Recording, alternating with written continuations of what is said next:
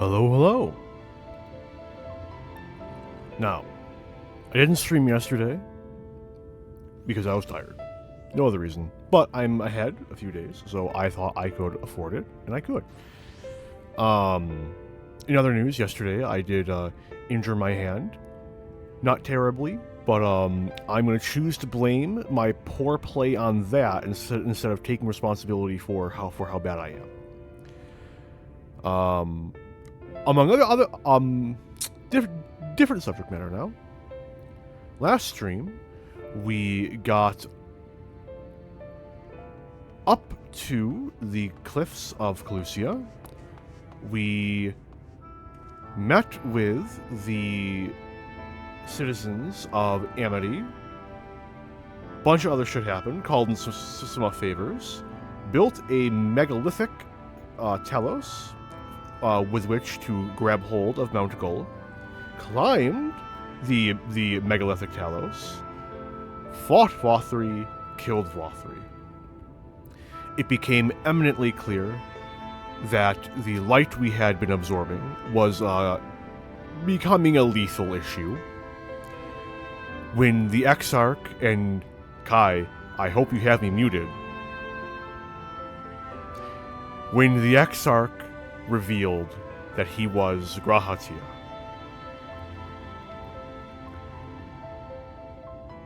before immediately getting shot by one Emetselk. As you do. Things fell apart from there. The sky returned to its refugulent state, and we passed out. Reen being able to temporarily stabilize us, but the future is very, very unclear. And that's where we are. The Exarch, Grahatia, currently in the possession of Emetselk.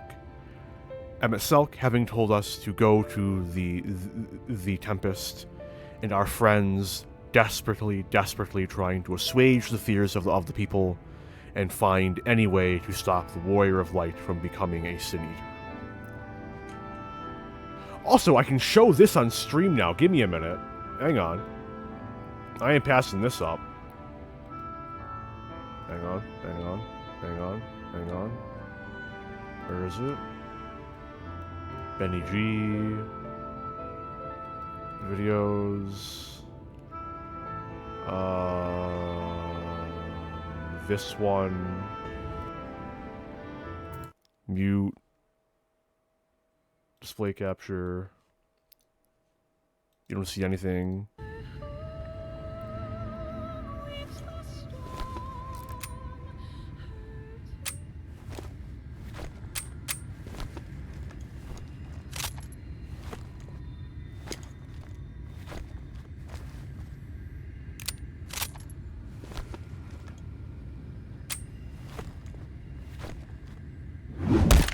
At journey's end, an opportunistic thief makes off with the hero's prize. A paltry way to end a chapter, I concede.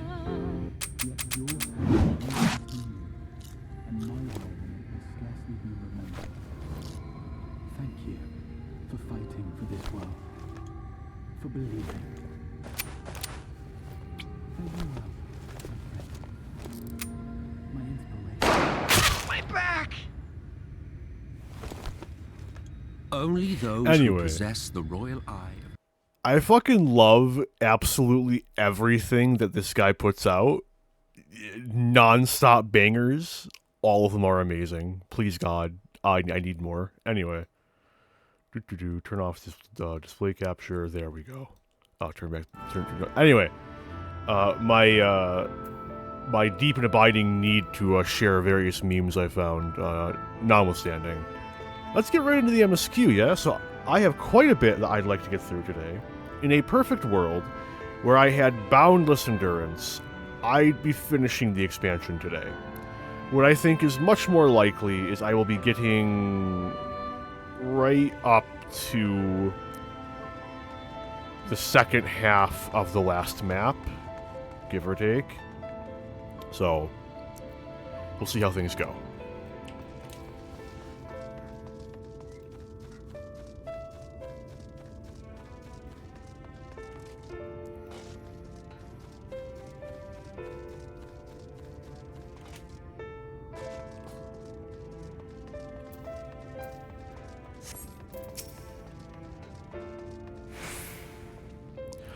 Well, well, look who's back from the dead. Aye, it was a grim sight. Your companions looked fair ready to drop when they brought you in, so I offered a helping hand. Couldn't bear to see them struggle so. And you, my friend, I feared you had one foot in the grave. Cold and lifeless you were, like a corpse that was somehow still breathing. Then they told me some evil bastard went and snatched our poor exarch away in the midst of the chaos. Wicked wight, what is this world coming to? Bah, but mourning never solved a thing, did it? Nay, it's times like these that we Crystarium folk stand tall and do what needs to be done. Trade with Yulmore is back on the table. We'd best make use of those resources to fortify the city against the Eaters, or whatever misery that the fates deem fit to throw at us next. Speaking of misery, Chesmile was word sick about you. A healer wringing her hands is not a sight you ever wish to see, let me tell you. Full glad am I to see you up and walking again, my friend, but this business with the Exarch, it weighs heavily upon all our minds. Next up, I ain't got no water. That's not good. I'm gonna have to remedy that sooner rather than later.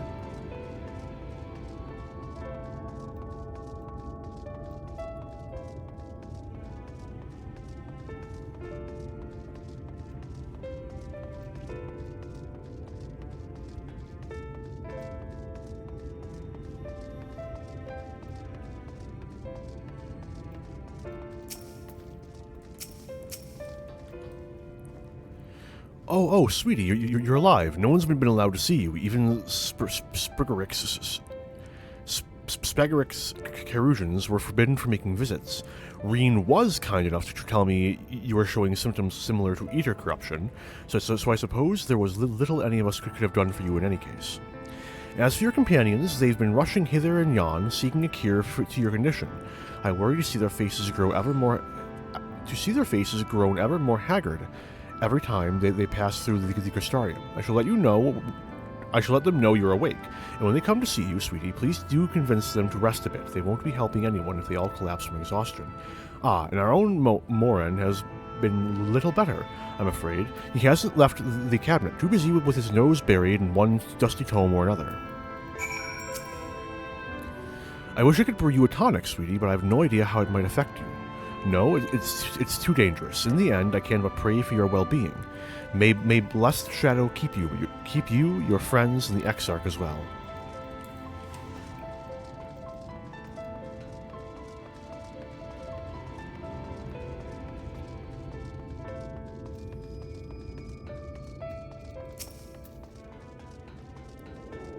Solid name.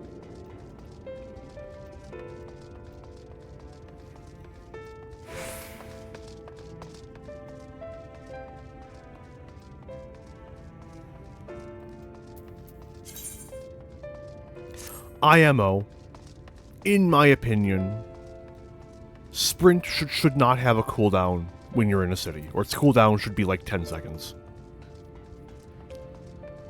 In my opinion. I know there's like a pair of shoes you can get from like Eureka or some shit, but like needing to have a gear set just to swap in those shoes is no. And that meaning that I'd either have to do Eureka or like spend 8 trillion gil on the market board. Not happening. Not doing it. Can't make me. Confound it. This says the same thing as the last. Maybe I should approach the problem from a different perspective. Arntel, is it truly you and not some figment of my imagination? Oh, but this is wonderful. It would seem our prayers have been answered. Feeling otherwise helpless, I've been scouring our shelves for the wisdom to explain this most worrisome conundrum. Why, with all the Light Wardens defeated, has the light returned to obscure the sky? I must have pored over 100 tomes, but no definitive conclusion seems forthcoming. So many questions I would pose to the Exarch, and thus do I feel his absence all the more keenly. Now that you are awake, however, I am hopeful the search for our stolen steward might be in earnest. Catless, meanwhile, leads the crystalline mean in preparations for battle, though against what foe we are as yet uncertain. Why not pay her a visit? I expect seeing you upright would be a much welcome relief. I shall forge ahead with my search for answers. I'll not have it said that I abandoned my efforts at the first sign of hardship. This time I will use the Aetheryte, because I will not be... Ugh, not happening. This one.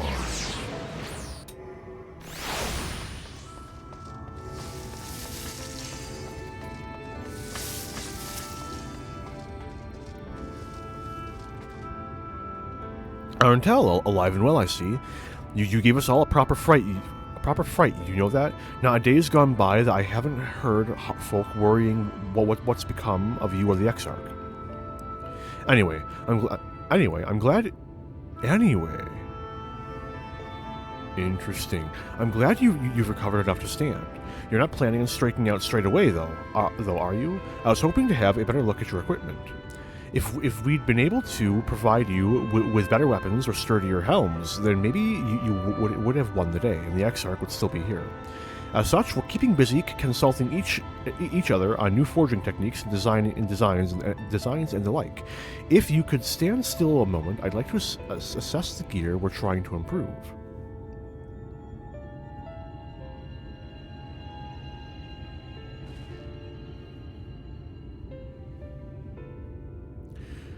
Well, oh, you fucking goddamn it. Well, that's some fine work, I must admit. It wouldn't be impossible to make something better, but we'd need to experiment with different patterns of materials, and I'm not sure we have that kind of time. That sounds like a challenge that he would enjoy.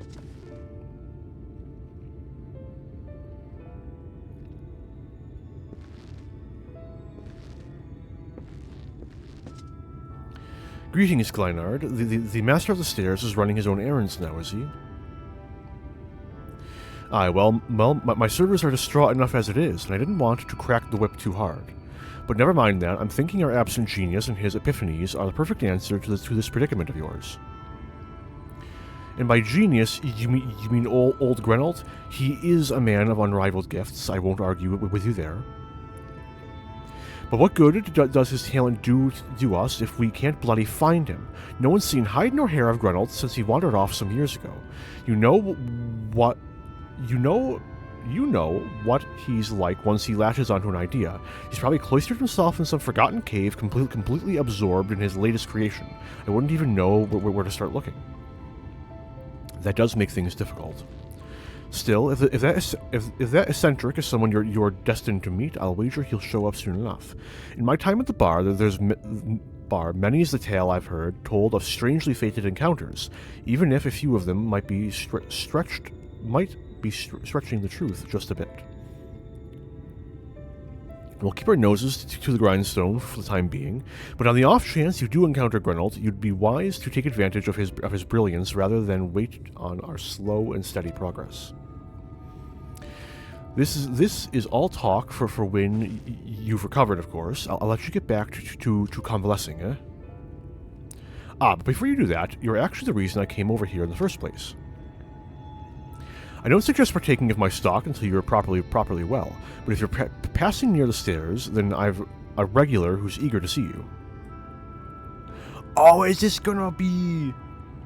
Oh, wait. Oh, I'm so excited. I'd best be getting back. Just because the world's coming apart at the seams doesn't mean we have to follow suit, now does it? Here.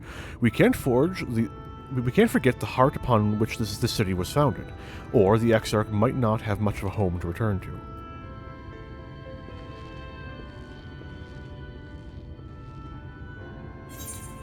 I wonder if this is going to be acknowledgement that you completed all the role quests, like ahead of time. That'd be kind of nifty. I don't know what else it'd be. I've honestly forgotten. Arntel, are you all right? I think a return to your sickbed might be in order.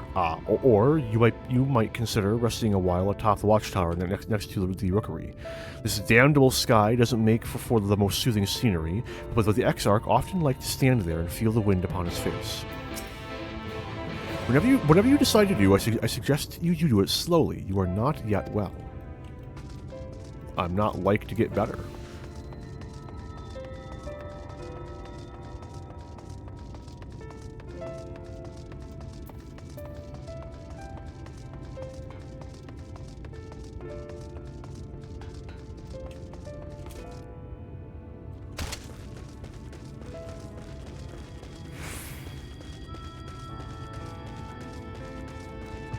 Hang on. I feel the urge. There we go. What did I get? Gold Whisker? Fair enough.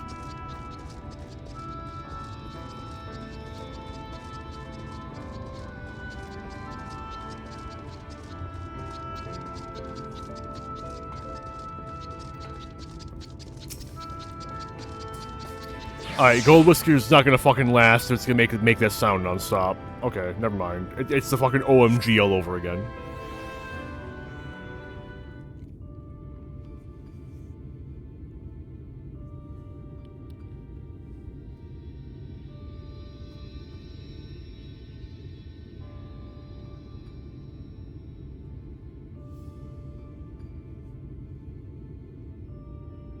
The people of this city have spirit, I'll give them that. They've not lost the will to fight.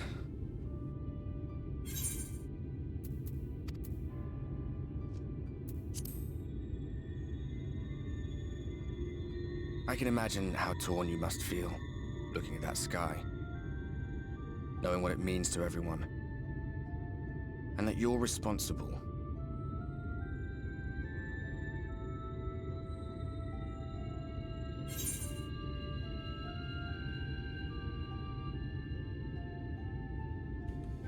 I still can't believe it's coming from me.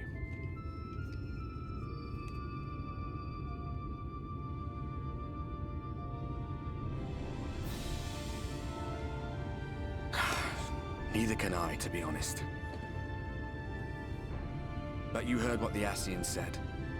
The light you shine will warp the world around you, whether you like it or not. Even your Stoller and Reen had to concede that point.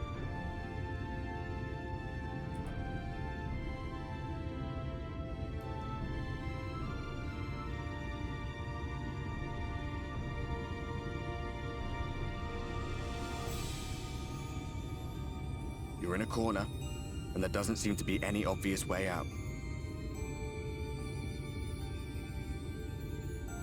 But that doesn't mean it's over.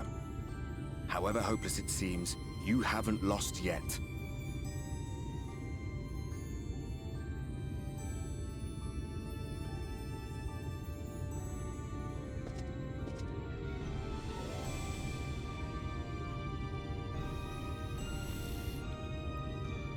I remember looking up at the sky like this before. Being caught up in a strange kind of calm. It was after we realized we were responsible for the flood. When we resolved to journey to the source by taking our own lives.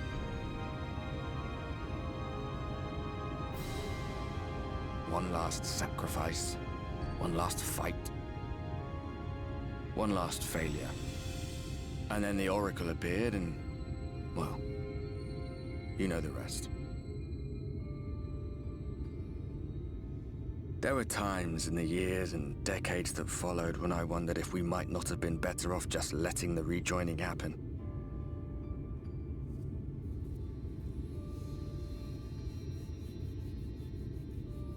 That we'd made one last mistake. But seeing that giant Talos stir to life cured me of any doubts I still had. Always we took the burden of fighting upon ourselves. That's what heroes do, isn't it? So we never had the chance to see anything like that. Our people coming together as one.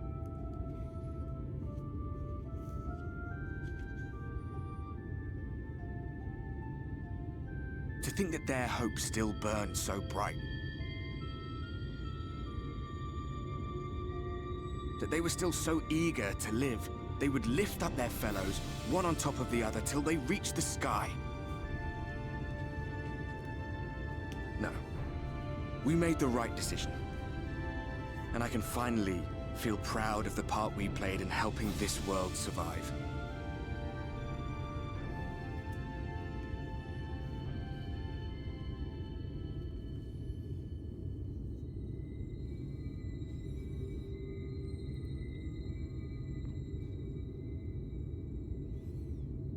Well, come on then.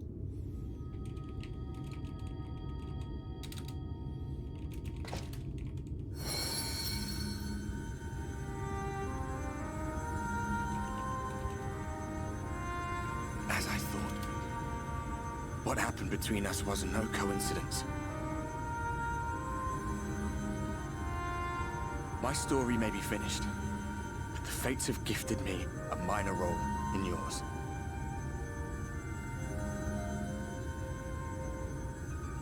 I suspected as much the moment I realized you could hear me. But it's hard not to doubt yourself when you're the man who caused the flood. I was afraid to do anything more than watch for fear of making things even worse. But no longer. After all, the path I once walked is now yours to finish.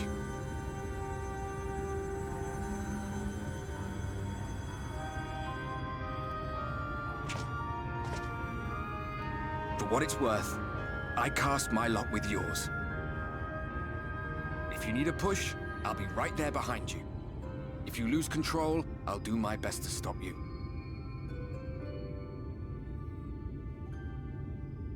So, let us be about it, hero.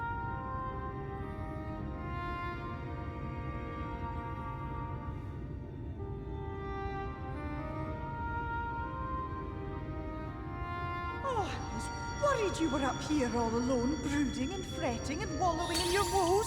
But look at you, grinning at nothing like a pollen-drunk pixie. I'm just talking to my imaginary friend. It's fine. Don't worry about it. Look at what you've done to your ether. It's a mess.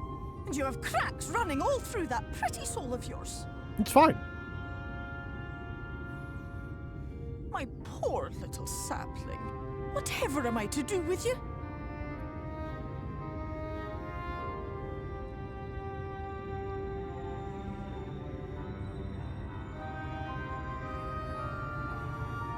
Shall I yield up my throne? You could claim it, cut ties with the mortal world, hide away in the castle. Not quite my way.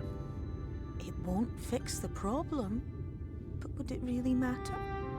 If any pesky heroes come calling with steel and magic, all of Il Meg will rise up in your defense. My crown and scepter are yours, if you want them.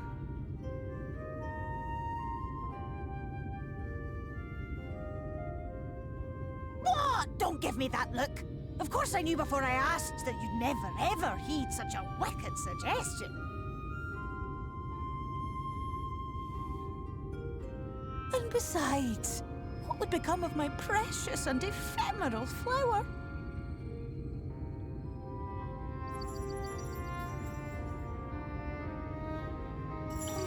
Dear beloved sapling, you are lost, confused, and have precious little time to gather your wits. Your kind is always so preoccupied with what lies ahead, and so we muddle your vision with fog and glamour. But such trickery is easy to see through. Stand very, very still. Think not of where you need to go, but where you are right now at this moment, at this time, in this place.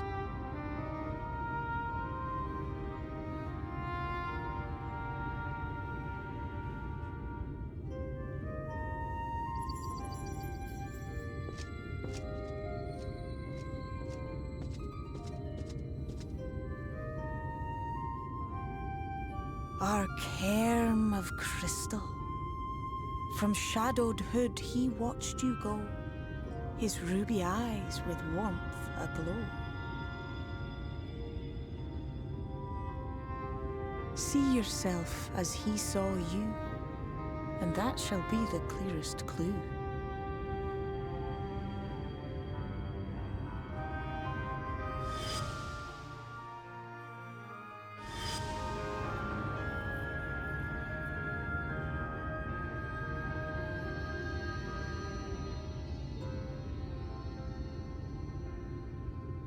You stand in his garden, dear sapling. Ask his flowers what they know, and you will surely find an answer. But what will you do with it, I wonder? I'll be watching and waiting, waiting and watching.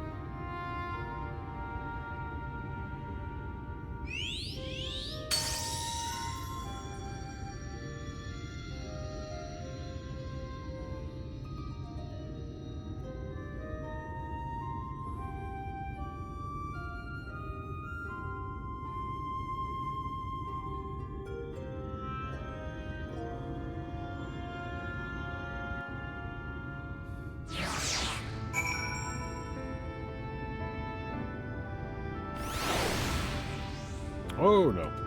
Hang on. There we go. Alright, nope.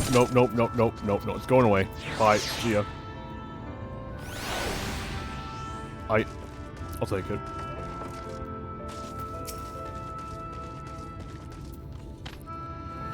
Oh, I did not expect to see you on your feet so soon. Surely you have not come in search of an Amaro. What do I know of the Crystal Exarch? I'm happy to share, but I fear there will be no surprising revelations, as any in this city would tell you. He is a man of wisdom and compassion and many untold secrets, but none can doubt his generosity. When the Crystarium was being constructed, he even allowed folk to plunder the tower for resources. He has imposed no restrictions upon us, but one. No one except the Exarch is permitted to dwell within the spire. Many seasons past, a comrade of mine was bold enough to ask the reason why. The Exarch merely smiled and said, because one day the Crystal Tower may vanish as sudden as it arrived.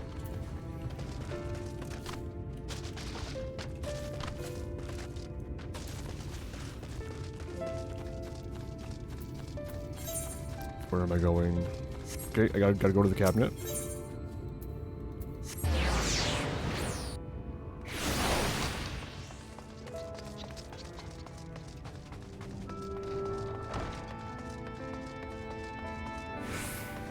We're talking to Morin again?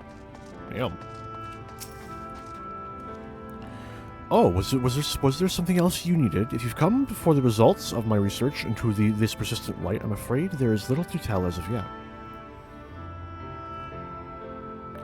Records pertaining to the Exarch. Well, I need no documentation to relay what little I know of his history, if that is what interests you. Less than a decade had passed since the coming of the Flood, when the Crystal Tower first flashed into existence. Its summoner, the Exarch himself, became known to the refugees in Lakeland soon thereafter. He welcomed all who sought out the spire, be they locals who had lost their homes or Vobertites fleeing their ruined kingdom, and together did they found the city which would become the Crystarium. Though some thought to call him king, he refused to share his name. Though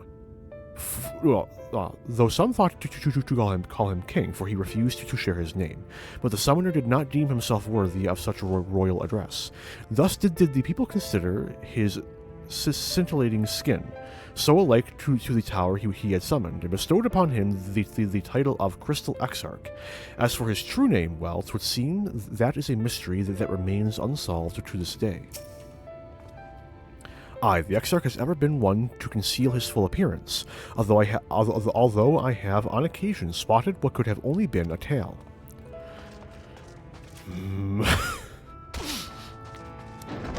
SE would never hide a tail, anyway.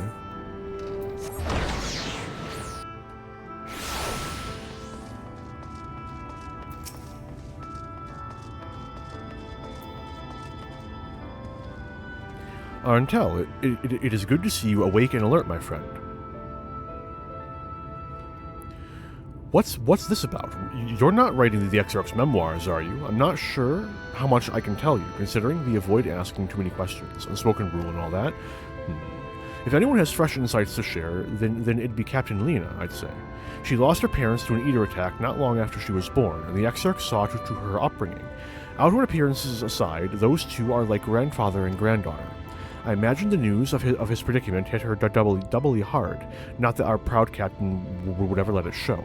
If you decide to talk to Lena, she'll be at her usual post at the Ancestor Gate. Well, while we're on the subject, I'm concerned for that Alizé of yours. I'd thought her face stormy on the ride back from Amarang, but now it's closer to a raging tempest. Aetheryte. Oh damn, they're that far ahead of me. That's what you get for fucking skipping story, I guess.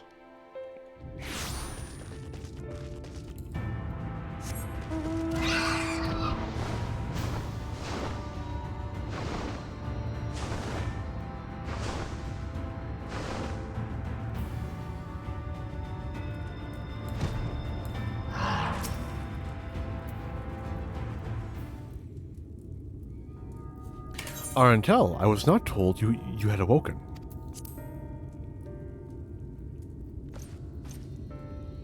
A welcome surprise, now, if only the Exarch was returned to us. He was taken by this rival of yours, was he not? Your companions mentioned they had no idea where to find him. And so I bristled when they asked for patience. I did not understand their hesitation until I saw you had fallen. Only then did I realize I had no business rushing ahead. Even so, the delay has been no less agonizing. In the moments before he left to join you in Clusia, the Exarch entrusted me with a key. It opens a door in the ocular to a chamber known as the Umbilicus. This room is the heart of the tower, to which only the Exarch himself is permitted to enter. He bid me allow none into the tower once he had departed. Only in the event that an army of eaters descended upon the city was I to access the Umbilicus and awaken the defensive barrier. Never before had he left me with such instructions, for the battle with Lothri loomed near, and at the time I accepted the key without much thought. Since then, however, that moment is all that occupies my mind. When I recall the look upon his face, he knew that some terrible fate awaited him. Tell me, Arantel, I need to know what he feared. What battle you and your companions are truly fighting?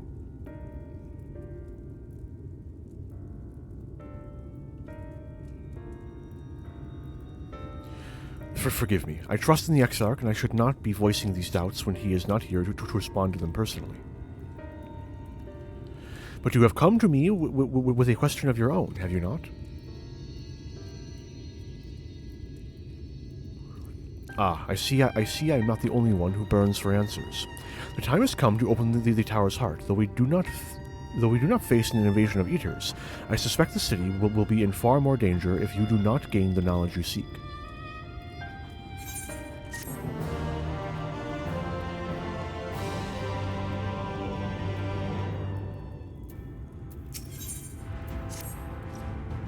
Come, meet me in the ocular, and I will unlock the door within.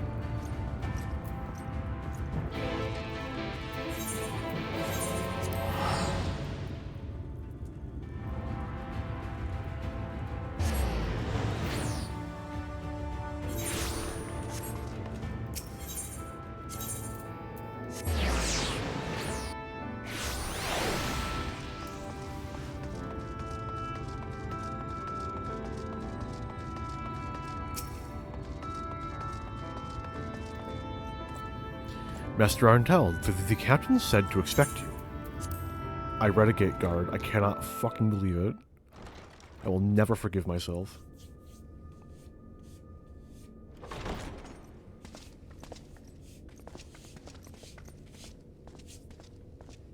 I have unlocked the door to the Umbilicus. You are free to enter. Once you have what you require, I'll see it sealed once more. Until then, I will remain without.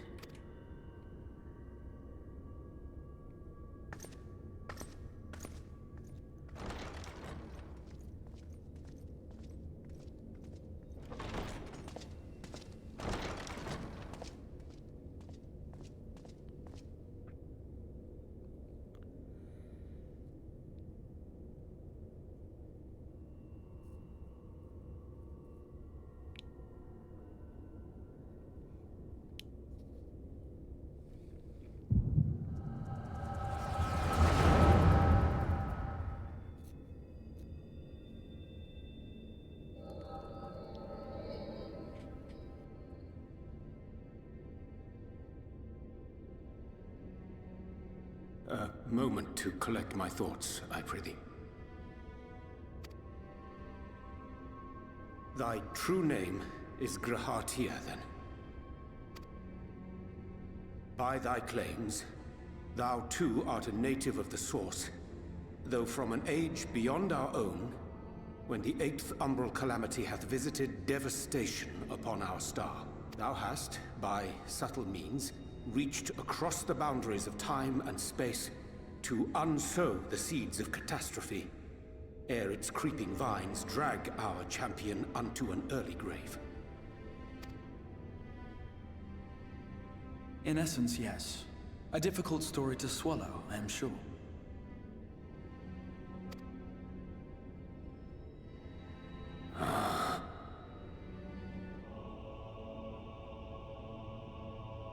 I doubt not the veracity of thy words, not the account of thy coming, nor that of the fated calamity. Yet my mind straineth still to apprehend the enormity of this tale. Wouldst thou favor me with a gradual unfolding of its chapters? Certainly. But where to begin? I should start with those great minds who survived the calamity. Sid Garland being perhaps the greatest. In hopes of staying the unending tides of war, he and his fellows pursued all manner of possible solutions. One of these was rooted in a theory which unified several fundamental principles discovered over the course of the Warrior of Light's adventures. It proposed a method by which one could enter the River of Time, traverse the rift, and leap between worlds. Perfecting that idea, however, was a work which consumed their lifetimes, and thus was it left to future generations to decide whether theory would be put into practice.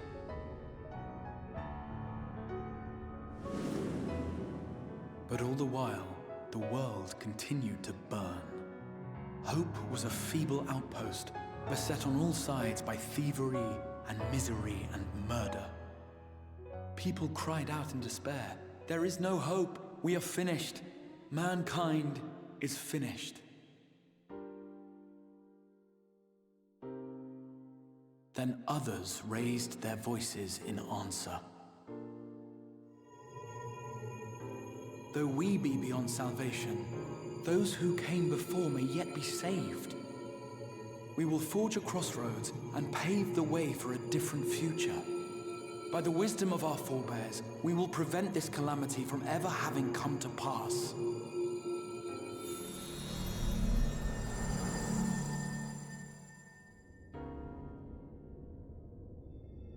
The fighting went on unabated, but some few took up Sid's research and labored to realize those impossible ideas. After 2 centuries of labor, their descendants finally succeeded in awakening the Crystal Tower, an integral part of the process, and, in doing so, roused its caretaker, me.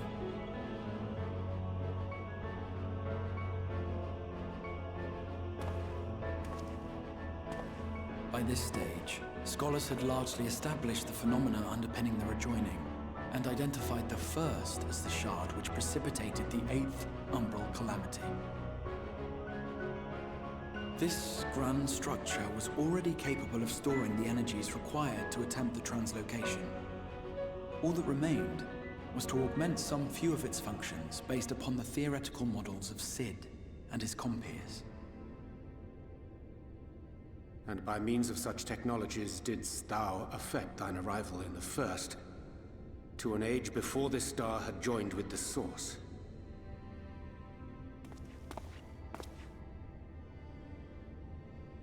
Some while before, as it turned out. 'Tis all but impossible to predict how time will flow between one world and the next, and we missed our mark by almost an entire century. But this only worked in our favor. The Sin Eaters could not be defeated without the blessing of light, and summoning the only man who might stand a chance against them would require decades of preparation.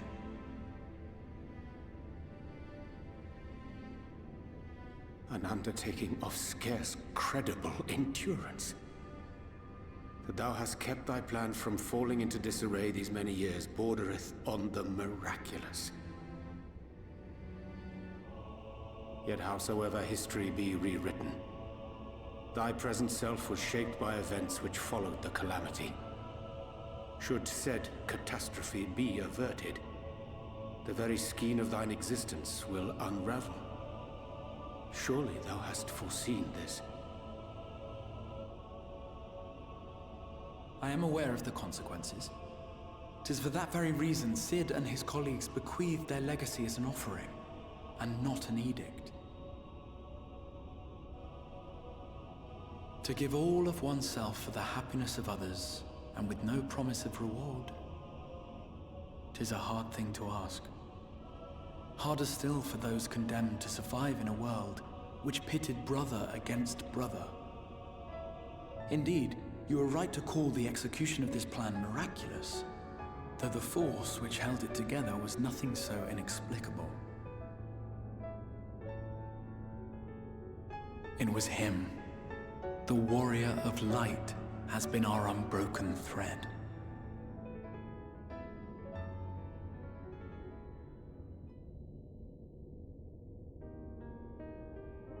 Where others would stumble and fall, he would rise above. Where others would break and run, he would carry on. The warrior of light's tale is one of unyielding bravery. To tell it was to feel courage. To hear it was to feel hope. It was a breath of inspiration in an age of suffocating shadow. In the histories of a fallen nation was our hero hailed as its greatest ally. In the time-worn pages of a noble's memoirs were his deeds joyously retold. For many, these stories were the flame which warmed them through the coldest of nights.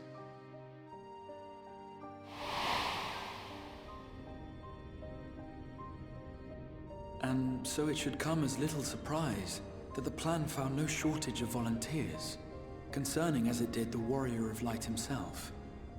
It was their chance to add their own verse to the hero's saga. He was the lodestar that brought them all together, to send their final message back through time and space to him.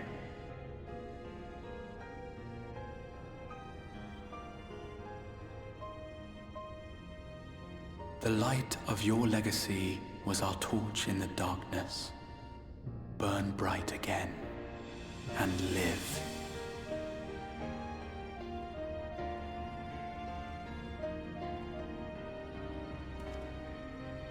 I am merely the bearer of that wish, come to ensure it is safely delivered.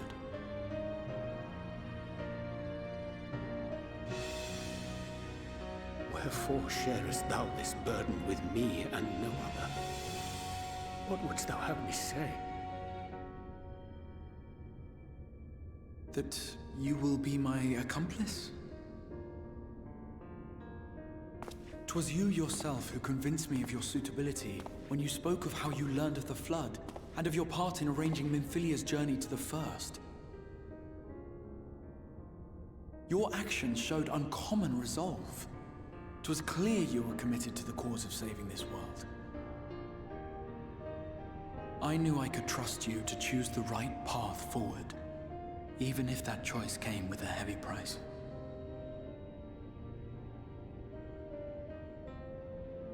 What price?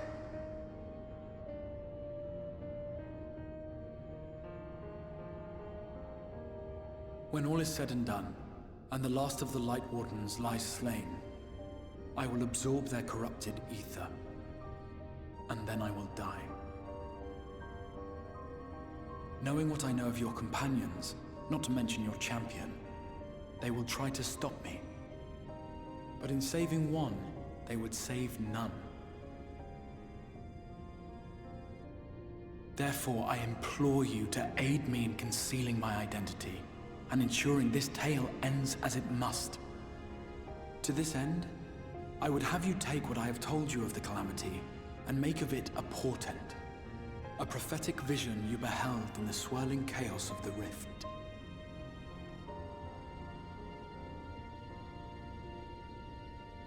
Is this truly thy wish?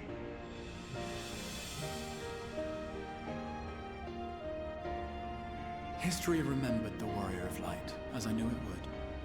And I will suffer no other to rescue the champion whose star has charted my course.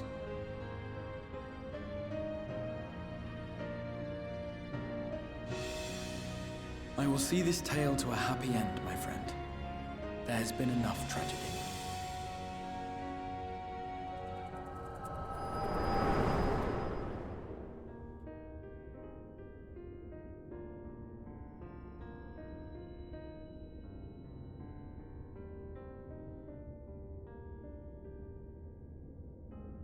Careful now. If you lose control again, the light could claim you for good. Although it's probably only a matter of time before you succumb to the change in any case.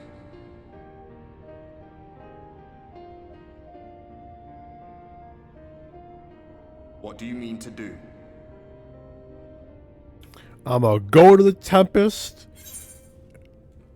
I mean to hunt down Emmett Selk. I mean to rescue the Exarch. I mean to have a few words with both Emmett and the Exarch. Yeah, I like that one.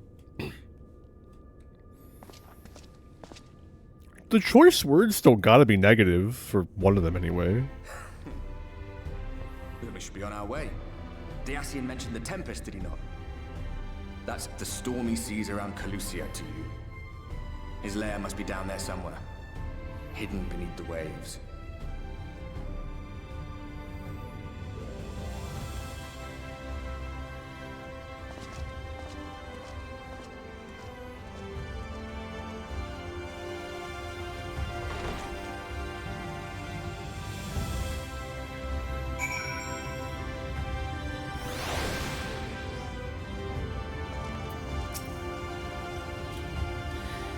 Did you find the answers you sought? If there's nothing more you need, I will go and lock the door.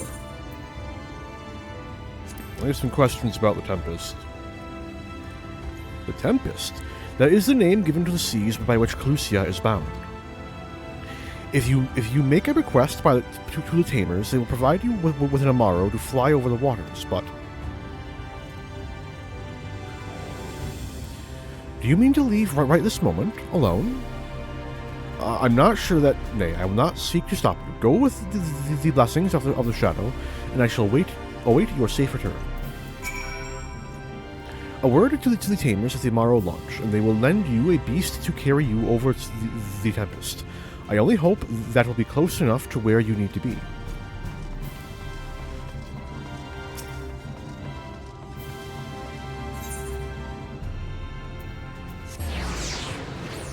Let's fucking go.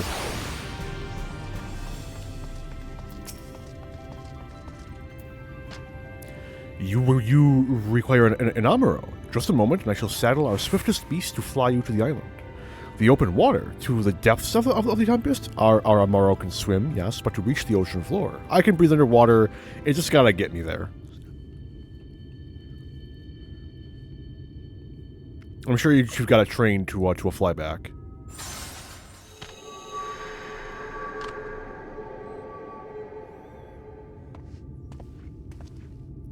Ah, we have found thee.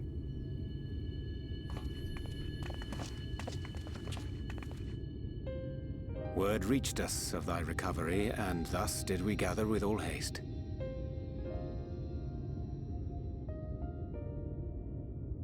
Ah. By thy looks, I gather thou hast gleaned that which I came to tell thee.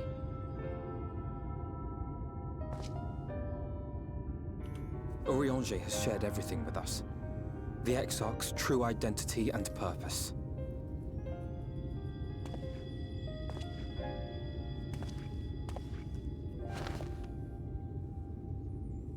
I offer no excuses.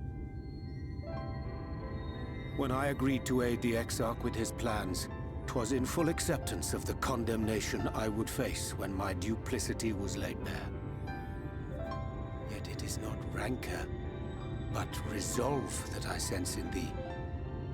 Thou art fully intent upon walking thy path to its end, art thou not?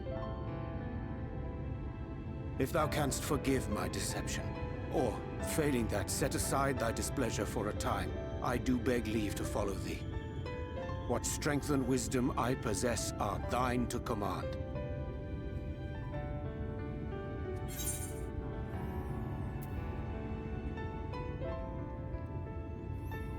I forgive you. Let's go.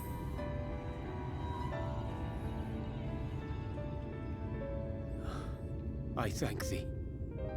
Doubt not but that I will do all in my power to repay thy kindness and fulfill the Exarch's wishes.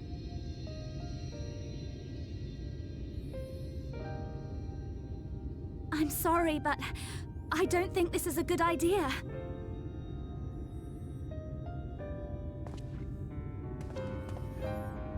Leaving the Crystarium, I mean, with or without Urianger. What I did for you won't last forever. There's no telling when the light will break free again. And are you saying that I should turn into a giant monster in the middle of a major population center? Stay here, at least for a little while longer. We will find a way to cure this, I promise you. Reen, this is extremely unwise. How can you make promises? We don't even know where to start. Alize, please. You know Reen was only trying to help. Like, bar minimum, I should be, like, camping out in the fucking wilderness right now, man. Of course, I know only too well. But making promises you have no way of keeping is not a kindness. It's a lie. Plain and simple. We've all searched high and low for an answer, and every one of us came back empty-handed. I am not about to stand in his way now. Not after failing him in his hour of need. No!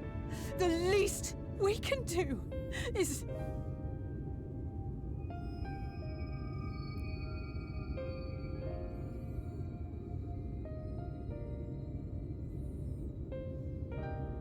We will go with you as well. There is naught to be gained by standing still. Indeed, we have exhausted every other avenue. Lead, and we shall follow.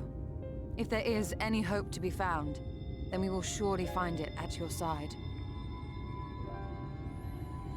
Are we all in agreement, then?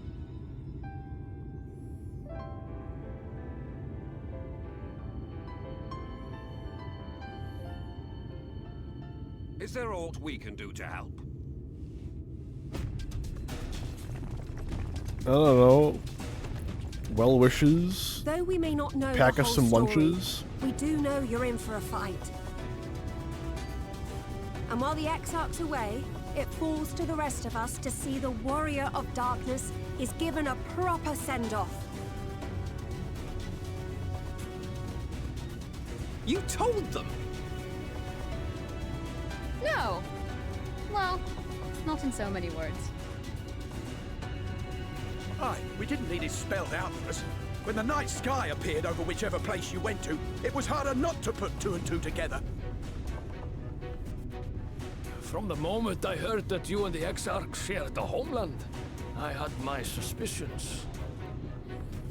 Long had he been waiting for a certain someone to arrive, and I knew at once that it must be you. Exactly. When he went up to meet you, it was clear it was no ordinary visitor. That spring in his step spoke volumes. I could feel his excitement. Eat him! That's right! Yeah.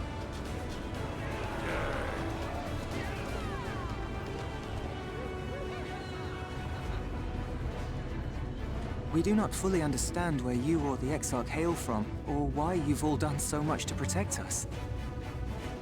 But we are deeply grateful nonetheless. So, if there is anything at all we might do to aid your journey, you need only name it. What would you have of us?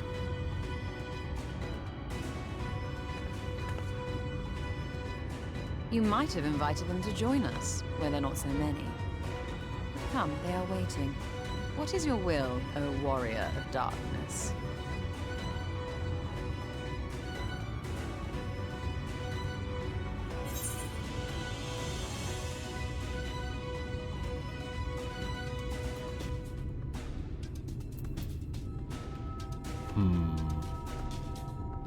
Defend the Crystarium until we return.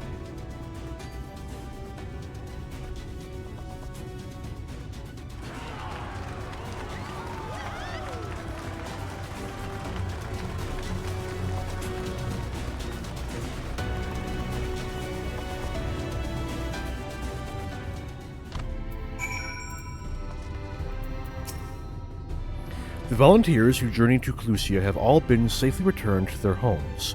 They've also assured us that they will do their best to hold the Eaters at bay in your absence. There's nothing I can do to cleanse you of the light's corruption, but I'll do everything in my power to keep it in check. If the Warden's Aether overwhelms you again, you will become a Sin Eater, so please save your strength for when it really matters. Gods know you spent enough time charging into danger on our behalf. It's only fair that we return the favor. I once said that I wanted to fight for Estinian, that I wanted to save him, not let him be sacrificed for our cause, and now I say the same to you. Just so you know, I will not look kindly on any further attempts to leave us behind. We do this together.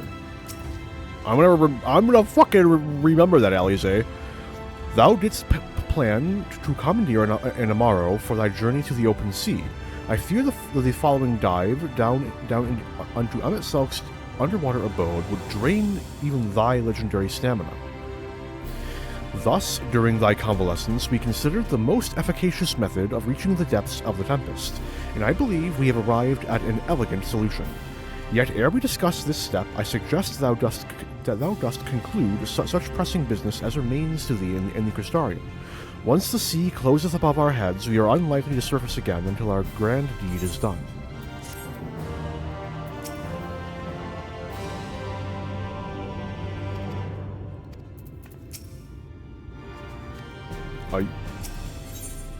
Let's go. Thine affairs are in order, then I shall unfold to thee mine proposal. Our destination is the ocean floor, yet our goal is not simply to arrive there. Nay, we must needs have the means to breathe and fight freely. Thus would I petition the aid of one of the Fae, a being with whom I have yet to meet face to face. Rather than waste words on explanation, I bid thee follow me unto the hamlet of Sullen, which lieth to the south and west. All will become abundantly clear, I promise thee.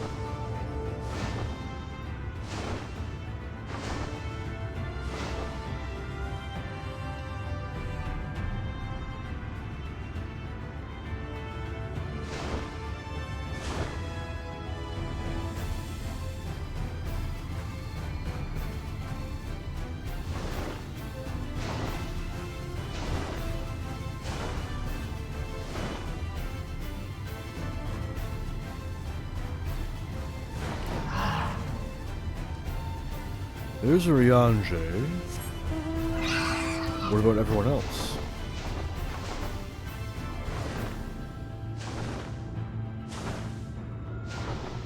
Nope, not them.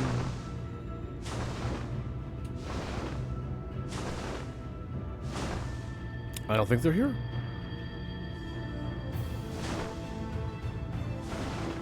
Fair enough.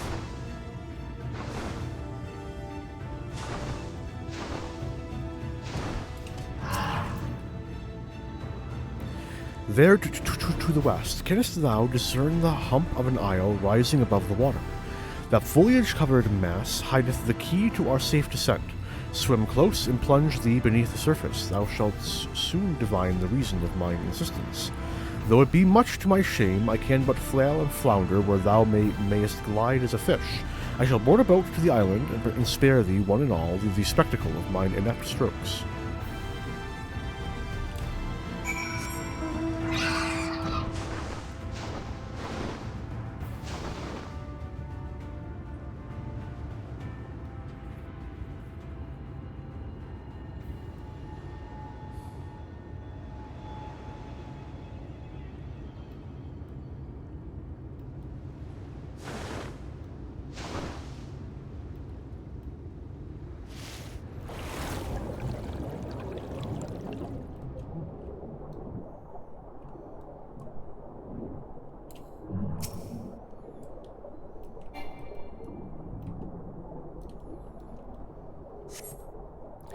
two curved slabs of rock seem squeezed together here, giving the impression of giant stone islands.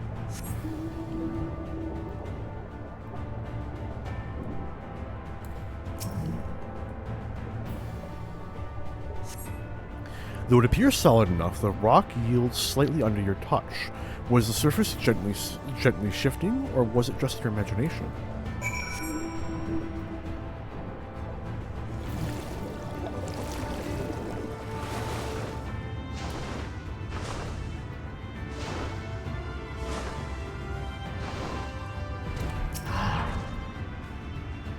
The locals call this the Isle of Kent, which I presume was refer to knowledge.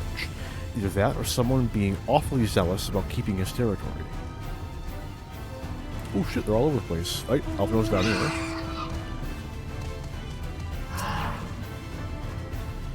Ah, there you are. Once you've completed your underwater investigations, the path here leads to the top of the island. Well, there's Stola. I walk right past her.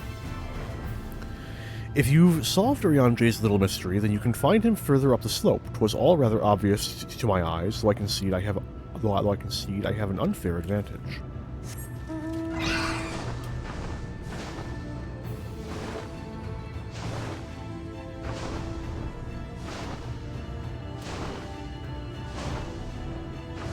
Where's Alize?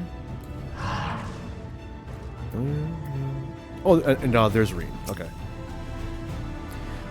This lake is enormous. Assuming my geography is correct, this would be the mirror of Silver Tear back in the source, although the size hardly compares.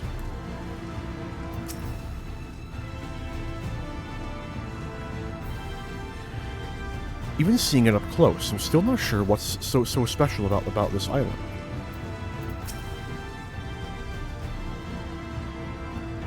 Well, what hast thou discerned? I've discerned that it's an ordinary... It reminds me of a certain primal.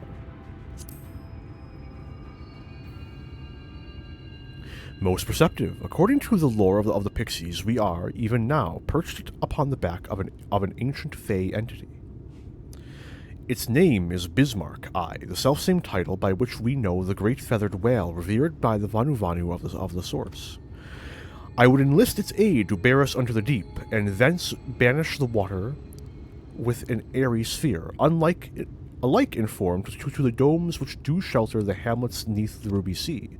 Within its compass we may move unencumbered and defend ourselves when the hour of battle cometh. It is as it most surely shall. Now I must needs ask for silence while I make my supplication.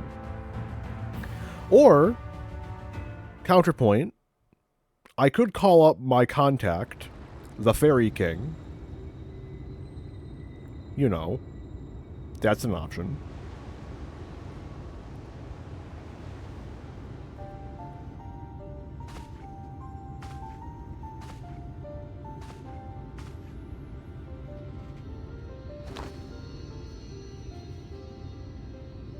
Wir Sach, Bilang Bismail.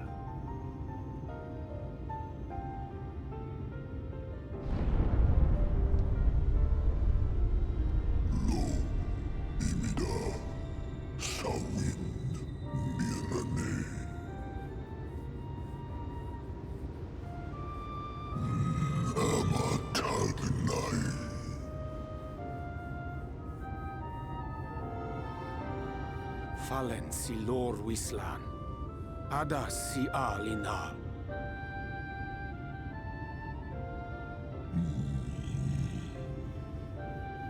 Van urs atslir, olfod thim, iri guath thi.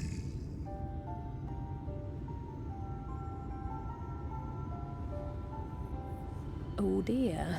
I don't need to speak Fey to know that didn't go well. Feoul! Feoul! We need Feoul.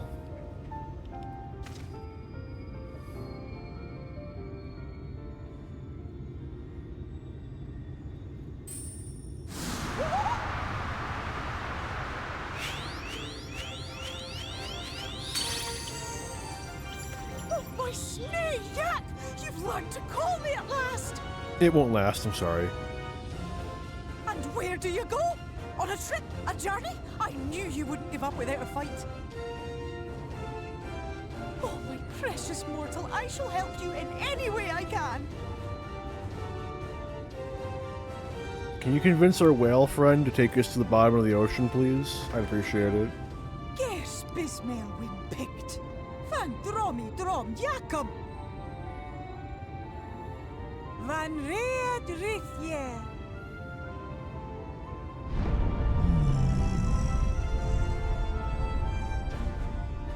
Ahar una, sahawin wilsk.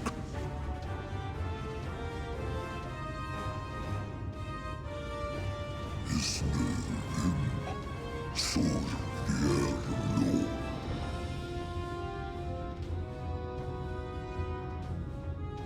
Be sure to scrub this one's teeth for him upon your return. It's only good manners. It will be done, Your Majesty. Our deepest thanks for your timely intervention. An agreement is reached and your departure is at hand. You wingless ones best hold on tight. I call dibs on the tree by the horn. May the blessings of the Fae keep you safe, Inba.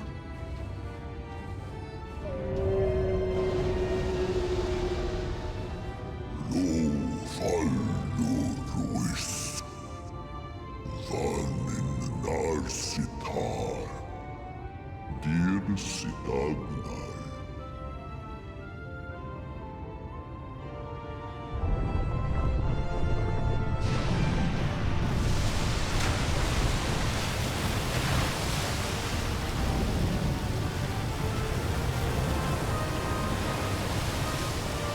Novrantine Bismarck Mount Win. It could be the first 24-player mount. I don't know why you would need to carry a literal and entire alliance raid with you, but you know, it'd be cool. Sure would make fucking hunt trains interesting.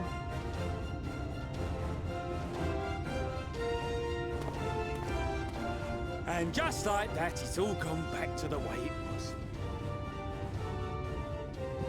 What was you expecting? 100 years of honey and rainbows? Seeing them Yulmore types wake up and smell the ashes was miracle enough for me. Ah, but the magic in the air when that ladder started moving. And when that great hulking Talos rose up. Gods. I could live 1,000 years and never behold anything so amazing.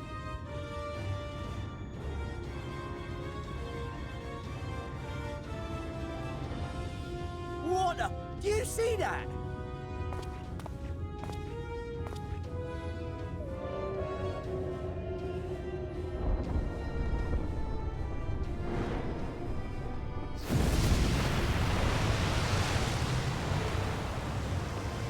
What a monster!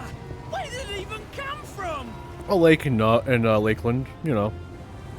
As you do. I'd start running. Whoa, yeah! It's not stopping. Run! Run!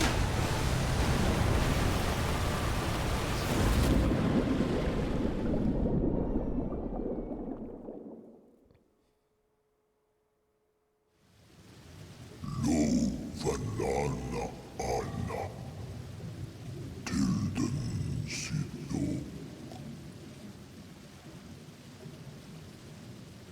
Iri Halbsi. Thunne. Aktva Thonyasni. Agnai.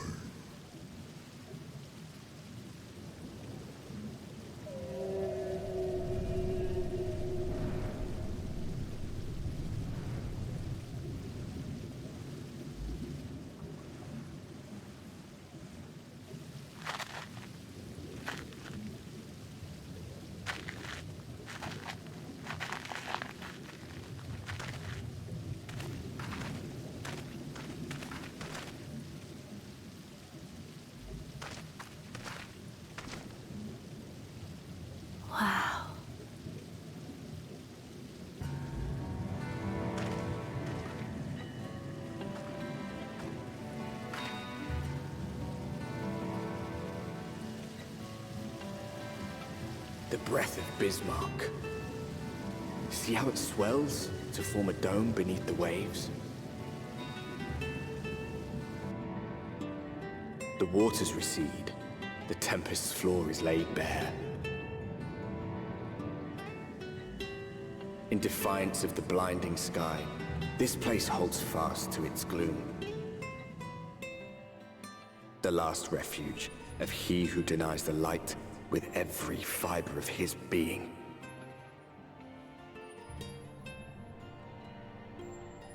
You stand at the precipice, hero. Journey unto the heart of darkness. Finish it.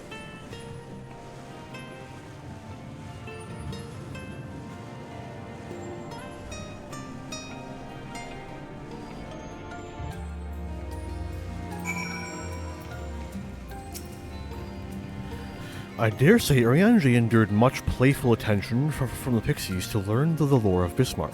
He is nothing if not a dedicated scholar. With all that water out of the way, we'll be able to venture quite some distance, and Mitsalk must be hiding around here somewhere. This is amazing, I can't even see the surface. Bismarck must be powerful indeed to create a dome of this size. I can only pray to whichever gods are listening it continues to hold. I remember being impressed by the domes of the Ruby Sea, but this makes them look like bubbles in a stream. Alright, before I continue, I have a spot of curiosity. Because of the nature of this curiosity, I will be putting this on screen. Let us go find out. Oh, it's a long way away.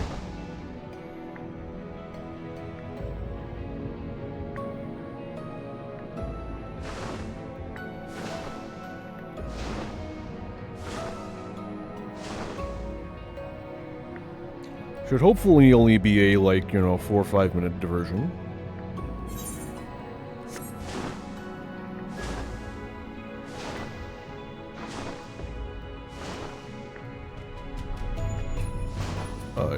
I will stop here. So this is what it looks like. Those lights are probably just an enemy. If I continue a bit further...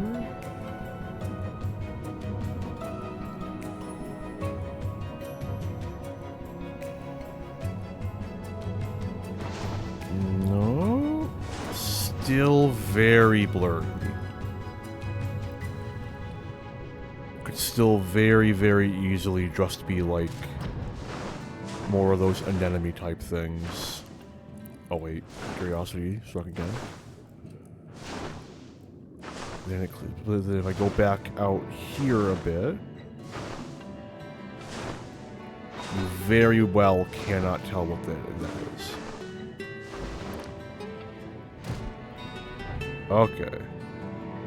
Alright, my curiosity is sated. Let's head back. I'll turn this off.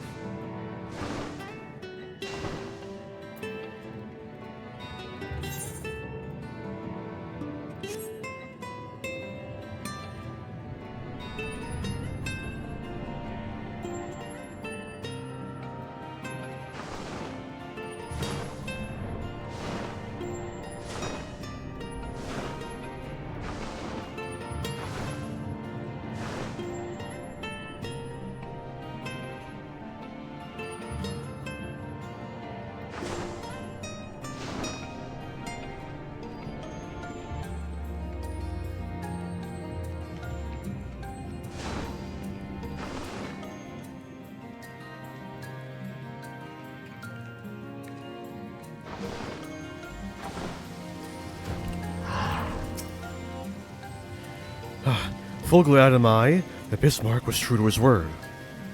We arrived in the Tempest safe and dry. 'Tis here that we shall find the lair of Mitsalk, and, I believe, the imprisoned Exarch as well. For an Ascian alone, it is of course a trifling matter to flee unto the rift, yet I suspect such travel is nigh impossible with a mortal in one's custody. Nay, he would not soon risk his prize, and the Exarch's very body serveth as the key to the Crystal Tower and its powers of temporal transposition. Thus am I all but certain that this underwater realm harboreth our friend and enemy both. We have but to find them.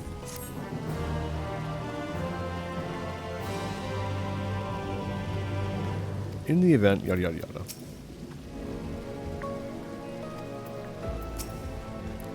Come, let us begin our search. Now, as far as where we should start looking, I rather doubt Emmett Selk will be sitting around out in the open. I propose we follow the slope down towards the deeper trenches and keep an eye out for rock formations large enough to house a stronghold. What's going on over there? Let us be off then, but watch your footing. The ground is still wet and like to be slippery.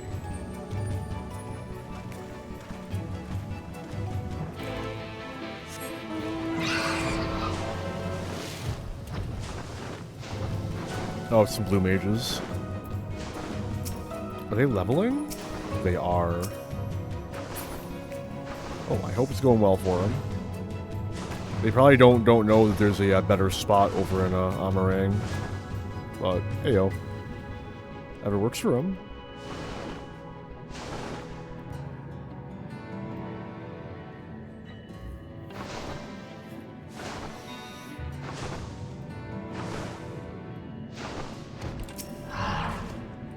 Hello there.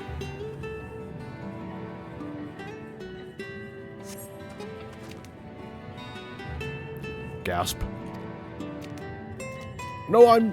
Oh, no, he's gone. Nope. I'm gonna chase him down.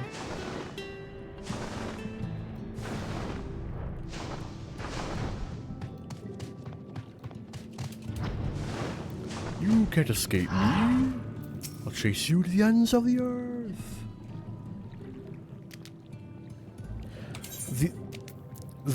The finless ones, they followed me. Why have you come? What was it you who took away our water? I mean, not exactly. We might be related to it, though. Ah, so this is where the Ondo make their home. I had wondered. Pray forgive us any inconvenience we have caused. We were not aware your people lived here in the Tempest. We need this great dome of air that we might conduct a most urgent search, and thus I beg you for your understanding. Chieftain, what are we to do?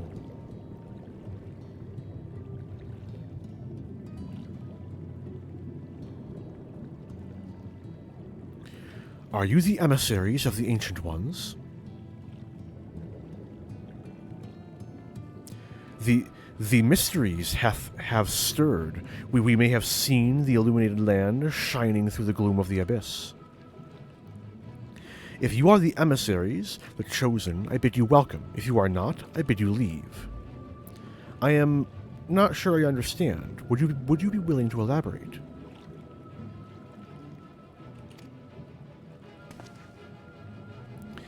It would seem not. I suggest we withdraw for the moment.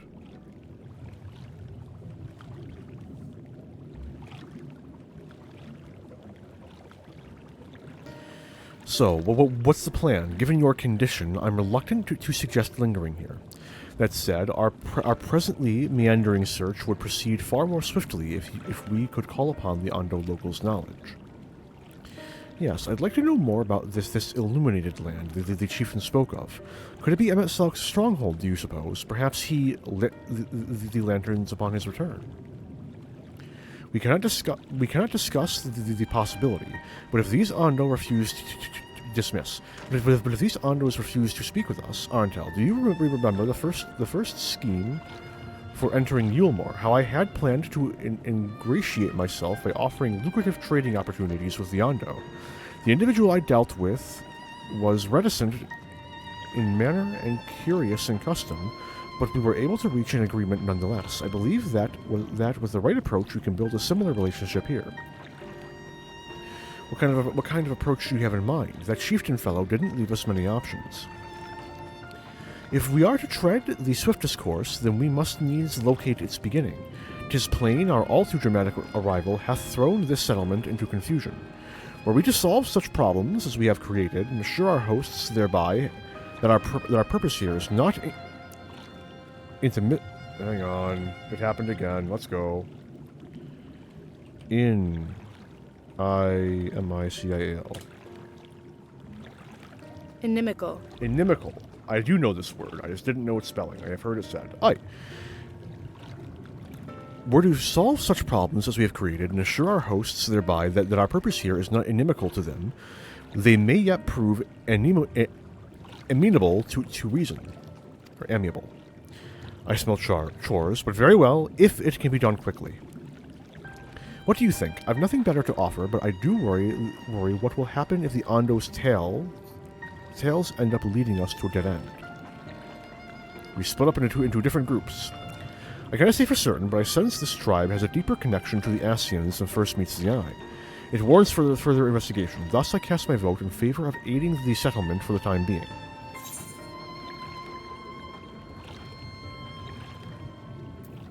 We will make allies of the Ondo. Ondu. Then it is settled. Yashola, pray proceed with your investigations. The rest of us will see about fostering some goodwill.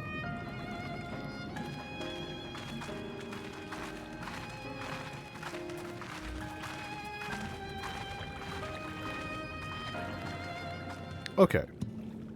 So, here at the hour-and-a-half mark, I'm going to take a brief break. I'm going to walk around for a bit, probably grab a snack. I'll be back in like 15 minutes, 20 at the absolute worst, and then we'll see how far I can go. In the meantime, enjoy the music.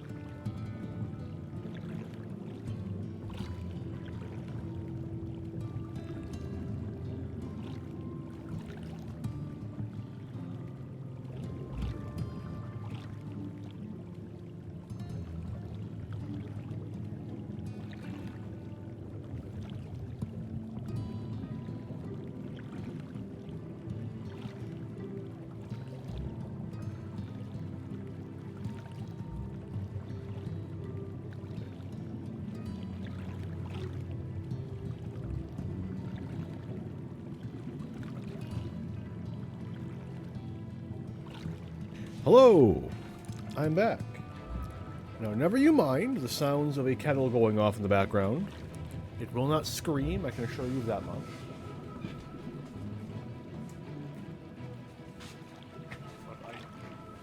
I sadly could not have the tea that I wanted, as evidently I neglected my tea infuser from the last time I made tea, and I no longer have a tea infuser, and I will leave it at that. Swap scene. Arntel, you won't believe who I've just bumped into. This is Pusha Uan, the very fellow I did business with prior to our ill-fated stay in Yulmore. I waited, and you did not come. Then the maestro came, but his visits did not continue. I am truly sorry, Pusha Uan. Things did not proceed as planned. Is there aught we can do for you by way of an apology? Perhaps where the dry return? A cavern to the north is home to giant crabs. We do not fear the crab, for we are the swifter swimmers. But now there is no water. We run, and they scuttle close behind, snipping and snapping with their claws. There are too many of them. Too many. I believe I can be of assistance there. And what of you, Arntel? If you've not found a task, you are most welcome to join me. Indeed, I should appreciate the company. Where the dry return has a rather ominous ring to it. Where the dry return is filled with crimson coral. We imagine its branches to be the veins of finless ones, the cave a resting place for those who perished at sea.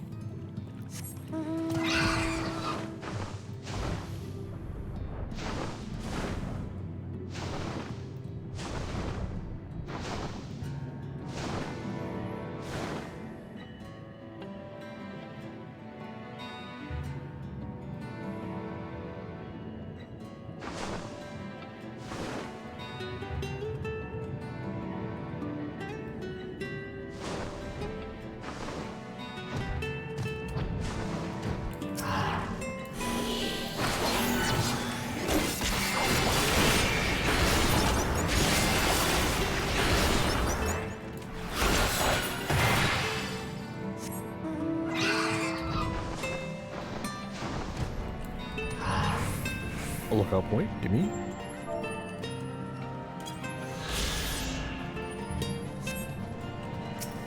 You there.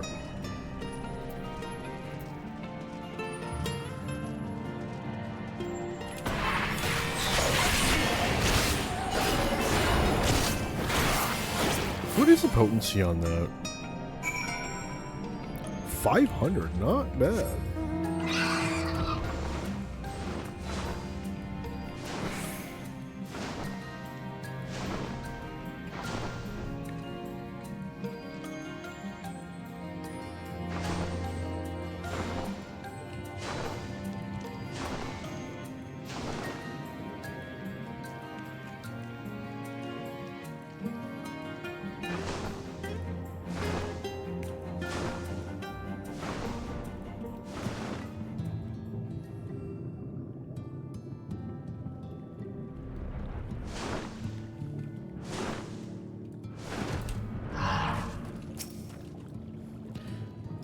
As I suspected.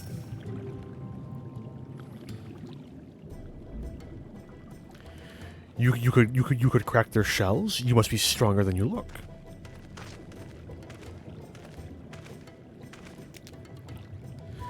I see you've reached your quota first again. I shall never be your equal in such tasks. Still, I would say that we have reduced the local crab population to a far less threatening number. My thanks to both of you. You must have a reward. Nay, Pushasa on. This was to be a part of my apology to remember. Besides which, the lack of water is our doing, for which we must also make amends. Might I convince you to tell us something about your village instead? I would very much like to learn more of you and your people. Very well. Before the flood came, it is said that our ancestral home was found in the seas to the south. It was utterly destroyed by the flood. Only those who were out hunting survived. They swam aimless and lost, until they spied buildings here on the ocean floor. Strange buildings they were, and long had they stood under the water, yet somehow they had been spared the scars of time and current. These structures provided shelter for my people, protection from the tempest's turbulent waters and the predators which hunted within them. Their very existence seemed a miracle. The first settlers pondered their good fortune. It was clear that the race who had built such wonders had guided their course, and from this did they discern the truth. That the ancients had chosen us to serve as caretakers of their eternal sanctuary until such time as they returned. Thus, if it is judged that our coming and this great vanishing of water was by the ancients' design, you will find a warm welcome here. A truly astonishing history, yet I cannot help but wonder, how will the significance or otherwise of our arrival be decided? The ancients have blessed us with protection and prosperity. If your presence serves to bring us the same, there will be no doubt in the matter. Then it would seem our earlier decision was the correct one. We thank you for the lesson, Pusha. I hope I never have to say that name again. And we'll continue to do all we can to assist your people. Should you desire our help with any other trouble, pray do not hesitate to ask. We should return to the task at hand. Only do try not to overexert yourself, my friend. The risk far outweighs the gain.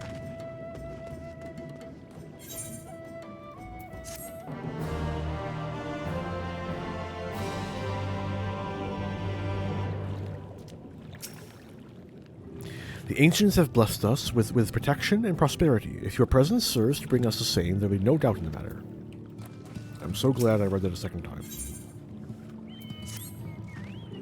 Ah, Erntel, have you learned aught of note?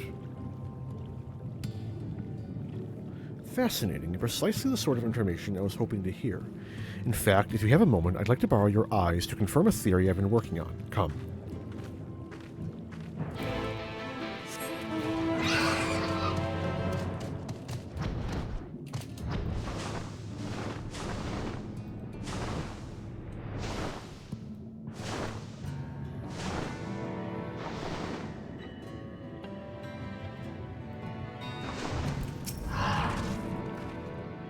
Now, there are two tasks I would have you perform. The first requires you to inspect the buildings which surround the Ondo settlement, and note their most distinctive characteristics. For the second, I wish you to use this knife and take scrapings from one of the remnant walls.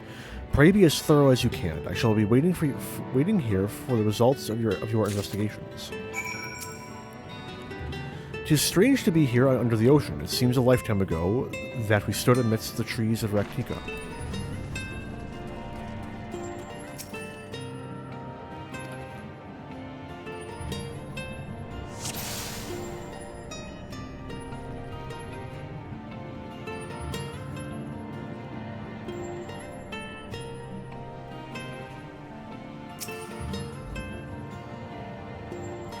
The collonoid larva floats aimlessly, a forlorn look on its face. It seems harmless enough. Oh, there he is. Hey, buddy. There's a Shubel here at the bottom of the ocean, for some reason.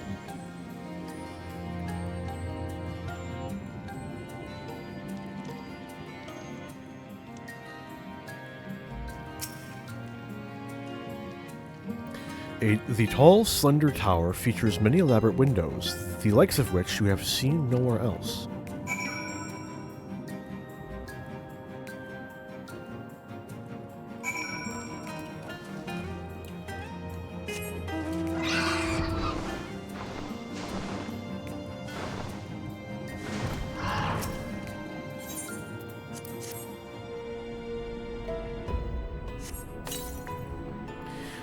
You set the point of the knife against the wall, but even after applying considerable pressure, you cannot remove so much as a flake of stone.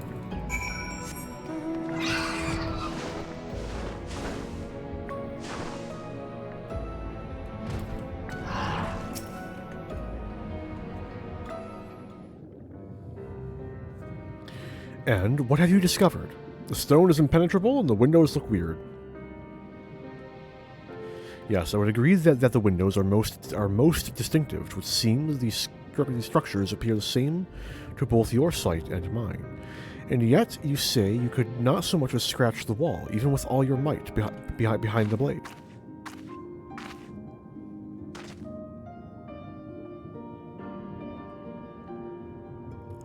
Arentel, everywhere I turn in this place, my gaze is drawn by peculiar materials for which I do not have a name.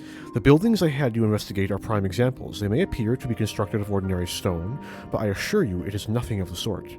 If pressed, I would describe the substance as a composite of several mineral properties, blended to create a material of unparalleled durability. Even the Ronkin Empire, once the greatest power in Norvrent, produced nothing which compares to this level of perfection. But if not the Ronkins, then who? Who were these ancients the Ondos claim as the architects of the sanctuary? I suspect our answer lies with the reason Emmett Selk withdrew here to the Tempest. He may simply have wished to retreat somewhere where mortals would struggle to reach, but there are many such remote locations. Why here specifically? Emmett Selk is devoted to his role, and thus we might assume his choice of stronghold somehow serves the Ascian agenda. Or mayhap 'tis a place more dear to him than any other.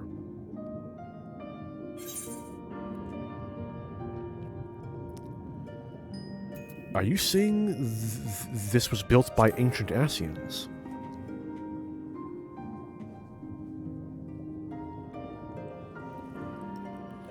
That is my theory, that these structures are remnants of a time before history, of a star that was yet whole and unbroken. Such traces in the source have been obliterated by these succession of umbral calamities. Yet here in the first, they might have remained untouched for millennia. A copy of the mural in the Katana Revel. Elmet presented it to me during my visit to Fanau after our victory in Clusia.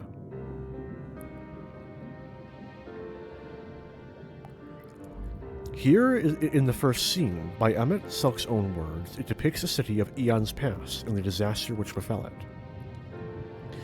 The design is much simplified, of course, but do you see the similarities between its towers and those you have just inspected?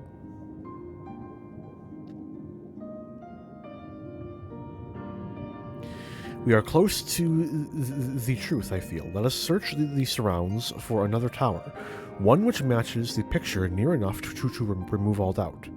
From what I have seen, not more than sand and more sand lies to the east, and the south held no such structures. I suggest we try our luck further to the northwest.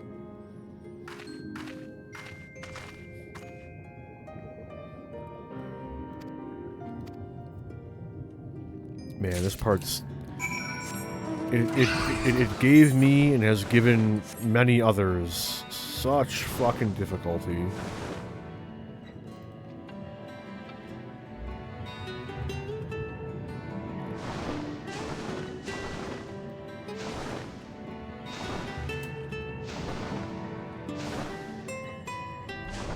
Like, there's not even a circle on the map.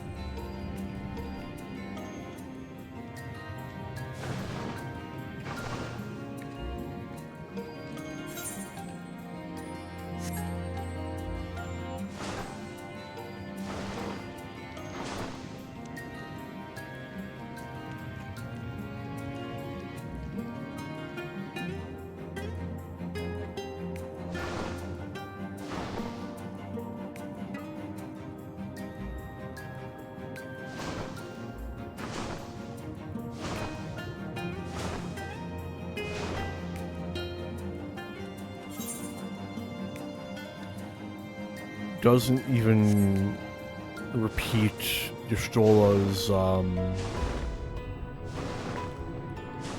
advice on directionality.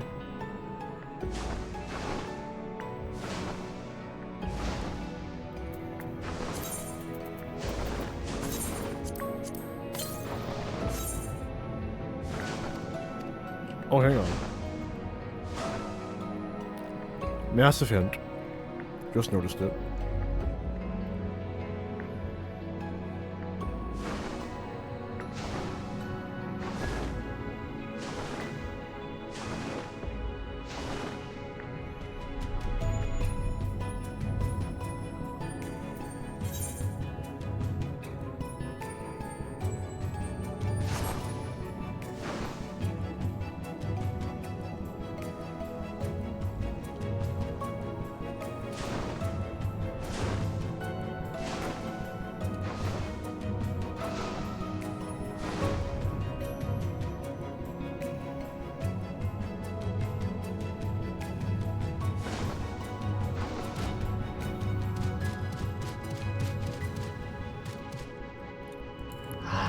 This looks promising.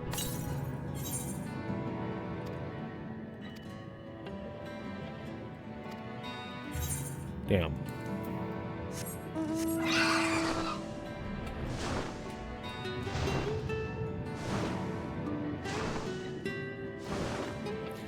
I am northwest of the Cups.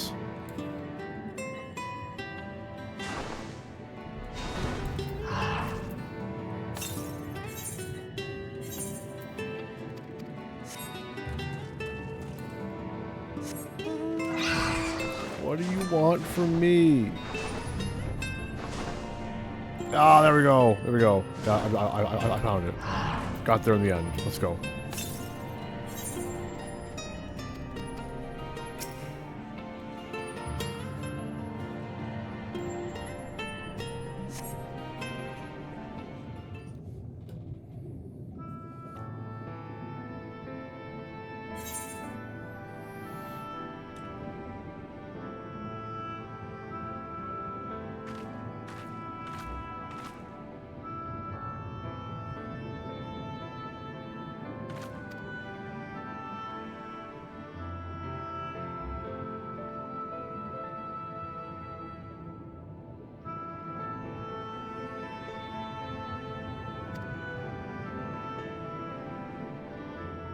I was muted.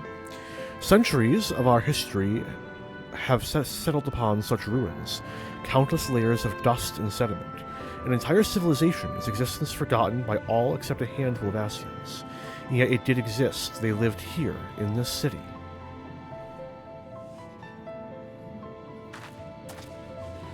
But let us focus on what we've learned thus far. The Ondo chieftain spoke of mysteries stirring of a land illuminated. Judging by his words, he believes this phenomenon related to the ancients' return. Thus can we surmise that what the Ondo saw shining in the abyss was, in all likelihood, yet another remnant of this age-old civilization. And who else would light the lanterns, as Rain put it, than Emmett Selk himself? 'Tis almost certain he is here.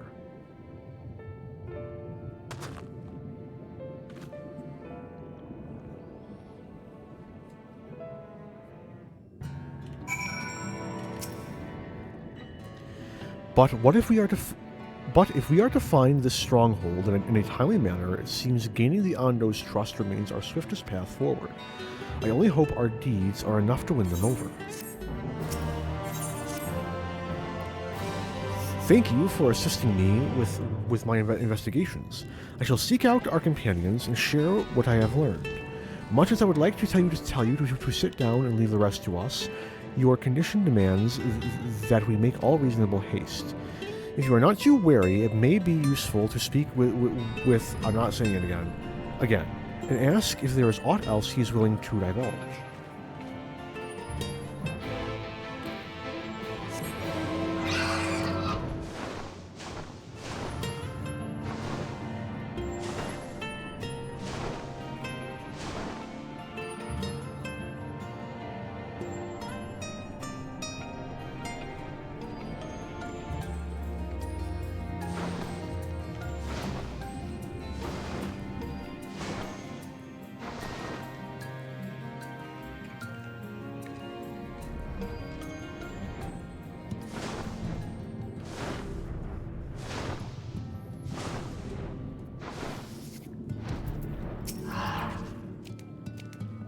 Ah, Alfino's friend, you and your companions have done much to repair the damage caused when the waters parted. Anything else you can do? Have you been to the walls of the Forgotten? I think I just came from them. The remnants to the northwest, yes? You visited them unbidden? Could it be that your footsteps were guided by the ancients? I believe it may be so. Listen then, I will tell you of our plans to bring light to the walls, that we might answer the shining call of the illuminated land. We have requested a finless craftsman to shape for us a sacred lamp. He is odd for a land dweller, choosing as he does to live in the ocean, but his skill is beyond question. It is concerning, however, that we have heard nothing of his progress. If you were to visit this artisan and return with our long-awaited light, then any doubt as to your purpose would be laid to rest. His name is Grenold. You will find his workshop in a metal structure to the south. I'm not risking it. Hold on.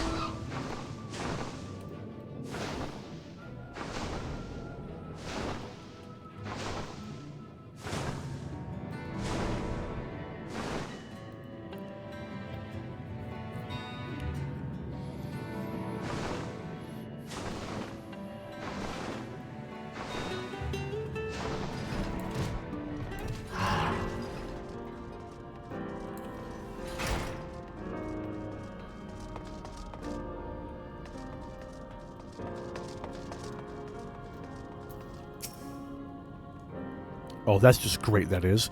Me mind's playing tricks on me now. Look, Grenold, someone's come to visit ye at the bottom of the bleeding ocean. Or it might be as you're a ghost, eh? Go on, foul shade. Feast yourself on me rotten soul. I've got no use for a craftsman. What can't craft is more pointless than a sea slug with a dolmen hammer. And that's an insult to bloody sea slugs.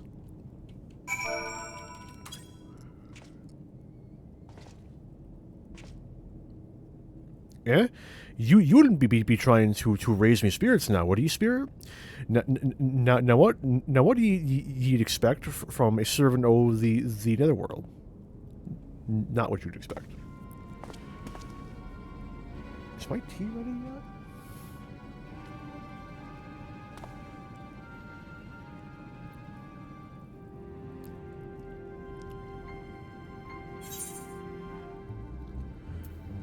Has it really come to this?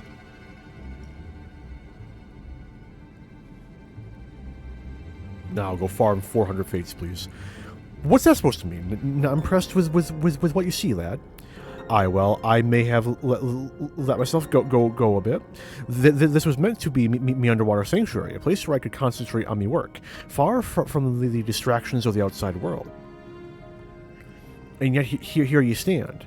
Now it's so damn important that you dive all the way down to the bottom of the bleeding tempest to bother me. Ah, the Ando's lamp. God's curse me, empty head. I've not so much as made a start.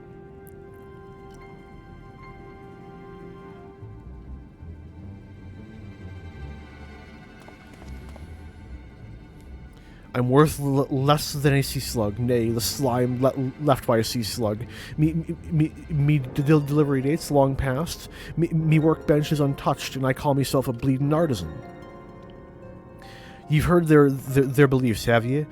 Bringing light to them ruins be an act of deep religious and cultural significance, and it was my privilege as a craftsman to be tasked with providing a ritual instrument worthy of the occasion. But I just can't. Bloody well. Me mind's a bleeding blank. It's like I've pissed away me last drop of inspiration. Tell me you've got something to show me. Something as will give me muse a right good something as will give me muse a right good kick in the arse. I got a fancy rock. The Ondo want to honor the common of these ancients, so their answering lights got to blaze with the right kind of brightness. like the spark of life caught in a crystal. But just being sparkly not enough. It's got to dance with joy and sorrow and a sense of hardship endured. Ye know what I mean?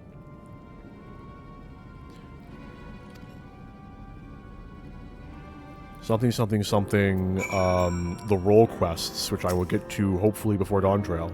I've let Leondo down, but more than that, I've let myself down. Might as well go back to mending kettles.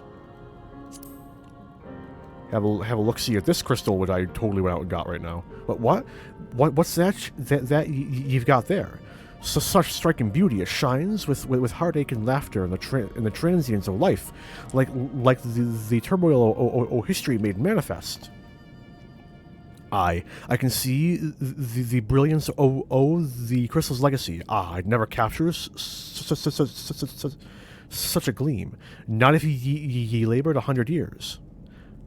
But bugger me if I don't mean to try. Where me tools, gods damn ye. I must set to work before the feeling fades. I can feel it, a vision forming in me mind. Step aside, lad, and let me itching hands get to work.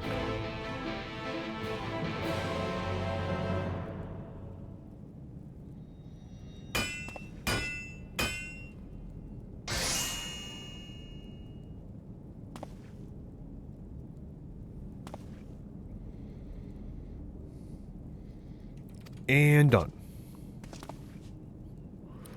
I've taken the wonders that crystal showed me and channeled them into a new shape, what befits the Ondo's spiritual character. Nifty.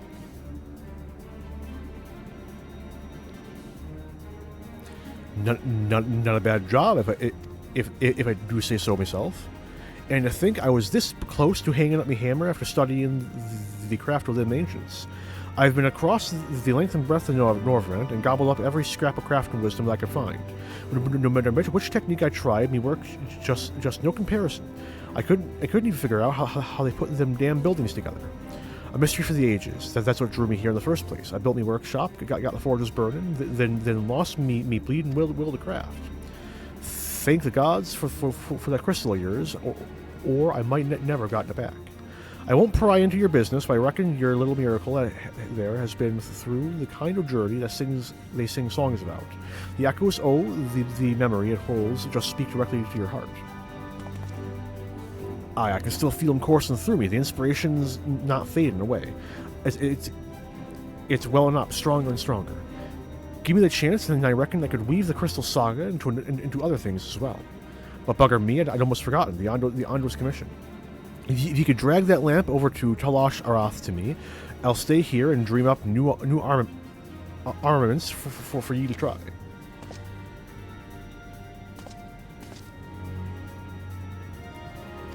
And that's how you get your class armor.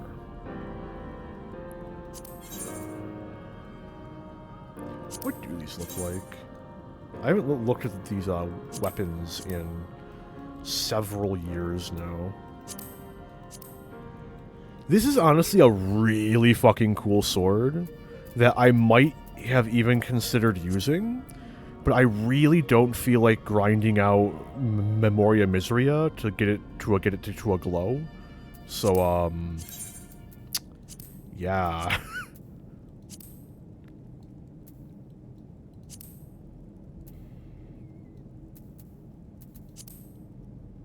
Nifty. Anyway. It's very guts adjacent.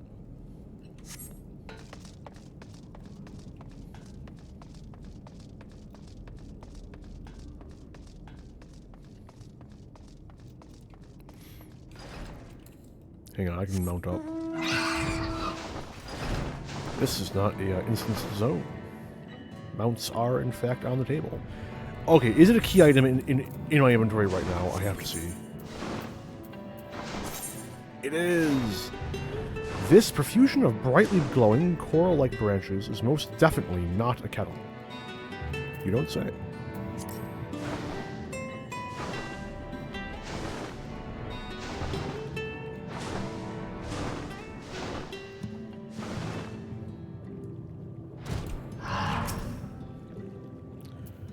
I brought a lamp. What is that you have there? Don't ask how I'm carrying. The sacred lamp. Then the Finless One has kept his promise. My people tell me of the many deeds you have performed in the name of aiding the cups, and now you come to me bearing the light we had almost surrendered hope of ever seeing. We can doubt your purity no longer. Your arrival was the will of the ancients. Yes, the time for fear is past. We shall take the lamp and unveil its austere illumination upon the walls of the Forgotten. Gather there with your companions, and we shall speak again once our prayers have been offered.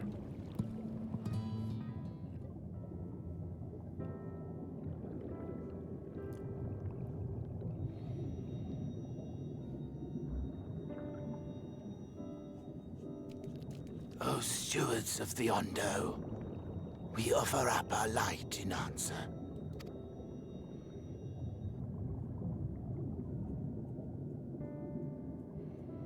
That crystal you showed the artisan.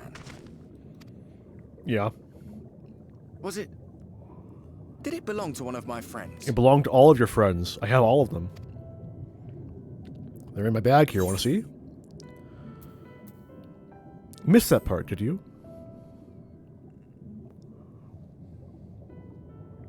I tried to give you a measure of privacy. No one wants a spirit looking over their shoulder every moment of the day. So tell me, if you would, how did you come across that crystal? I killed me a cardinal virtue. Several, in fact. Big story. Learned a lot of backstory. Really interesting shit went on. I was right then. One character stood out, though.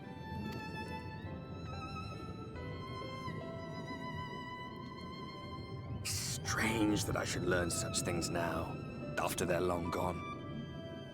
They were fine friends, every one of them. I didn't expect death to teach me so much. About them, about Seto, about you, about the hope that hides at the heart of this world. I've never been one for idle chit-chat, but if by some miracle I could see them all again, I doubt I would ever stop talking. I'm grateful I got to bend your ear at least. And just for that, I reckon I'll stick with you. To the very end.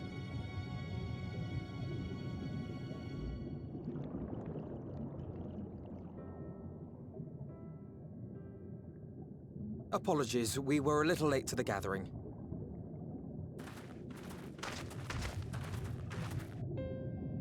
It seems we succeeded in gaining their trust. The delay wasn't exactly welcome, but at least our many hands made light work. And they seemed especially impressed with your contribution. Our hero indeed.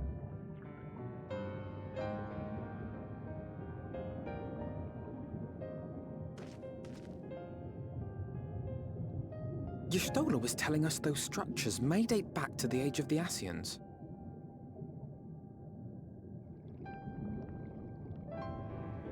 An Ascian homeland. Despite his many protestations, I never quite believed Emmett Selk was telling the truth. Nor I. But there is no denying the evidence before our eyes. Clearly this was once a great city. A home they would see restored, no matter how many tens of thousands of years it takes. It's a hollow dream when you think about it. Even if they manage to rejoin all the worlds, they'll never bring back the ones who were lost. But would I have done any different?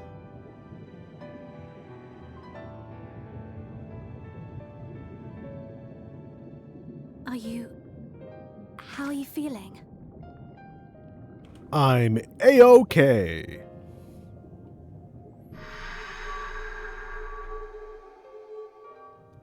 Yep, A-OK. Totally fine.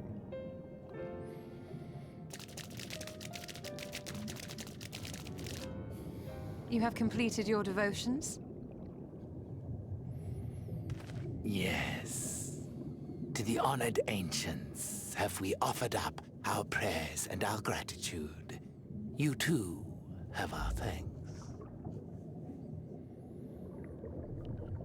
Might we trouble thee then to tell us more of the illuminated land of which thou didst lately speak?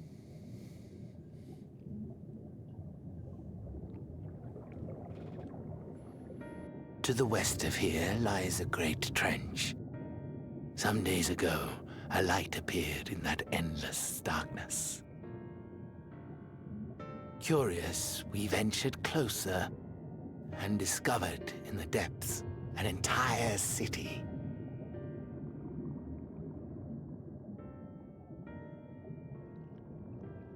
The buildings we spied were akin to our own everlasting abodes. Impossibly so. We understood at once the ancients had risen. There could be no doubt. Taken with terror, we retreated to the cups, and I decreed that none should enter the trench until such time as we received a sign.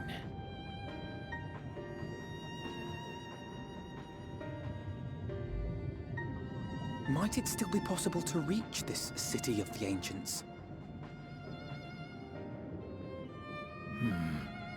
With no water to drown you, a finless one could now travel there. Yes. I am convinced you are the sign for which we have been waiting.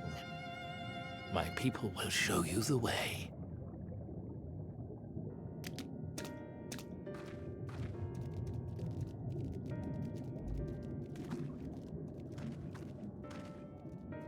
Shall we?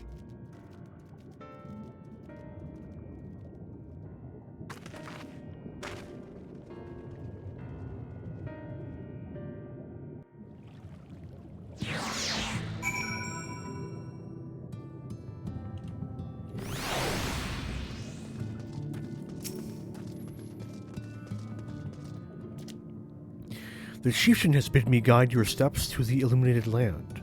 Come, the way lies downward. Follow the path of coral and rock and join your comrades below. Okay, I'll read his dialogue, I guess. Feeding our people is more a challenge these days. With every catch, there are fewer fish, and so we must consider alternatives. But one thing we will never consider is leaving this place. It is our sole refuge from the killing light in the depths.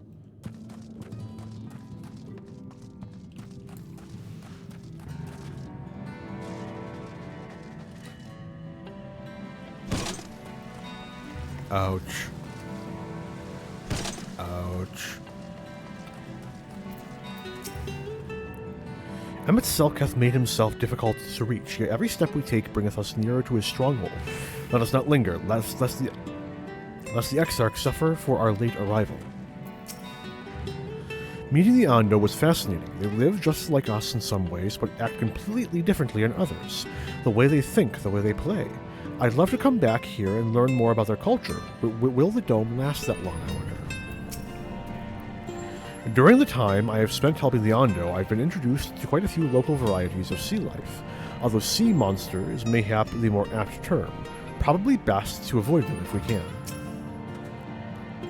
We're on our way at last. It does seem far darker down here, but I'll not start at a few shadows. We are moving as a group, yes? If Emmett Selk is in that trench, then we'll have to assume he's not swimming in salt water. I wouldn't want to suddenly find ourselves at the edge of Bismarck's bubble with no air to breathe. You have everything you need. If the artisan fellow is as sealed as they say, then you may wish to avail yourself of his services ere we press on. My kit is better than what he can make. I'm sorry to say it. All are gathered, yes? Then I shall describe the path you must take. Enter the cavern beyond and follow the wall down and down and down.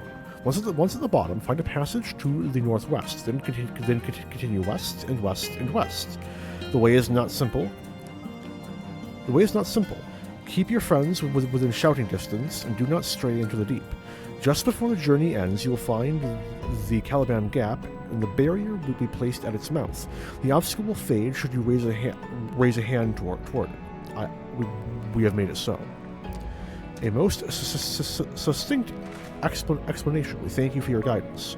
Right, deeper into the depths we go.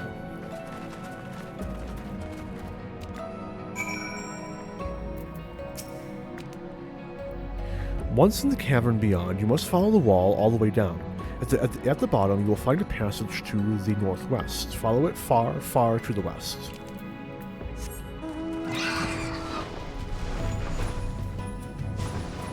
Oh, there's Reen. The rocks and coral bunch up by the cavern wall like a staircase of sorts, but be careful, you wouldn't want to slip from up here.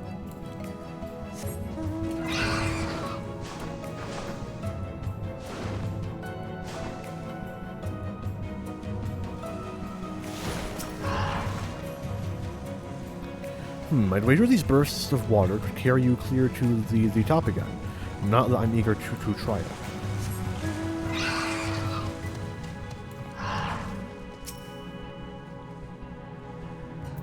Ryunjay? Yeah. Our guide bade us travel through the cavern floor, and thence to the west. Yet 'twould seem these twisting tunnels defy such simple instruction.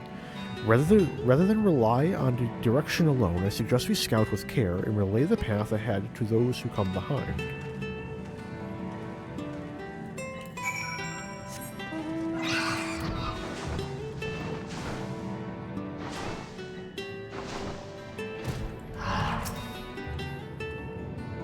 You're still a half forged ahead. Shall we continue our own advance?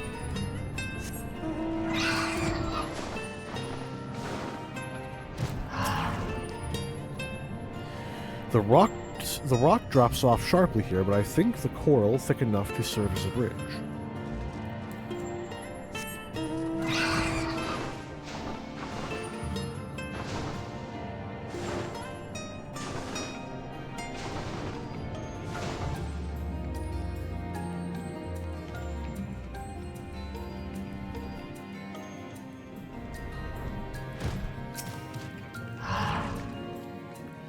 Arntel, you have a choice of two routes from here. You can either take the long way to the south along the rocks, or skip along this coral branch as Alize has done. I, for one, shall be following my sister's example.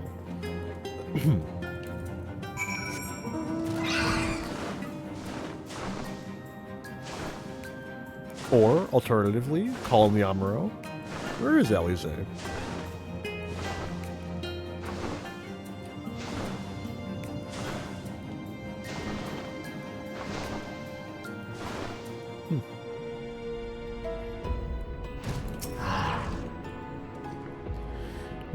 Not to it. Alize has already gone on ahead. You should catch up to her.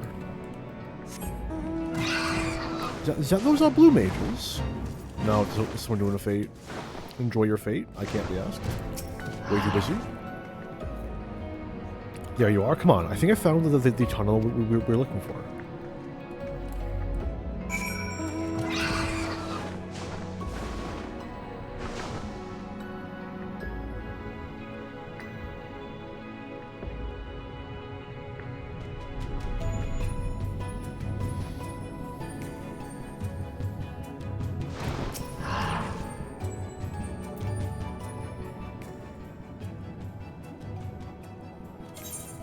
Here, this must be the barrier the Ando spoke of. Well, that was rather more arduous than expected. I feel a sudden rush of gratitude for the smooth roads our ancestors cut through the wilderness. 'Twas a treacherous path indeed. Now, I believe one of us needs but raise a hand to banish this next obstacle. Arntel, I elect you to do the honors.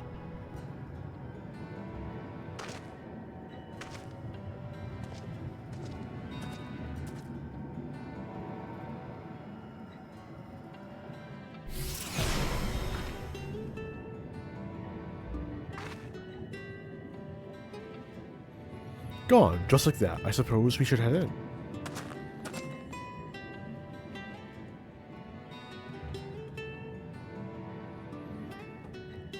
Like as not, this tunnel will be just as perilous as the road we walked to get here. Let's all stay aware of our surroundings, shall we?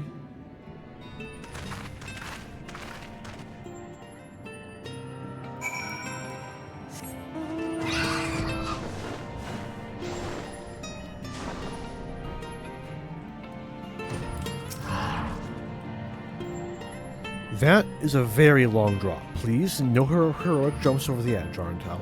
I don't think my heart could take it. Oh, yeah, wait. No. It actually stops me. I'm so upset. Wow.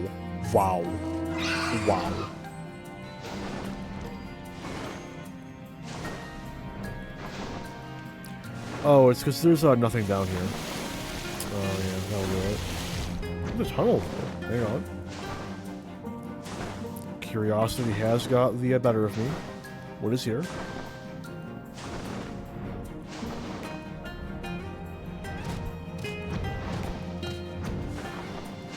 Y'shtola?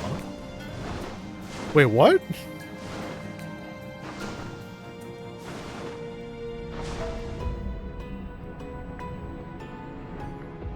Wait, no. Oh well. I unironically got lost and then found the exit. As you do. By the gods. There was so many people I wanted to talk to. Damn it. Grr.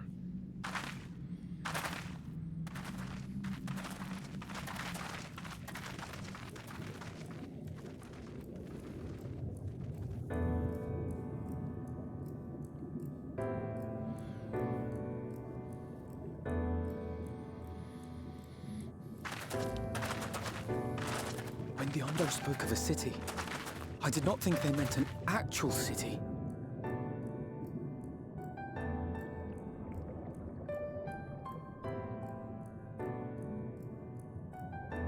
Then we are seeing the same view.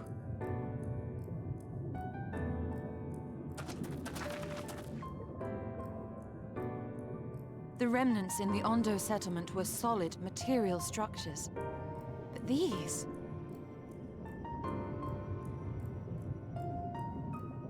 everything here pulses with ether. 'Tis an enchantment on a monumental scale.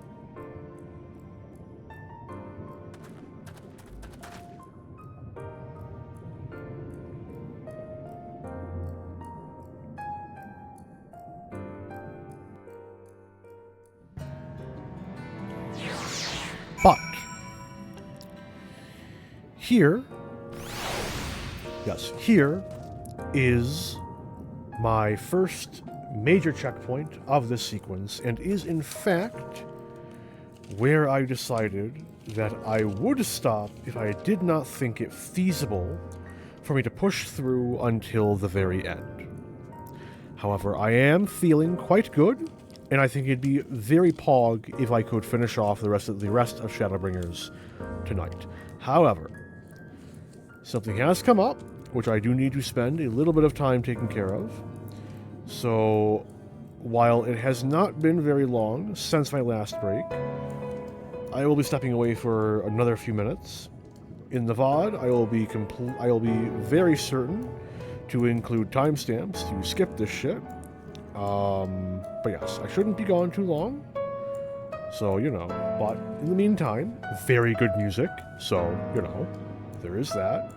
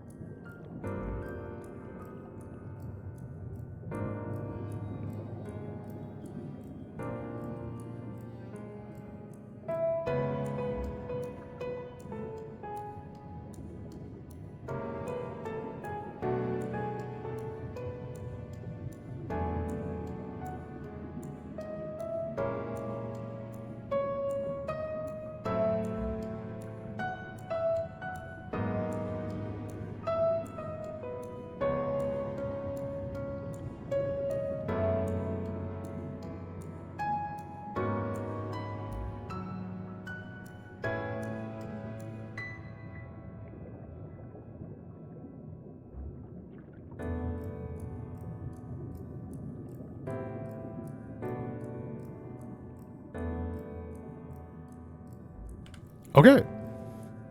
That taken care of. Let's get right back to it. One cannot blame the Ondo for fleeing the spectacle of these brooding edifices. We, however, have not the luxury for fear. MSL holds the Exarch captive somewhere within that vast city, yet even if we must search every alleyway, we will find him. When the chieftain spoke of lights shining from the abyss, this is not at all what I imagined. Why would Emet-Selch do this? You'd think all those tall, dark buildings would be frightening, but for some reason they just make me feel sad.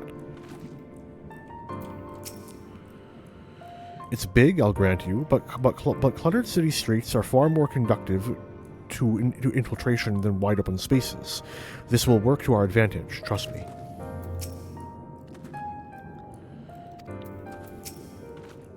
Arntel, did you note the style of the architecture? It is the same used for the remnants at the cups and the mural painted towers. Look closely. Selk has not simply reclaimed these ruins, he has layered the semblance of an entire city upon them. Gods, the magnitude of his artifice is staggering, though it pains me to admit we did not fully understand the feats of which an old-world Ascian is capable.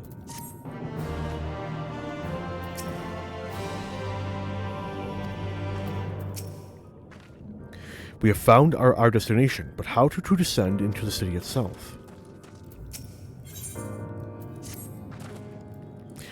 It's intimidating, yes, but we have to start somewhere.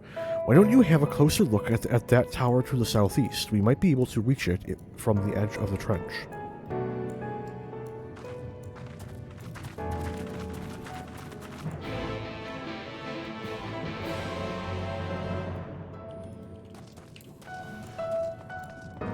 Hang on.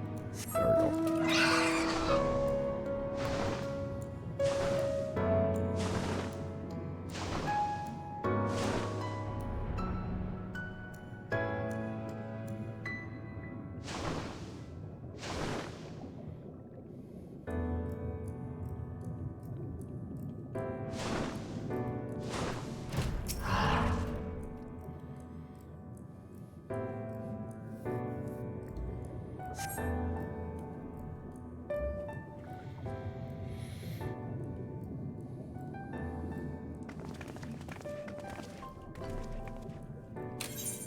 Look at the size of those doors. Now I know how pixies must feel.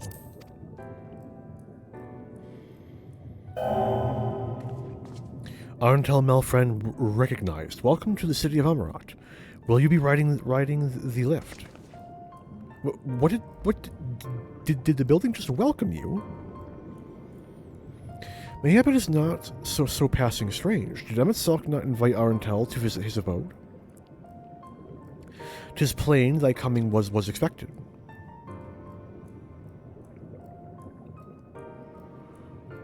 And where will this lift be taking us?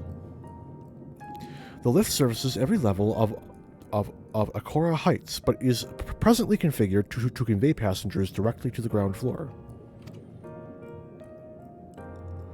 Well, there you have it. In the absence of some few hundred yalms of rope, we have little choice but to accept the offer. With emphasis on the we, where we're not about to let you walk into that place alone.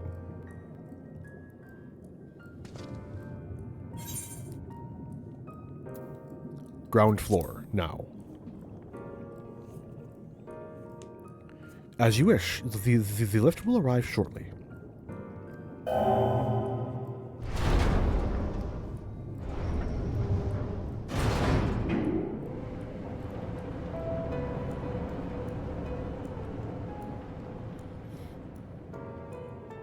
Next up, ground floor. Facilities include the Bureau of the Administrator, the Bureau of the Architect, and the Capital.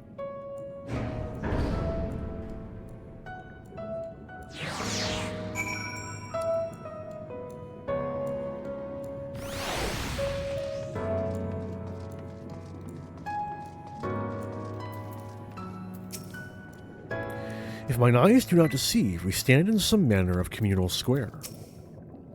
Just a moment, I thought I saw something. Each of these towers seems a veritable city in itself. Even a Gigas would feel inadequate in such surroundings. Seems peaceful enough, he said, tempting fate. I just can't believe how tall everything is.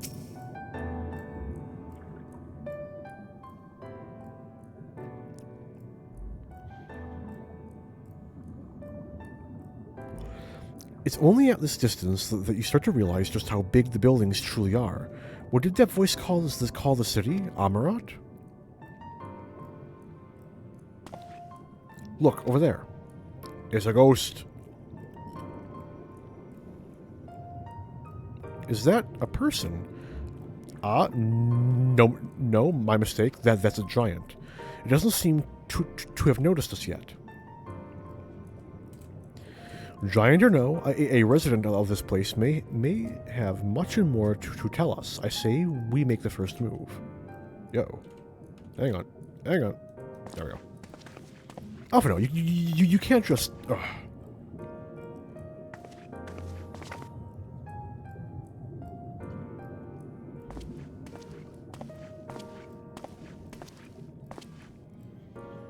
Pray excuse my boldness, but might I ask you a few questions?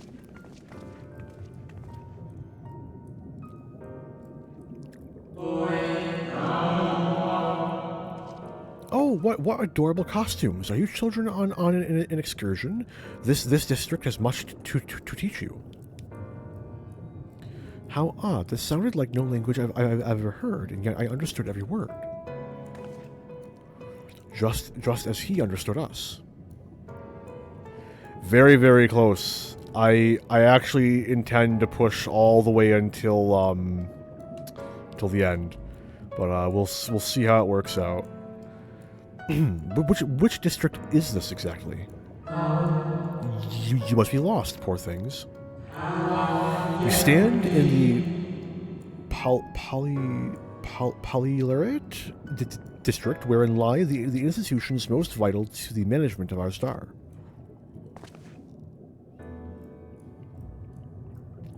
Actually, if I can pull up the list again, is that what temp still is? I should actually double check. It is. All right. The image.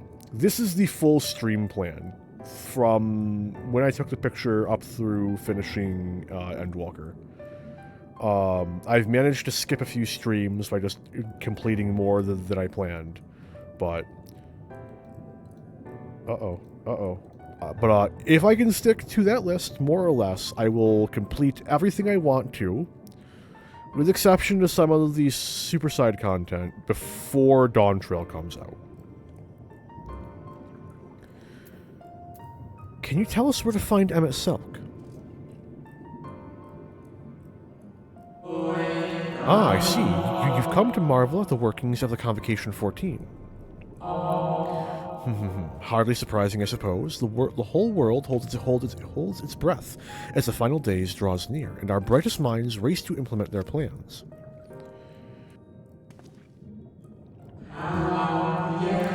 Thus, you must understand that gaining an audience at this time will be next to impossible. You should hurry home now before your families begin to worry. Do you need me to walk you back? No, thank you. We will be fine. Very well. Take care, little ones.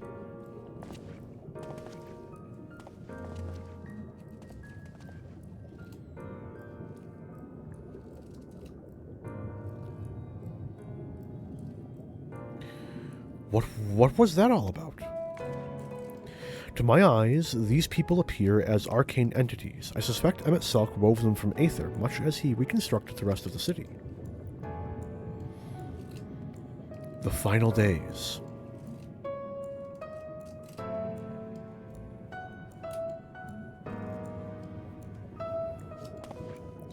Such words well befit the oblivion described to us by our Ascian foe, a catastrophe of unprecedented scale which did set in motion the summoning of Zodiark and thence Heidelin herself. But what happened centuries and centuries ago, didn't it? That man spoke as if they were rushing to avert a disaster right here and now.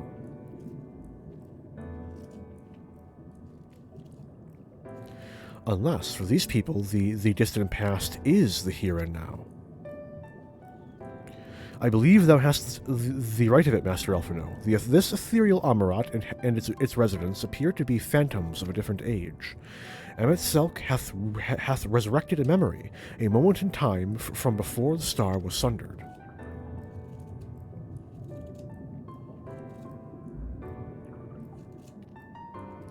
So we find ourselves in a long-destroyed city inhabited by the long-departed, an unusual situation to be sure, but at least we were able to parley with these ancients. In fact, they seem downright eager to chat. I say we use this to our advantage. Split up, strike up some conversations, and see if we can't learn the location of our quarry. And while we're at it, it wouldn't hurt to wheedle out a few more details regarding the Convocation of 14 and their impending disaster.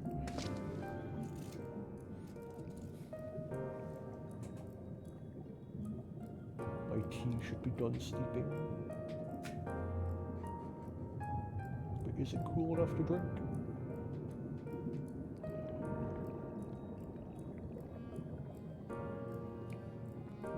It is.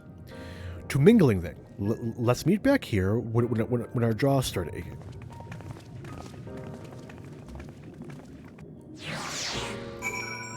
I haven't had a good cup of vanilla chai in too fucking long, man.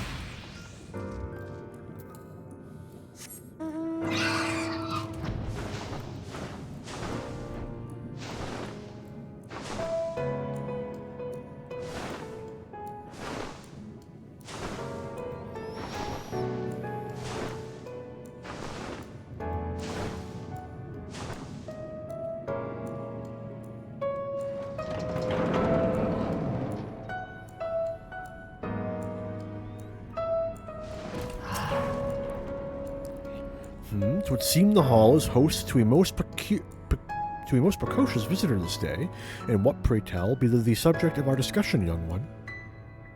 I like how the text, even in this box, is read, "Ah, the Convocation and their handling of the coming peril. 'Tis only natural that you should have questions. Shall we begin with the members themselves? As we know, the 14 are the wisest and most puissant among us. They are the stewards of order, responsible for decisions which keep the star turning season after season. Be it the speaker, La Habrea, or the emissary, Elidibus, each seat is occupied by an elected sage of surpassing intellect. Logrif, Mitron, Emmett Selk, their individual titles have, as a gesture of respect and a matter of tradition, become synonymous with their incumbents. Thus it is with great incredulity that I greet this recent rumor that a seat in the convocation is soon to be left vacant. If proven true, 'twould be an unprecedented development, and testament to the immense pressure under which our saviors are toiling. In any event, I, for one, am confident they shall deliver our star unto salvation. No, come back!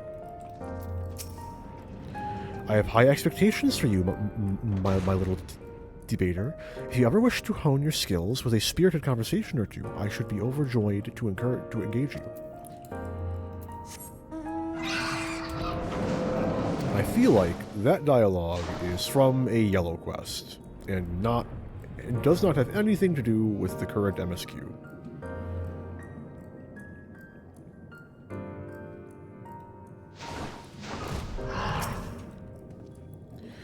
Good gracious, child, where is your family? You should not be alone at a time like this. Run along home, quickly now. Have you not heard, though yet confined to the lands across the sea, a terrible phenomenon afflicts our star. They are calling it the final days. 'Tis said it starts suddenly, a cacophonous keening from beneath the earth. The sound distorts all living things within earshot and wrests from us control of our creation magics. Once this happens, all is lost. Fear, pain, despair, every dread impulse is siphoned from our minds and given substance. An eternal fall of fiery rain and an incessant spewing of nightmarish beasts spawning. None can point to the source of the phenomenon. 'Tis as if the star itself has fallen ill, as if a force inimical to life now festers and spreads. 'Tis only a matter of time until Amarat too resounds to that discordant squall.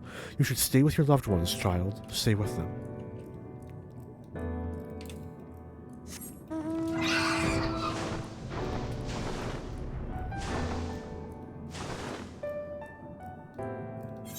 Nope, no, in here. Almost passed it. About to go on a fucking wild goose chase. Oh, there's the samurai from earlier. An audience with Emmett Selk. I'm afraid you have the wrong office, little one.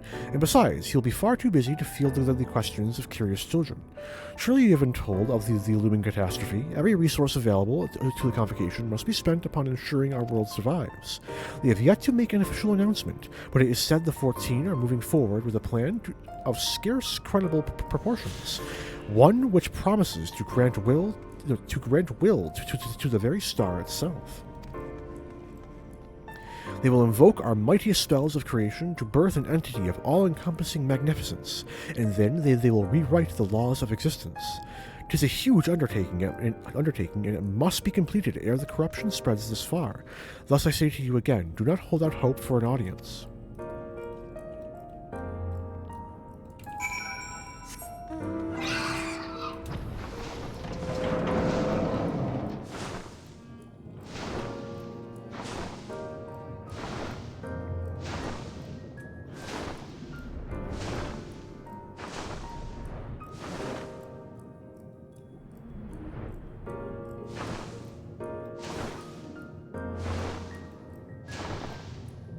Oh, I passed him. Sorry.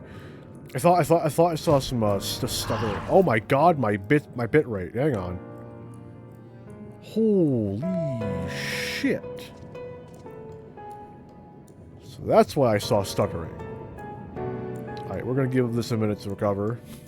Jesus fucking Christ.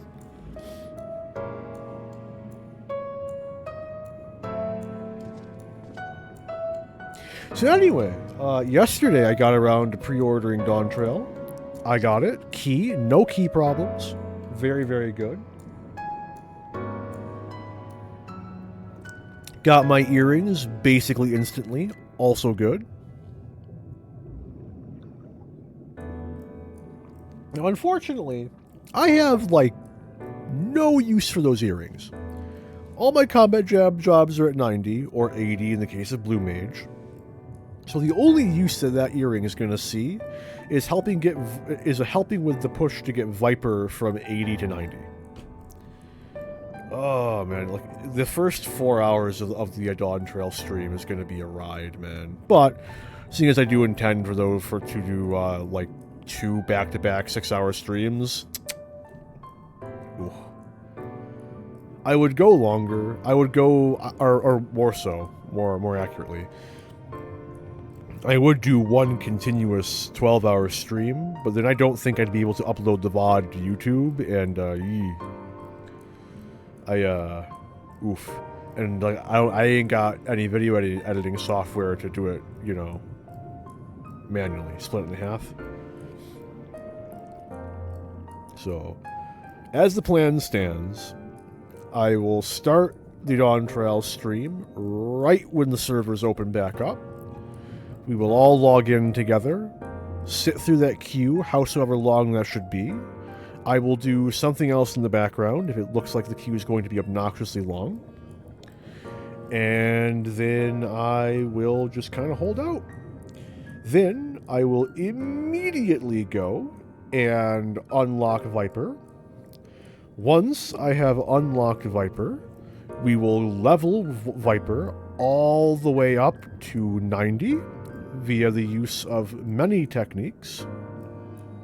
And then once we have finally gotten Viper up to 90, we will then begin Dawn Trail. This whole process should hopefully not take longer than somewhere in the ballpark of 4 hours. Ideally, it will take substantially less, but it really depends on how quickly we get through dungeons, how quickly the parties form. I will be queuing as DPS in an expansion that is releasing 2 DPS jobs. Not exactly ideal circumstance, let me tell you. But I am mostly resolved. Mostly. Okay, I think my bitrate has recovered. Alright, let's go. Well, that was an experience. I was never very fond of being treated like a child, but it did make questions less suspicious. Hello, Elfie me boy. Arntel, if it was not certain before, if I was not certain before than I am now, the people of the city believe they face the end of the world. I cannot imagine what purpose compelled them itself to recreate this ancient Amarat, and yet I fancy I hear his words to us echoing throughout this ocean trench. He would have us know his story.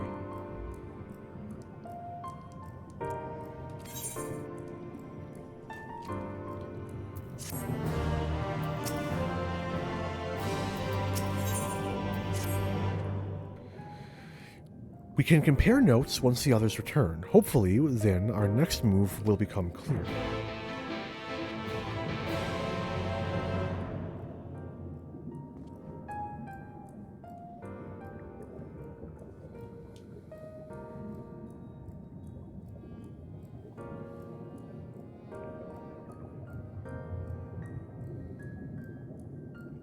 It would seem our conversations were much alike, a looming disaster, creation magics running rampant, and this convocation's efforts to bring salvation out of chaos. I suppose there was talk of little else in the time when events came to pass. Ah, Oriange, if I may, what are your thoughts on the ancients' art of creation? A fascinating discipline indeed. Aught the mind can conceive may be rendered in reality. All that is required is a clear concept upon which to focus one's will. It is not dissimilar to the primal rites taught by the Asians, wherein ritual ceremony breatheth life into figments of myth and legend. I see we arrived at the same conclusion then. The people who lived in the age before the Sundering were blessed with vast reserves of mana. No matter how draining these creation magics must be, it seems they paid the cost with not more than a fraction of the aether which coursed through their own bodies. If we were to attempt the same, such spells would soon deplete our energies and then seek to draw the balance from elsewhere, from a hoard of crystals mayhap, or from the land itself. Thus, when this art of creation was placed into our hands, it became, in effect, a means of destruction. An interesting matter with which no doubt bears further study, but despite all these revelations, I worry we are no closer to finding Emmet Selk. Has anyone learned aught which might lead us to his location?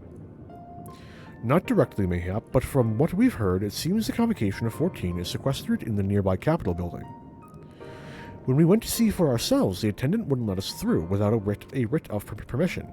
So we tried our luck at the bureau of the administrator, where we thought these permissions might be issued. But the clerk there said he couldn't help us since our names didn't appear in the registry, and that was where we gave up. I wonder though, Arentel, could you be eligible for one of these writs? The voice in the lift seemed to know who you were. It might be that your name is registered at the bureau as well. Worth a look, I'd say. Meanwhile, I'll head back to the capital and search for a less official point of entry, just in case. Pray allow me to accompany thee on thy reconnaissance. An arcane perspective may prove useful.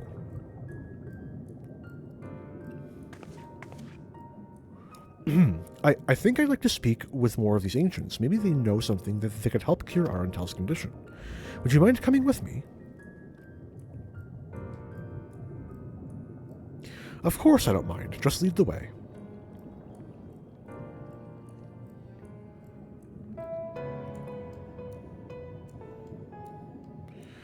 Then Y'shtola and I will busy ourselves with further exploration. There is surely more intelligence to be had, and so we part ways once more. This time, however, let us reconvene in front of the capital.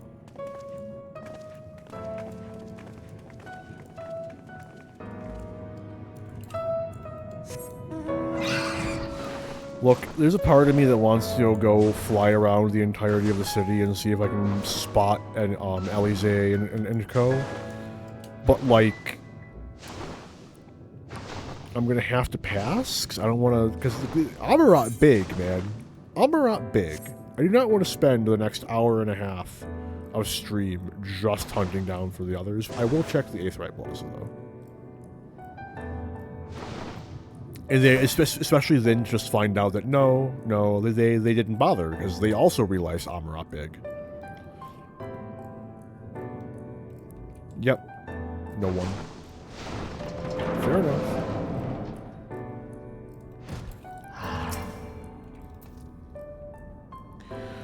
A visitor's writ. Yes, I can assist you. Full name, please. Arentel Malfriend. Please wait near the counter while I confirm your details.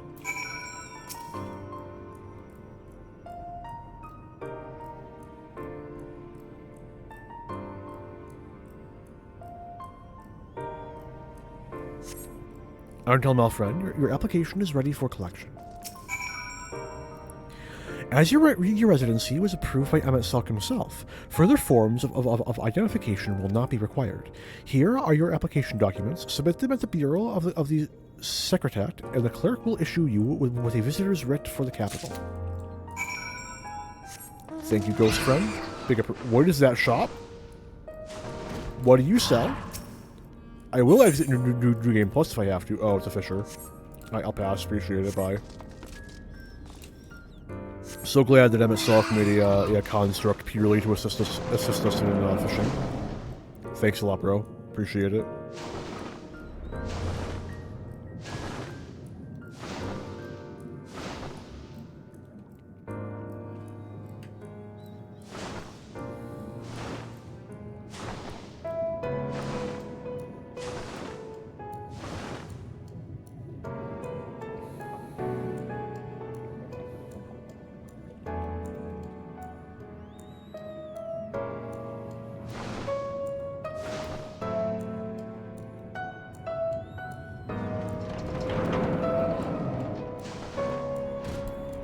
Hello, White Mage Friend. Next, please.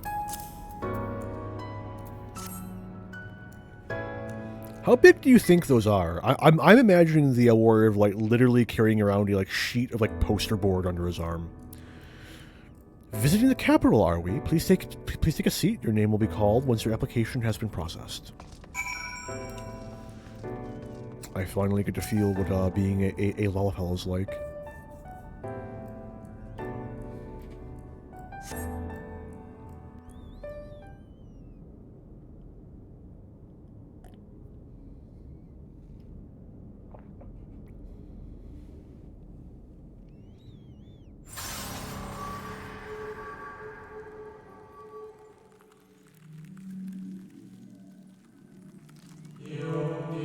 May I?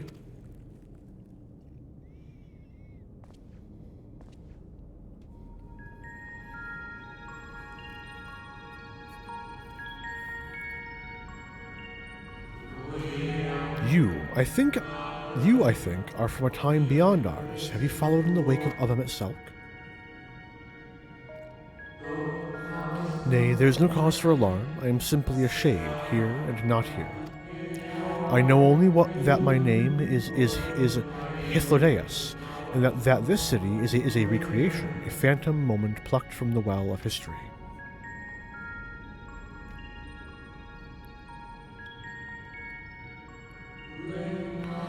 These others seem unaware of their plain existence, and I wonder if Emmett Selk's mind was distracted when it came to my reconstitution. A stray thought would have been enough. Hythlodaeus will realize the truth, for example. We were close friends once, you see. Yet, in spite of my perception, I play the same role as all the rest. A bit part, meant to bring color and noise to this well-crafted stage. Too much scrutiny, and we shall burst like the fragile bubbles we are.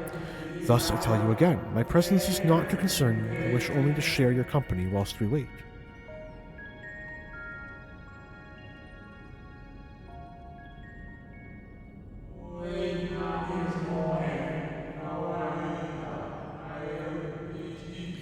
If you've come this far, then you know of the catastrophe which awaits us on our morrow.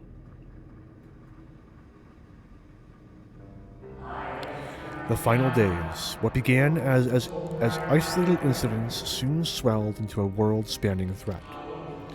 The Convocation of 14, well, it was 13 at the time, endeavored to create a will for our star. They would repair the fundamental laws of order and halt the spread of destruction. But creation on such a scale required an immense source of power. Of those of us who still lived, nearly half offered up their lives in the name of salvation.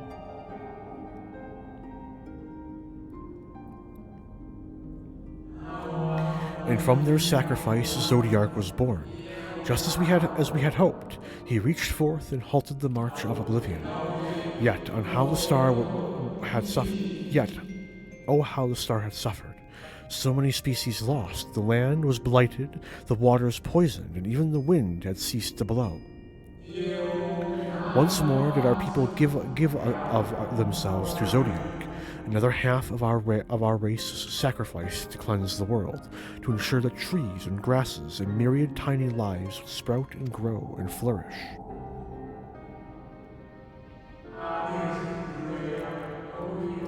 The cycle of life had begun anew, and we reconsidered the means by which we might protect it.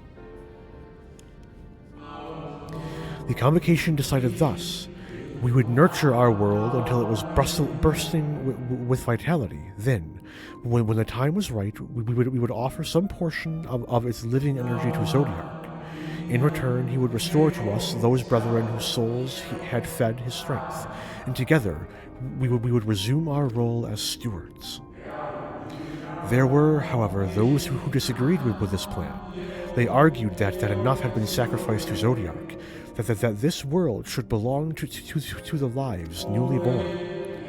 These dissidents surrendered their life energies in the creation of Hydaelyn, an incarnation of their opposing belief, and for the first time in history our people stood divided.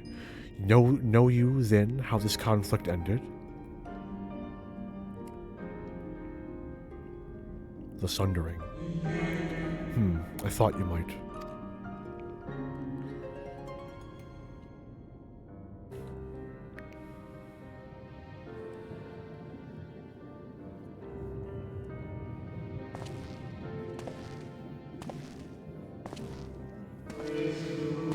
Emmett Selk has ever been a champion for the will of Zodiark.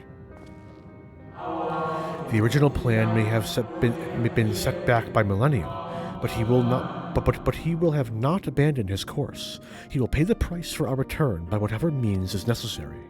And though he may carry himself with a certain glib ease, Emmett Selk is not a man to bear his burdens lightly. In fact, I imagine they have only grown heavier with every passing century.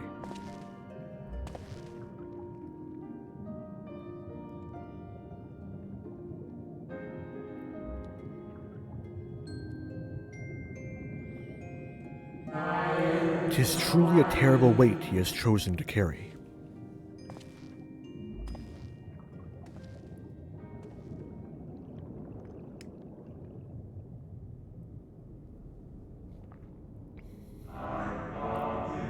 Arentel, Melfren.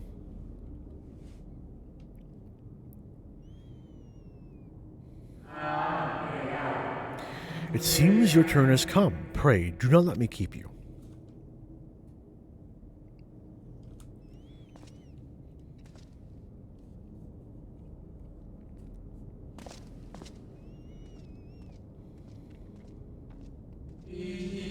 Ah, there was one last thing. You walk with another at your side, yes? Excuse me? I beg your pardon? Nay, I see no definite form, just the faintest suggestion of a second soul. I doubt it visible to anyone but me. Otherwise, I assume only you can see and hear this ethereal companion.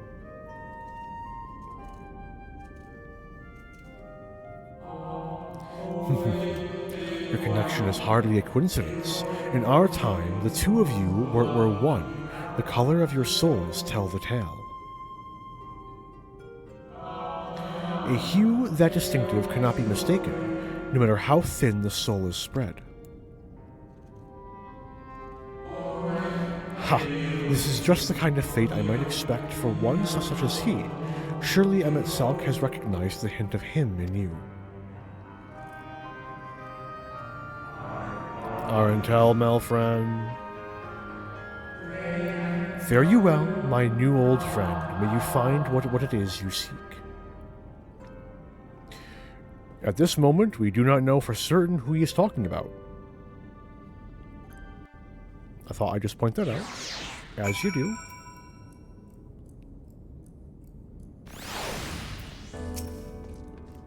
When do we get the funny rock? Your visitor's writ, as requested. When you wish to gain admittance to the capital, simply present the documents to the attendant within.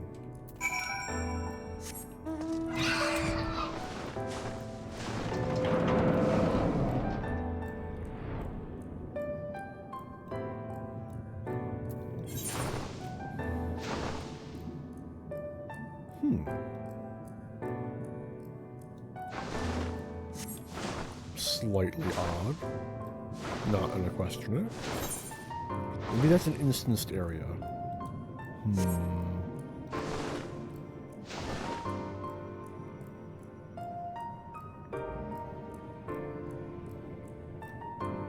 Oh, down. Oh, there's White Mage Friend. Hello, White Mage Friend. Oh, good, you're here. Everyone seems to be present and accounted for. Ystrolin and I have just returned from an institution the locals called the Academia Aniter. Well, it's public office at least. We thought an Ascian place of learning the ideal spot to research your condition, but it seems we lacked the credentials to enter the Academia proper. Ah, Arentel. Well, Reen's upset. Master Thancred can best describe our chances for infiltrating the capital. I only hope thine efforts to secure permission were successful. Finally, you were gone so long, I was on the verge of mounting a rescue party. How fared you in your bureaucratic ventures? I got a fancy paper.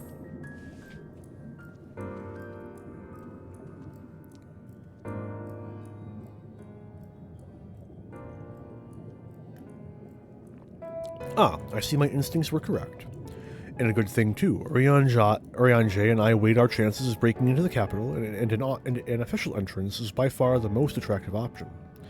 The capital boasteth not a single armed sentry. 'Twould seem that, in their time, they did not deem it needful to post guards. The windows and doors, however, appeared heavily warded. Though mightily did we strive, with strength mundane and magical, we failed to budge them even a fraction of one ilm.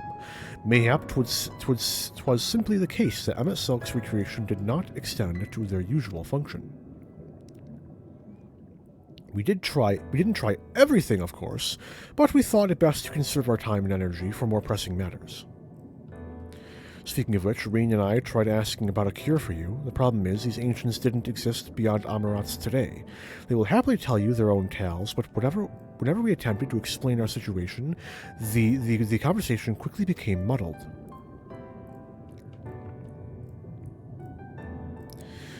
What of you, Arantel? Was aught worthy of interest said during your efforts to obtain a writ? I talked with a ghost. He saw my ghost friend.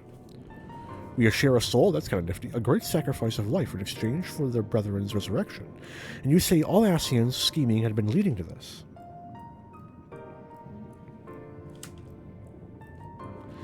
All this time.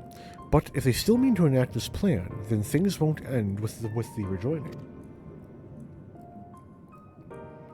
Aye, I thought we knew their intentions in full. Restore order to its world. No, Aye, I thought we knew their intentions in full. Restore the world to its former glory, and, in turn, empower Zodiark to reclaim his throne as the will of the star. Yet that was merely a step along the way. I hesitate to put it into words, but we have to assume that following the final rejoining, the Ascians meant to draw on the lives of the Source to make their sacrifice to Zodiark. It does seem the most likely scenario. Mayhap those who ally with the Ascians would be spared that fate. But what value is there in surviving when all our history, all our struggles will be erased? I cannot conscience such an act. Of course not. And that's to say naught of what Emet-Selch plans for the Exarch's power. Do we stand by and let him threaten our future as well as our past? We need to find him, Arantel, and when we do, make your mark. Change the course of history in a way that's felt by those who came before and those who came after, by everyone you've ever met. Change things so that even my other self, dying somewhere in that future calamity, will smile and say, I knew you would win.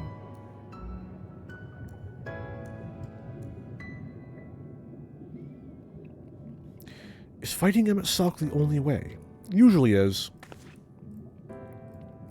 He created an entire city. It will take everything we have to defeat him, if we even can. And if you push yourself that hard in your current state, the light will break free.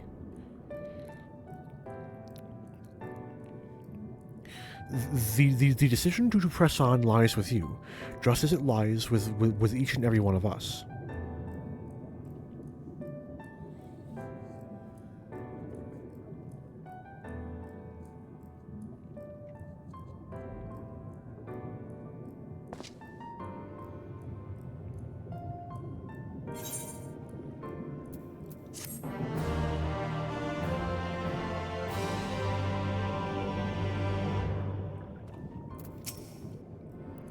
Alfino is lost in thought, his eyes downcast. There is, however, no sign of the self-doubt which once assailed him at the falling snows.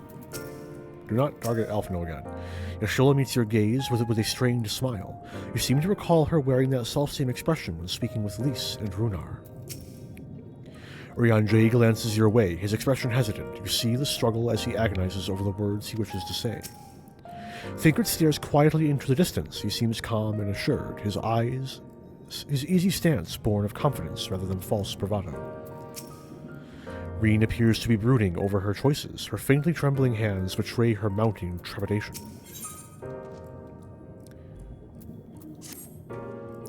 Do you remember that talk we had atop the tower in Mortsuk?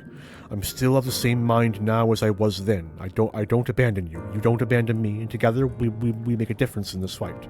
There's always hope if we look for it. I saw it again and again as you tore those veils of light from the sky. If we keep taking the next step forward, there's a chance we'll find a way to save you. So no matter how long it takes, or how much it hurts, we can count. You can count on me to keep on walking. Rothri spoke of the disaster we would bring upon our own heads, the ceaseless conflict. Imagine how he would sneer to see what's become of the first, not to mention your perilous predicament. Yet who can deny the fire your deeds have ignited in people's hearts? You achieved what my logic and ideals never could, uniting disparate peoples under the banner of hope and common purpose. Without you, that giant Talos would never have risen its head. I have borne witness to many such miracles at your side, and would do so again. This is but another obstacle in the road. So come, let us travel it. Drag me through wonder and danger as you are wont to do, and I shall endeavor to not slow you down.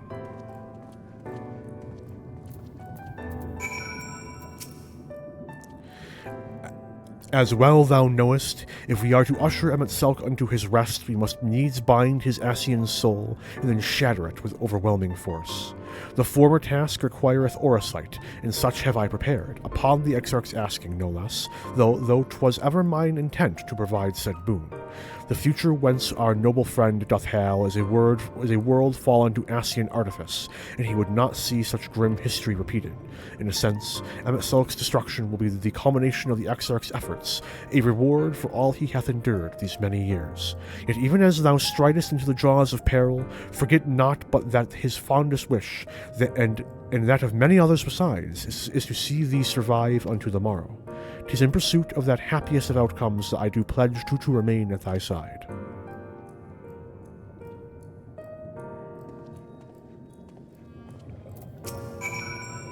Our time in the First has been a never-ending succession of trials, as arduous as our path in the Source ever was. Yet through all our journeys together, though through that deep and foreboding wood, you have helped me to stay true to my convictions. Thus would I return the favor, do as your heart decrees without hesitation or regret, and that is all I will say on the matter. Well, this has put everyone in a solemn mood, hasn't it? Honestly, we're not even sure that this will be the end of it, but I suppose we should speak our minds when we have the opportunity. You taught me that much in Amarang. So forgive me this moment of sentiment, Arentel. By dragging me into this sorry mess, you've given me the chance to think and act as I should have, for Reen's sake. Words cannot express how much this has changed my life, or how grateful I am for your support. So I shall express my gratitude through action instead. No matter where you decide to go, I will be there, guarding your back.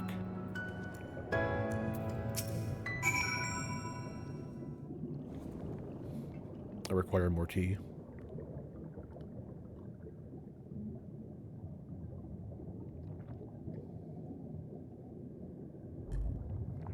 I'm out of tea. Very sad. I will have to make more soon. When Minfilia entrusted me with her power, she warned me that no matter how strong you become, you can still fall victim to despair. You can still feel powerless. And she was right.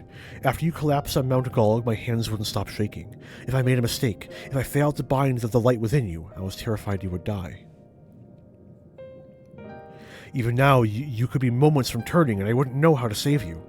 You, Thancred, the others, you've all been there when I needed help. Minfilia surrendered her life to me, her legacy. I should be ready to do the same for you, and I want to, I do, but I'm not good enough. She told me to follow your example, and I've tried. I've really tried.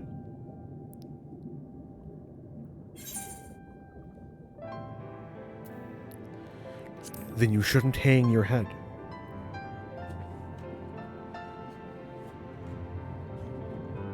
I shouldn't?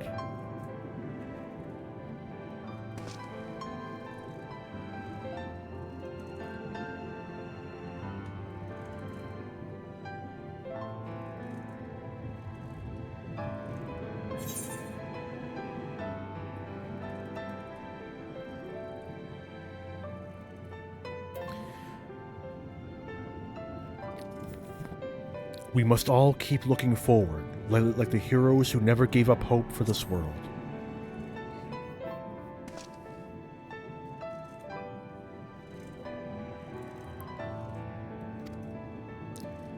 I'm not sure who you... Actually, never mind. I think the answer might be different for all of us. No, nothing will come of brooding here in self-pity. I've made my decision, Arentel. I'm going with you.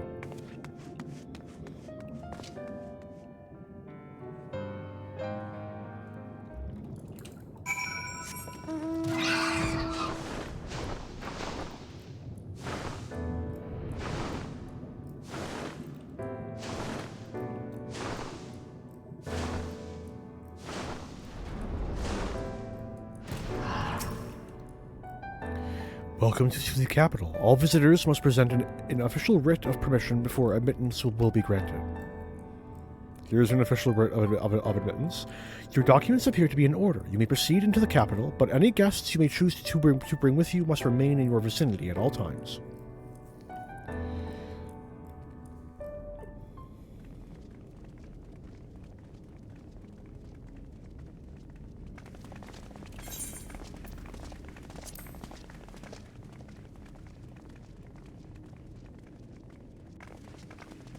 This really is unacceptable. I gave you very specific instructions. Emmet Sulk.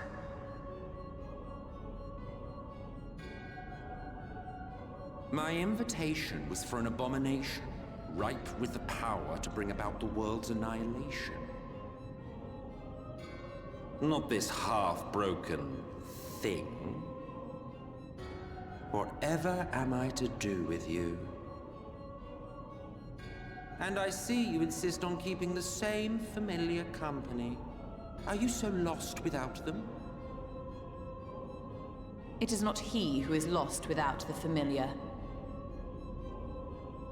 Not content with remaking an entire city, you aim to fill it with the reconstituted souls of the dead. I may have gotten a little carried away in my attention to detail, added a few unnecessary flourishes. Well, there's no point trying to hide it. Yes. Once the rejoining of worlds is complete, Zodiac will regain his full strength and shatter his prison. Then we shall offer up the Source's remaining inhabitants in sacrifice, that we might resurrect our brethren who died to bring Zodiac into existence. But what was it that you came here to do exactly?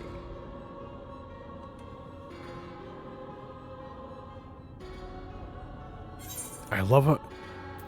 We came here to stop you. And the Exarch. Honestly, both. Also, mostly to stop you. Did you now? One last do-or-die attempt to foil my plans before your mind dissolves into madness? Yes. Yes. How very, very heroic of you. Thank you. Appreciate it. In every single age, there is always someone who wants to stand up to the evil Ascians. Always the same arrogance, the same insistence that the world belongs to them, as if theirs were the only rightful claim, theirs the only existence worthy of preservation.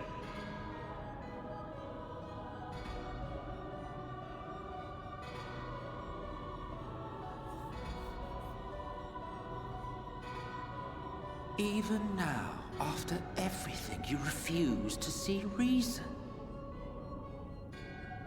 You think it unfair that you are subject to suffering? That your lives will be sacrificed for the Ancients? Look at me! I have lived 1,000 of your lives. I have broken bread with you. Fought with you, grown ill, grown old, sired children, and yes, welcomed death's sweet embrace. For eons have I measured your worth and found you wanting. Too weak and feeble-minded to serve as stewards of any star.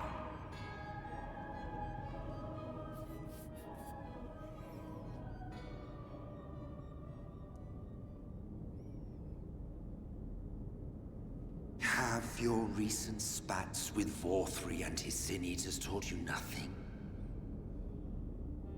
Have you not learned that your ignorance and frailty beget only endless misery?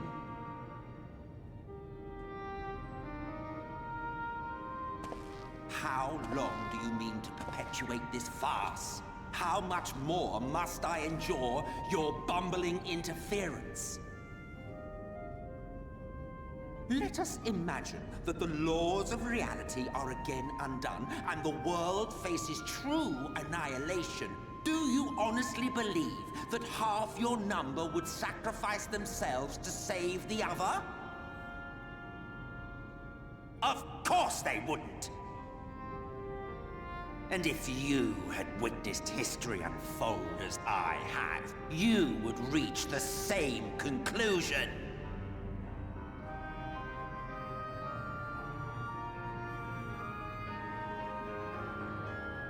You cannot be entrusted with our legacy.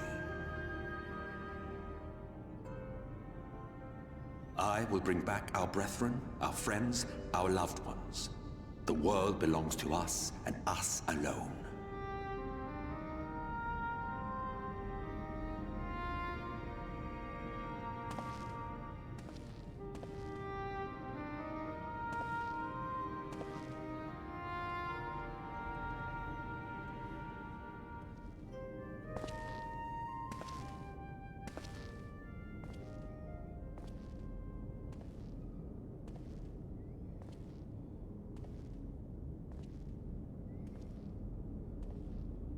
Emmett Selk!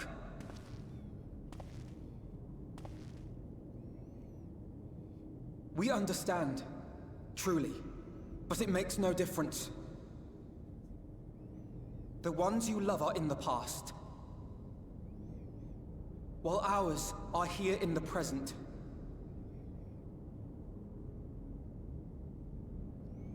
One day, we too will be ashes and dust, but not today. Our time is not yet finished.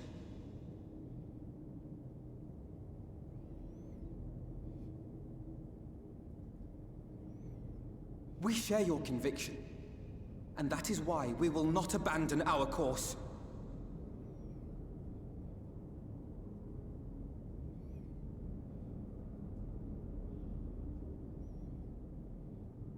You think us the same? You think your tattered soul of equal worth to those I lost? Then come. Earn your place. Prove yourselves worthy to inherit this star.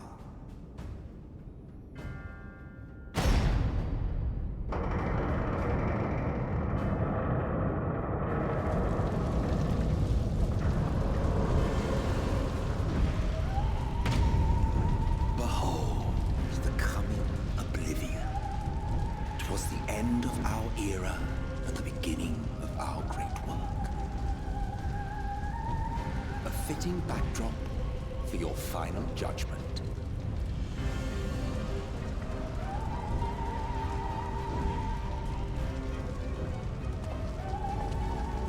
I shall wait within, but do not spend too much time on your preparations.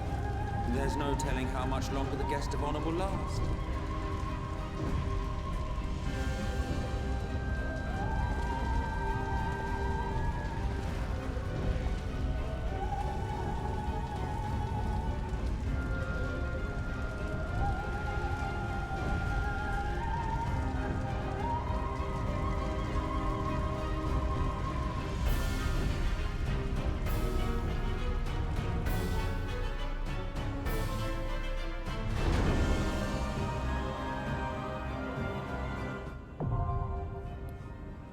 Amarat, now accessible.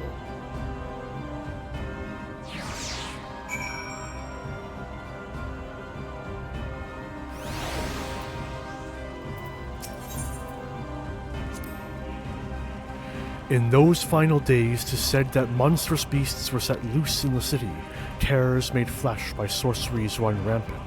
If Emmett Selk hath been faithful in his reconstruction, then we must be prepared to face many such abominations. Ready when you are, Arentel. If it's proof he wants, we'll give him a fight the likes of which he's never seen. I almost skipped Reen. Hello, Reen. Small talk. I can feel it beyond the flames, a darkness waiting to swallow our light. Wherever you are, Minfilia, watch over us, guide our steps. I reasoned that Emmett Selk would not harm the Exarch until he had learned the tower's secrets, but his parting words suggest otherwise. Let us make haste. Your friend may not have the luxury of decades to wait for you this time. I won't ask you to hold back. That time is long past. I'll just try to snuff out the worst of the embers before they reach you.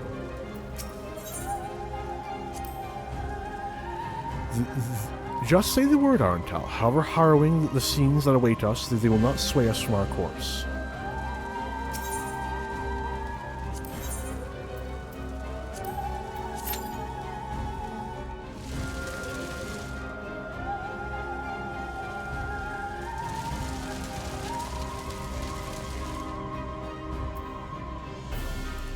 Anyway, while this queue is going, I'm going to quickly go make myself some more tea.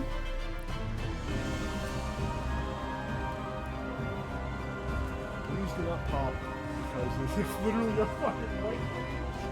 And I'm gonna deep nested right there, man. They both queues fucking over. There you go. Oh, god. Luckily for me, my kettle is like not even 5 feet. So, you know, it works out usually.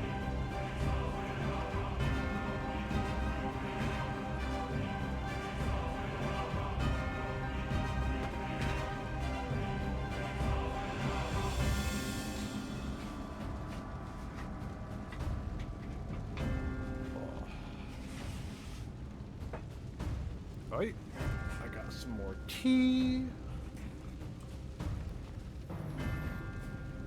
Oh.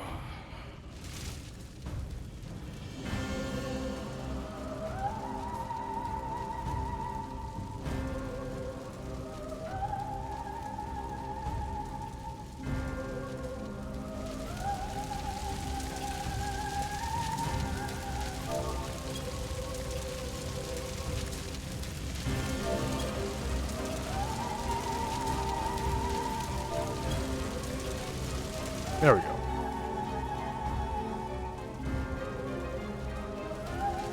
Can't really see much past all the fire, but that's by design, so... Oh, we got both DPS, that's good.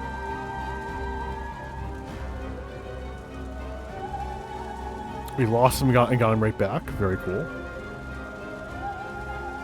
Only need the healer.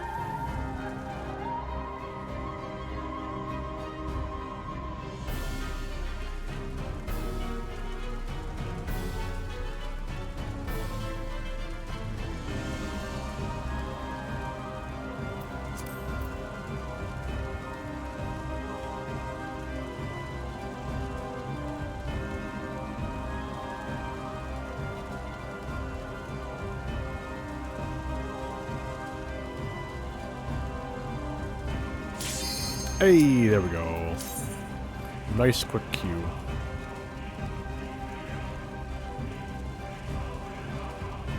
I wonder if these two are going through it together.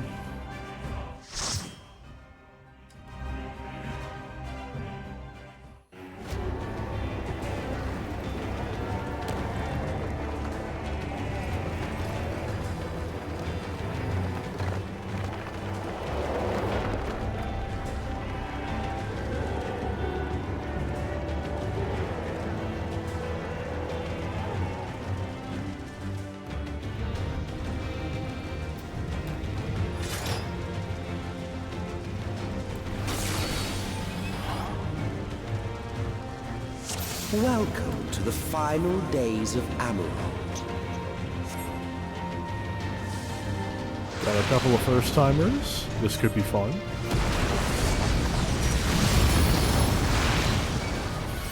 The fabric of our star began to flame, and the unchecked energies of creation begot malformed beasts.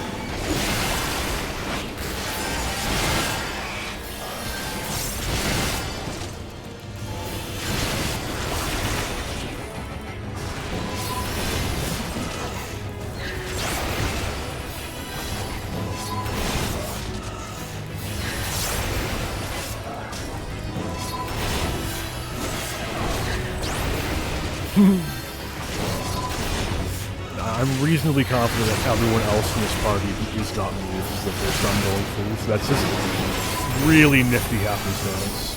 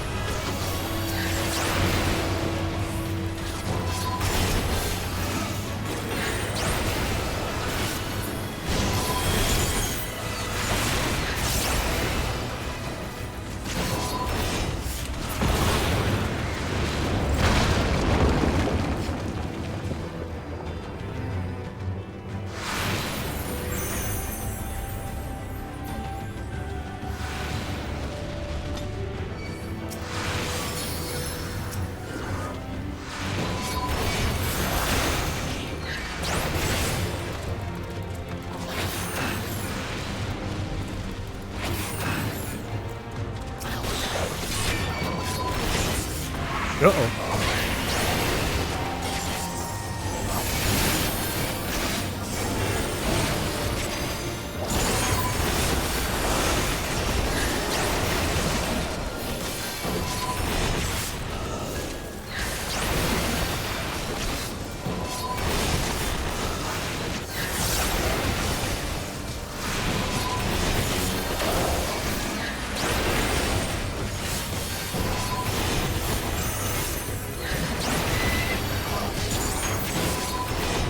They almost didn't break TBN. That's kind of spooky.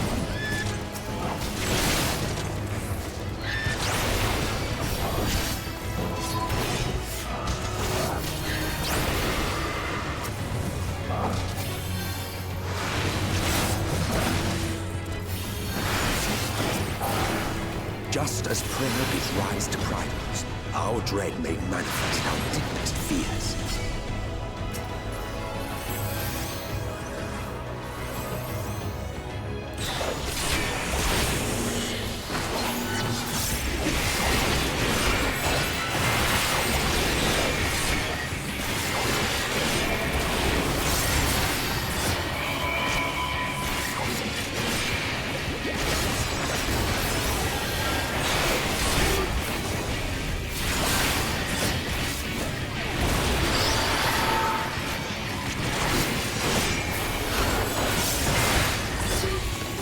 You're doing it well.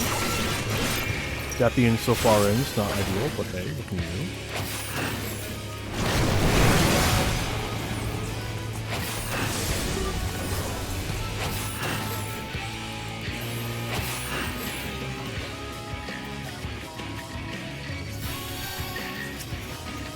Yeah, I'm just gonna Dorito myself real quick.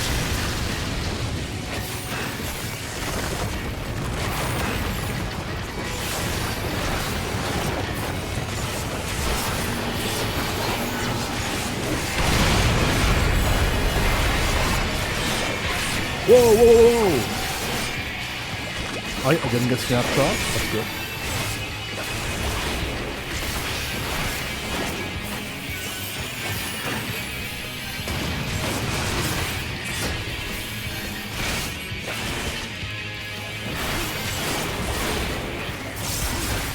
I can't remember if this guy's got a tank buster or not. I don't think he does.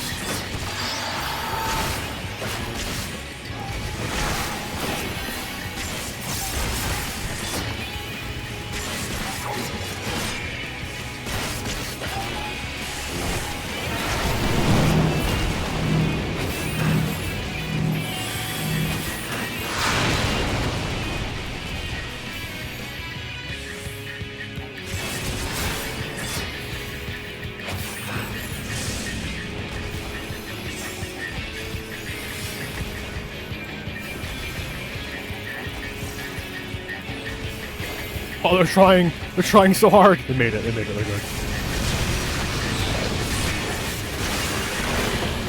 I'm an idiot. I'm a fool. I should be better than that.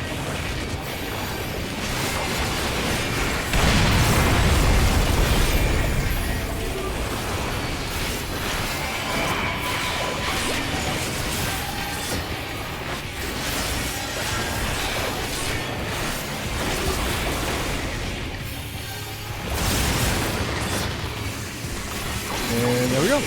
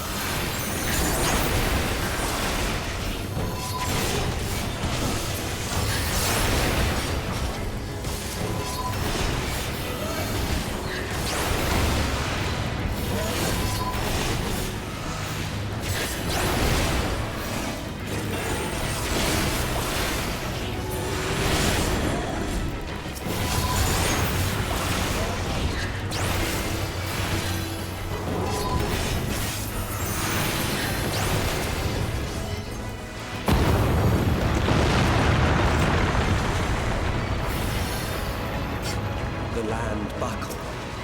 The cities burned. The waters ran red with blood.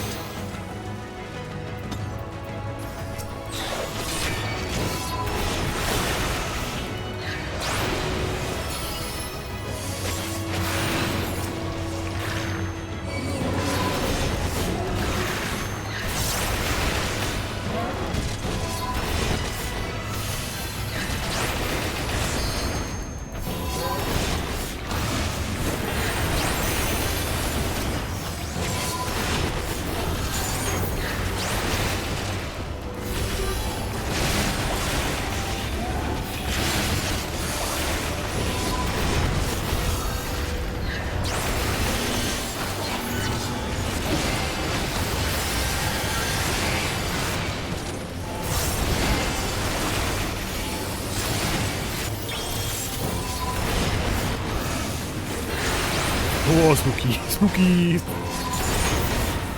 Scholars use disillusion. It's not over yet.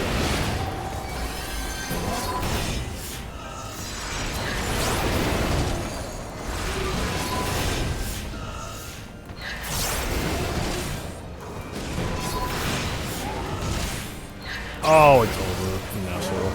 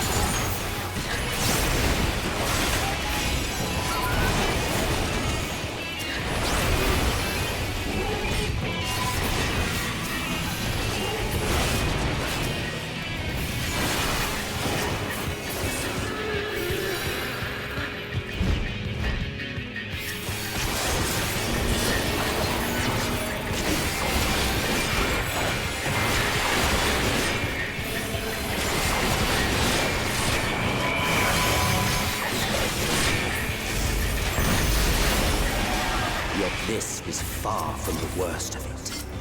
Come, and I will show you.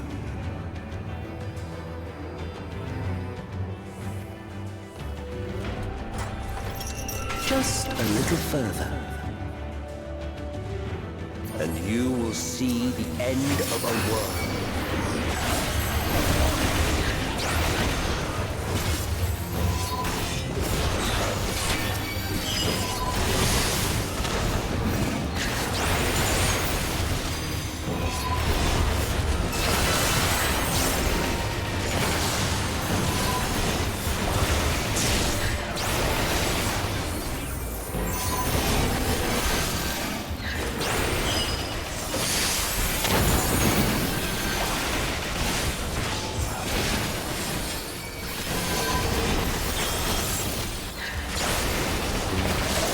Oh shit, I just double fucking stacked my mitt. That's not good.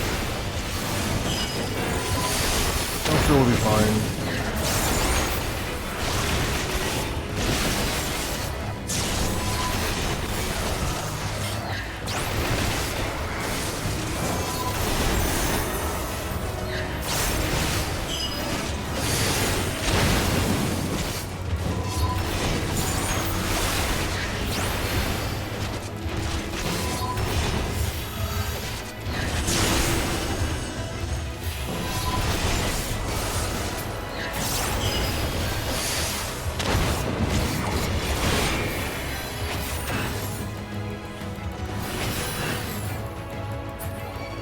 The star was fading.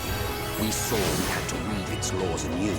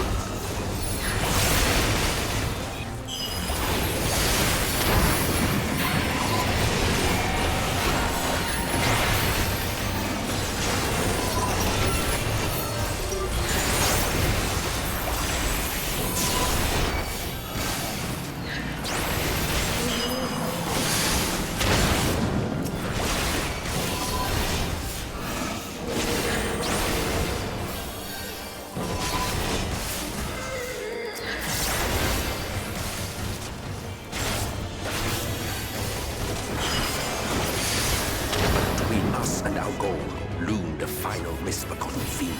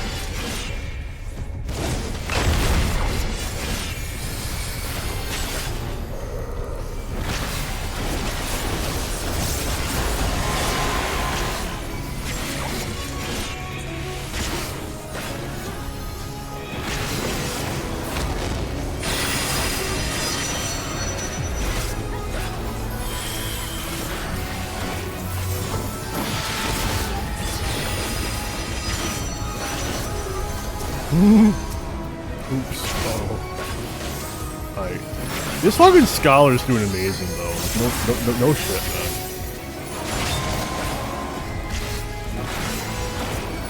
Fuck him up, Dragoon! Give him that LB! Well, I hope he Shadowbringers soon.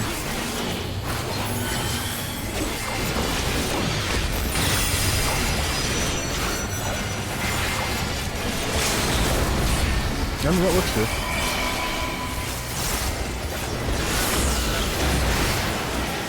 I never turned my effects back on. There we go.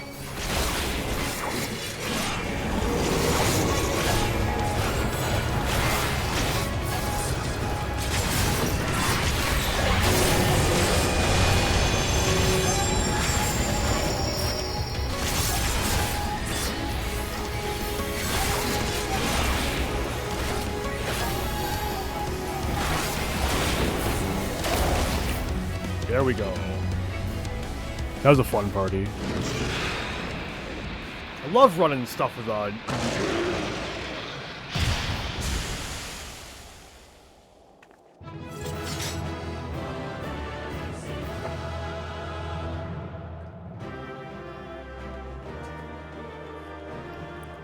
oversteeped my tea a little bit. I'm very sad. Thank you, Dungeon. You ruined my tea. How dare you?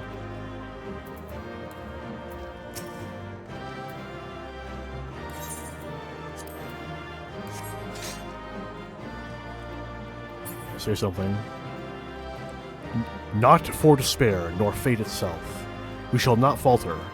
Thankard, you got any choice words? No? Okay. Reen, you? No?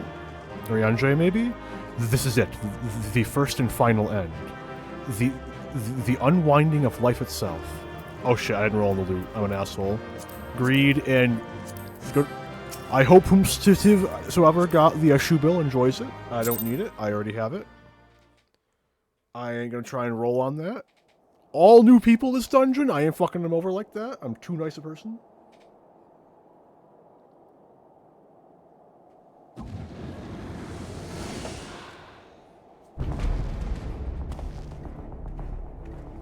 Well, well, you prevailed. That I did. I am very cool, I know. Please hold your applause. Nevertheless,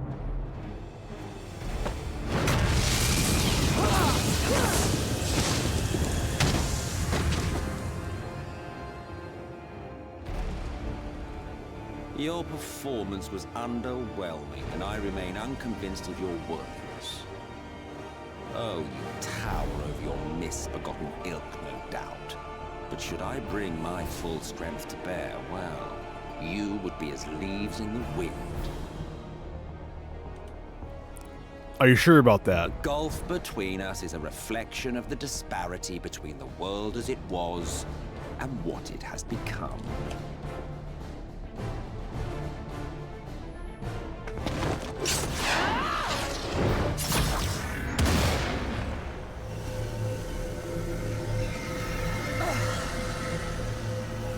Our worlds may not live up to your lofty standards, but they are our worlds, our homes, full of life and love and hope. And we won't stand by and let you destroy them!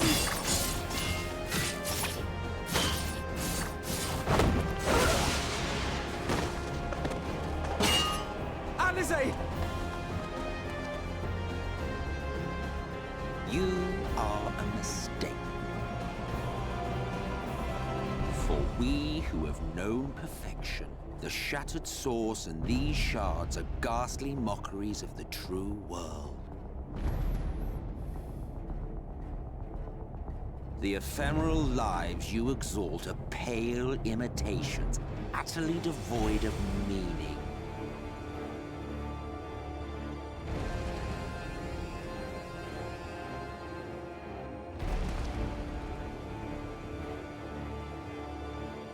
Belittle us all you like, but we will rise again and again. and give the lie to your insults through word and deed. We define our worth, not the circumstances of our creation. More prattle.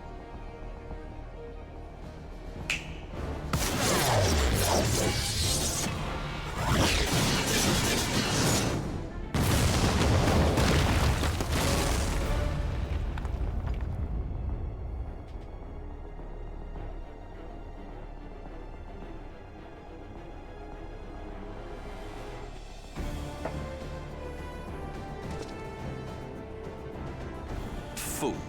Who are you? No one. Nothing. Once I have reclaimed my heritage, my first act will be to expunge your stain from history's weave.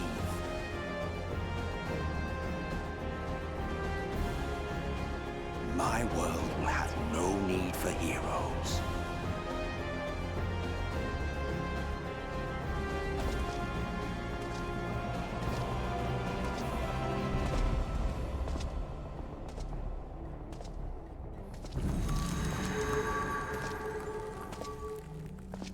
Still fighting the good fight.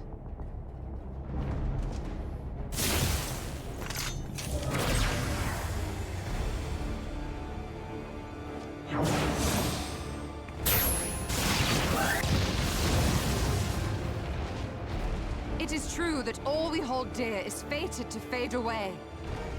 But that is no reason for us to forsake it. To take what steps we may, and thus mark the road for those who would follow. To strive for the best of all futures. Be this not also thy purpose?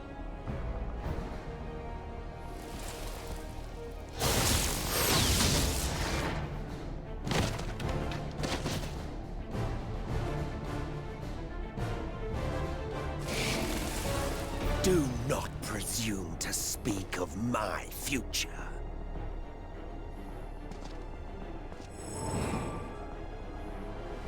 And you? Why waste your final moments in futile defiance? Weary wanderer, you've no fight left to fight, no life left to live.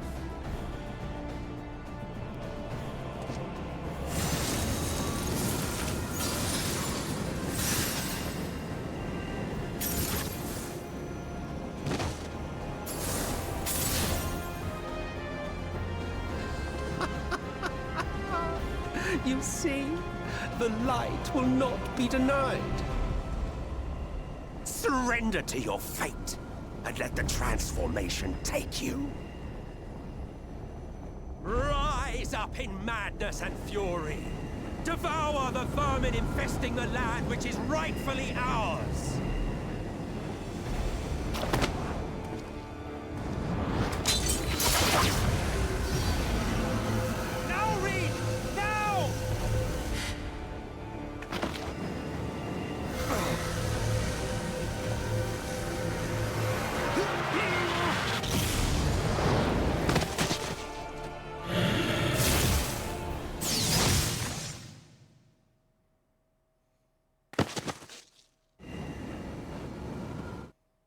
Fight it. You have to hold on.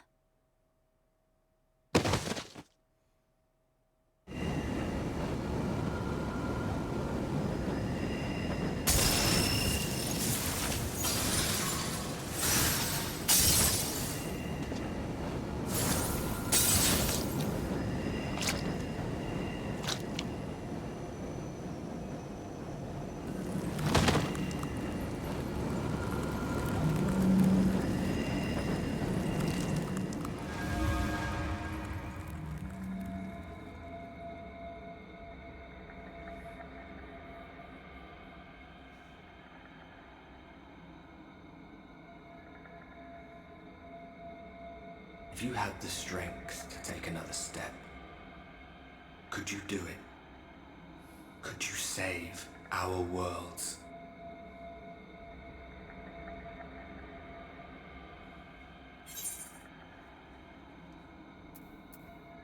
What? all by myself.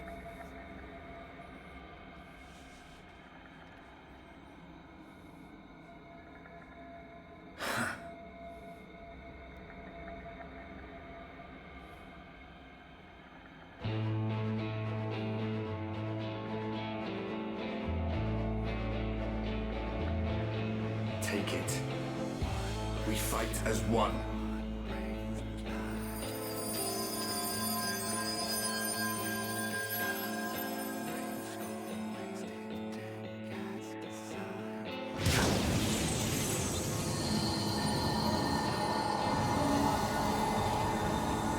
This world is not yours to end. This is our future. Our story.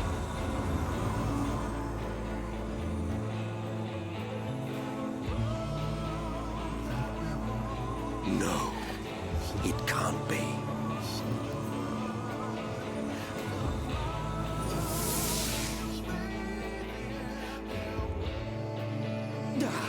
That trick of the light. You are a broken husk, nothing more. How can you hope to stand against me alone?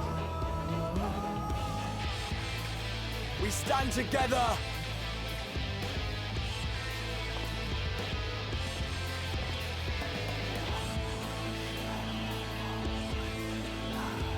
How? I'm surprised you can stand at all. I could not well leave matters half finished. Let expanse contract, eon become instant.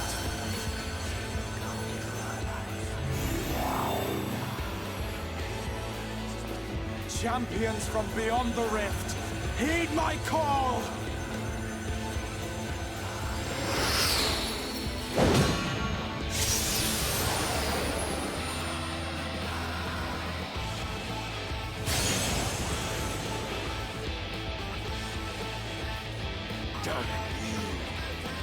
Damn you all!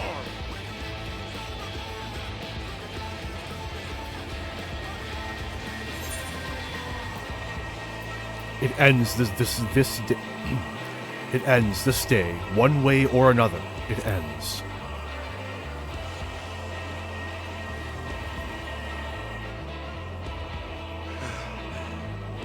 Very well. Let us proceed to your final judgment.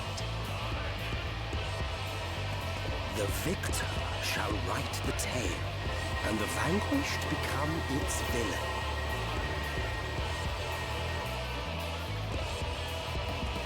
But come, let us cast aside titles and pretense, and reveal our true faces to one another.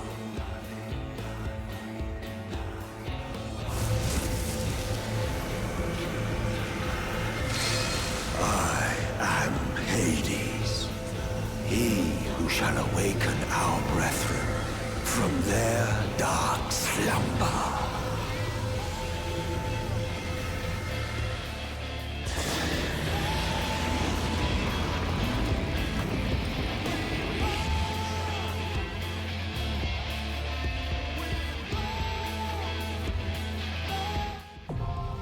The dying gasp now accessible.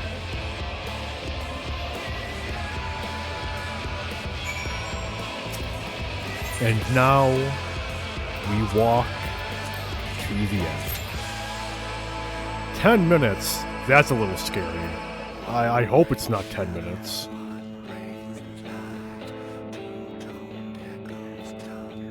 Where did my healer friend go?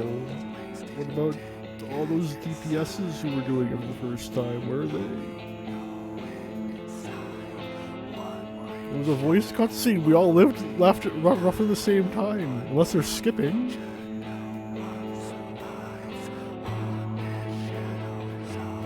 Well, let's hope it's not a terrible queue. Really, not a lot I could do to go faster, unfortunately. I'm already a tank. I ain't about to swap to a healer. It would be mildly thematically good to be doing this as a warrior, you know, Ardbert and all that, but, you know.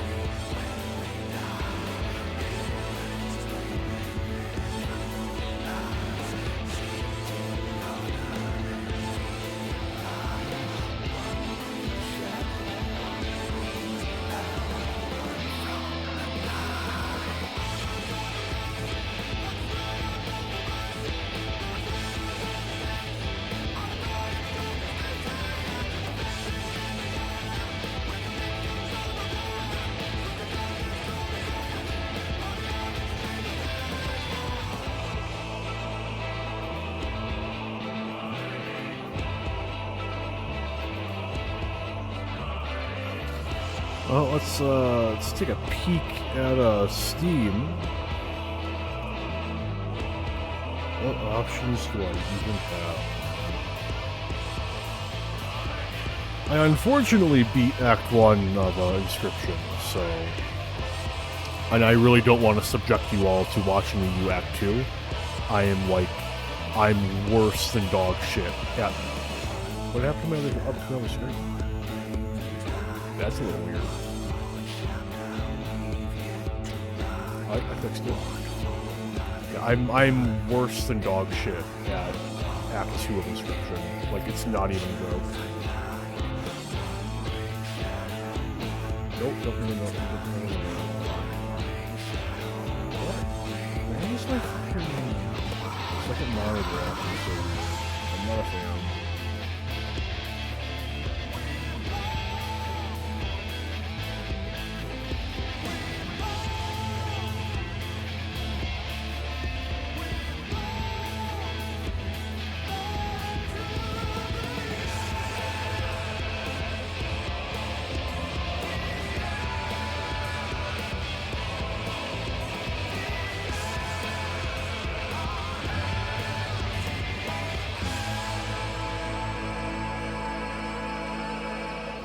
Why must the Steam window act so fucking weird?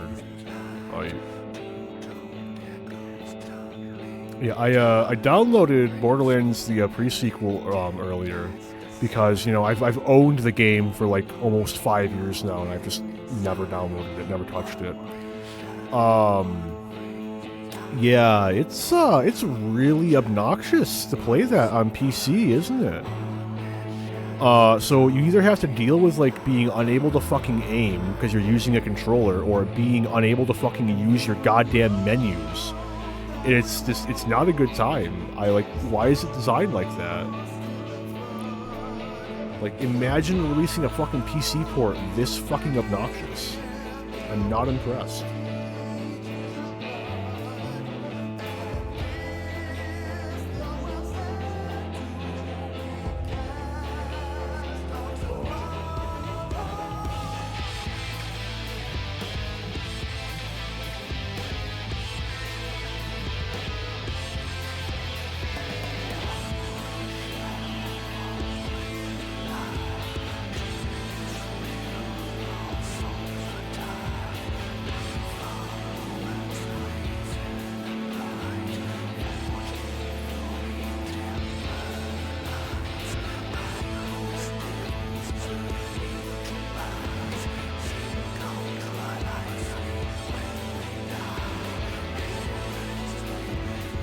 Well, I've done just about all the updating I can over here.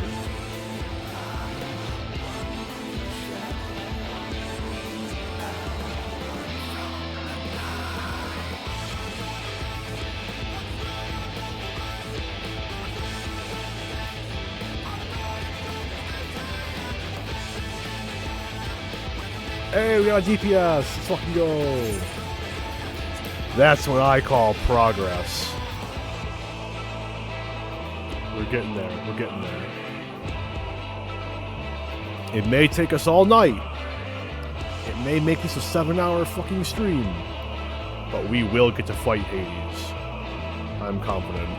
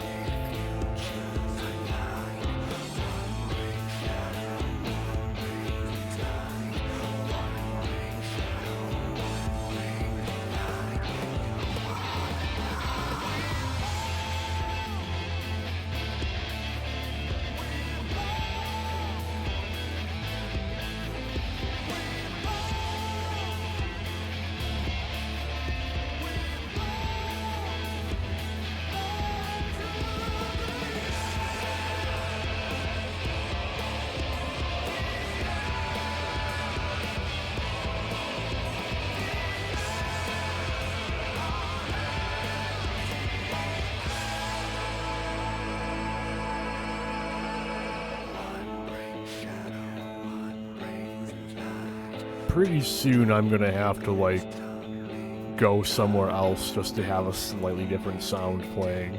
This is getting a little much, man. How deep are we in now? 7. Hey, the time went down, though. That's a good sign. That's a good sign.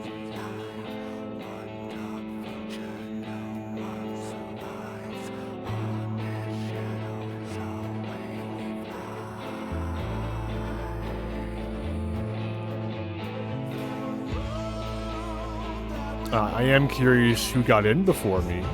It must have been a queue that was going that like already had like both tanks and was like both healers missing like 8 DPS or some shit.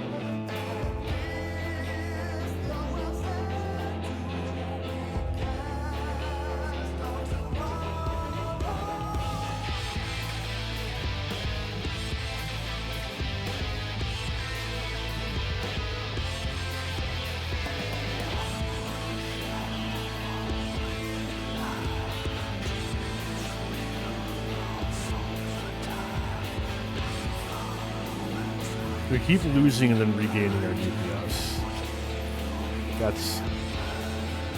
I find it very interesting.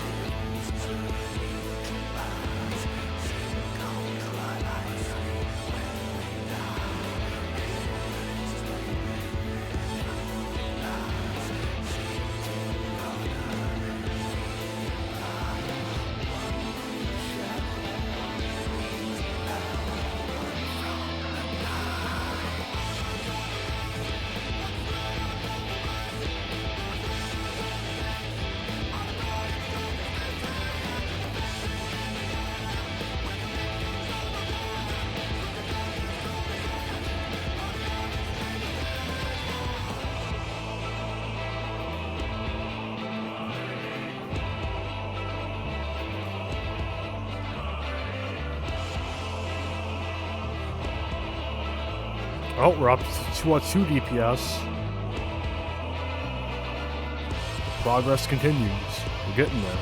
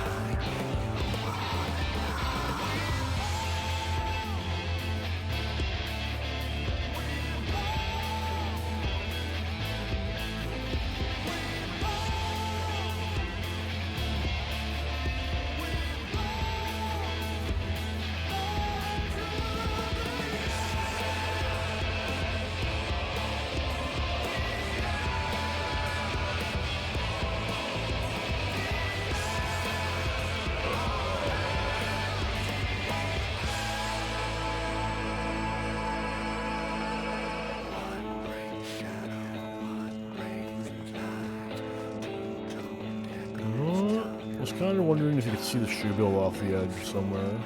I'm not looking that way. This is like really fucking hiding.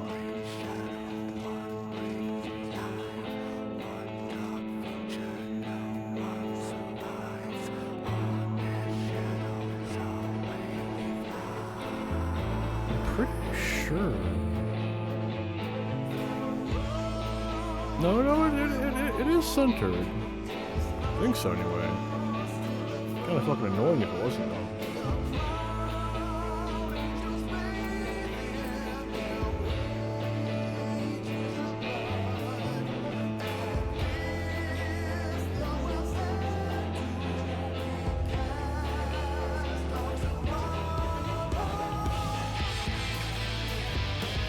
I have Portal and Portal 2 installed? Oh.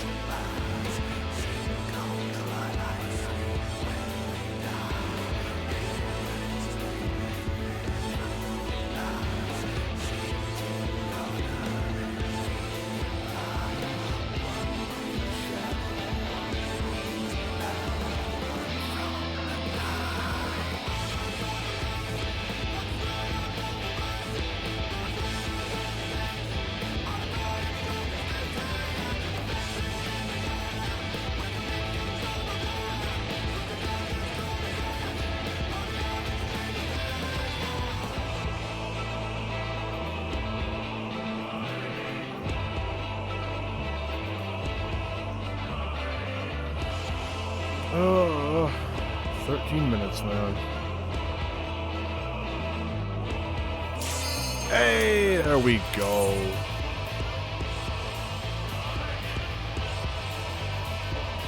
Come on, DPS. I believe in you. You can do it. Thank you. Thank you, thank you, thank you.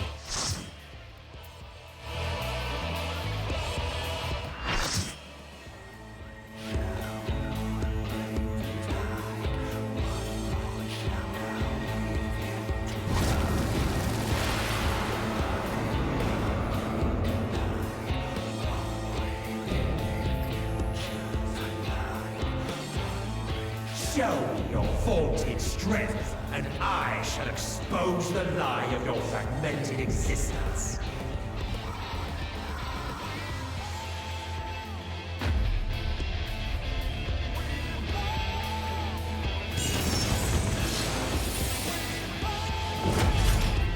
Oh, there's a familiar face.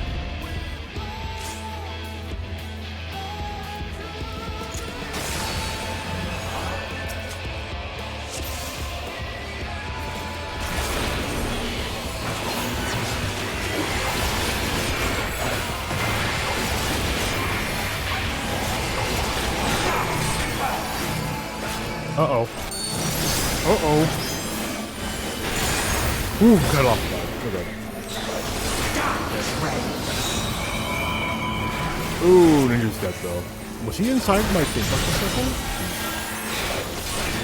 This is why you stand behind the boss, friends.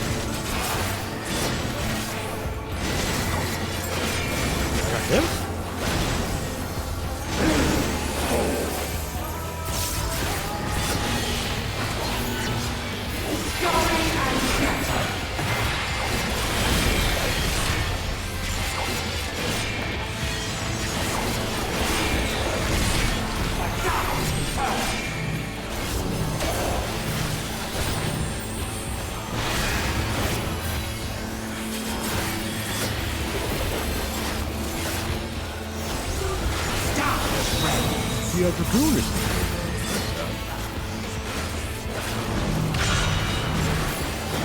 I'm pretty sure that's the same. Oh no! No one carried over. Okay.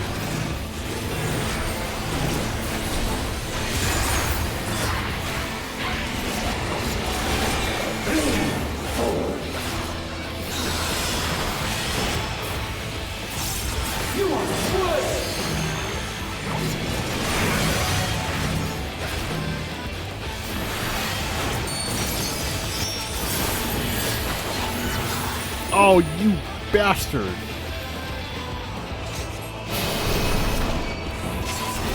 You fucking timed that, man. I'm mad. Thoroughly fucking upset.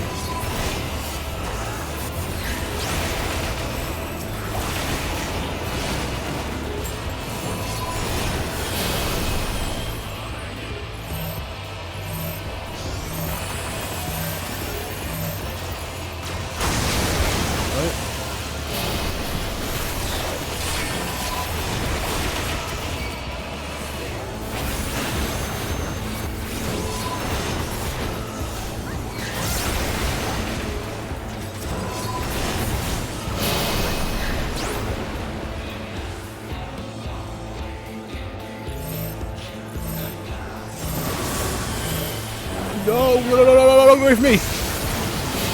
Oh, fucking Christ. What are you doing? Someone's not staying out of the bad.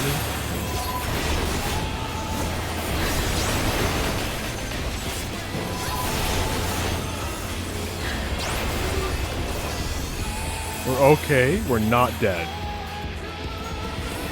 Much to my extreme shock.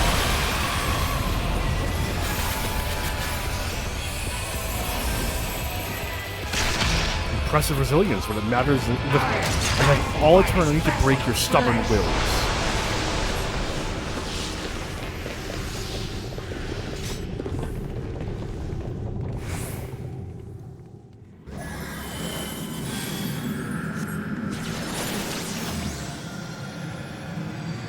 I shall bear every hope, every dream, every prayer.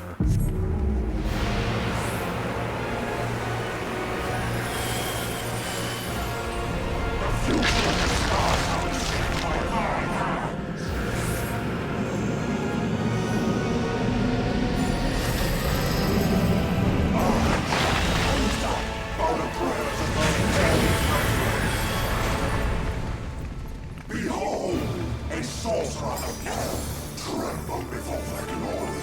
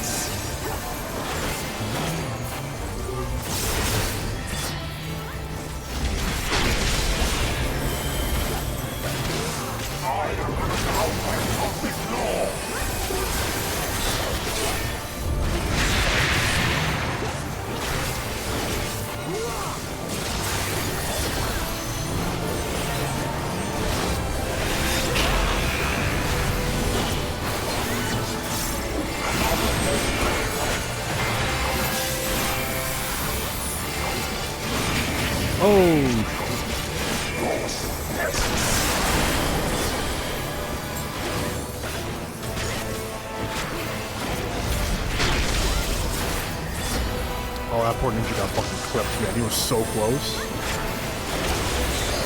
That's rough. That's rough.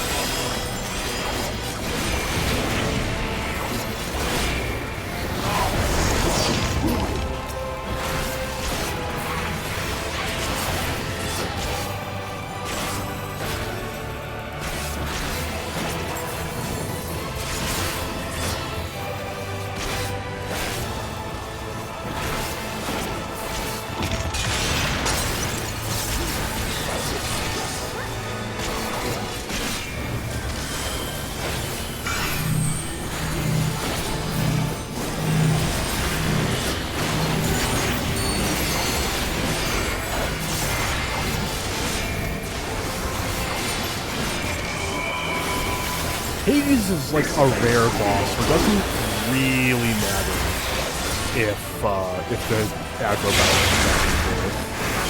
Of course it's not ideal, but like it could be worse. It could be any boss that can move.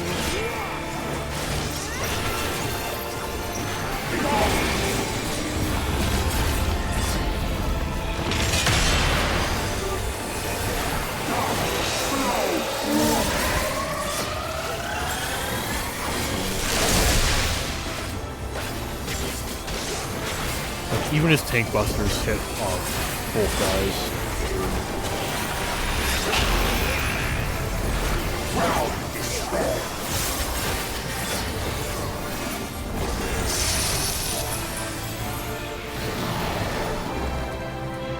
My dormant breath, dream now with the dark temple. Blood gathered might must be paid into vain afflictions. In Zodiac,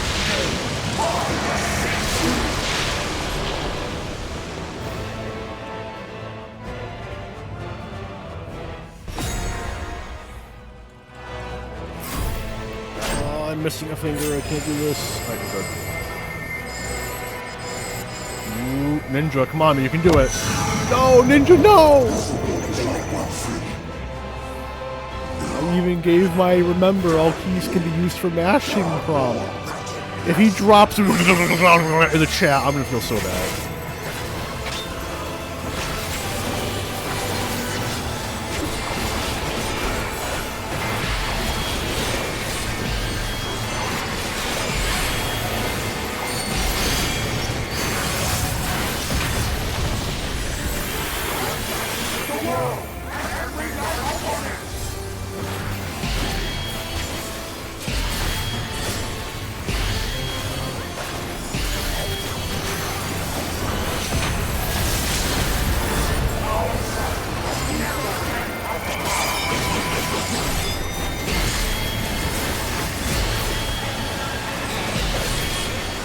There we go.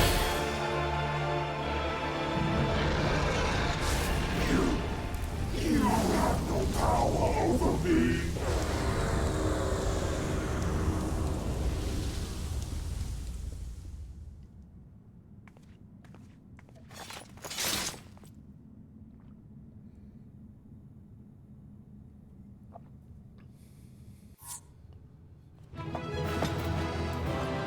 I'm gonna give my comm to the scholar.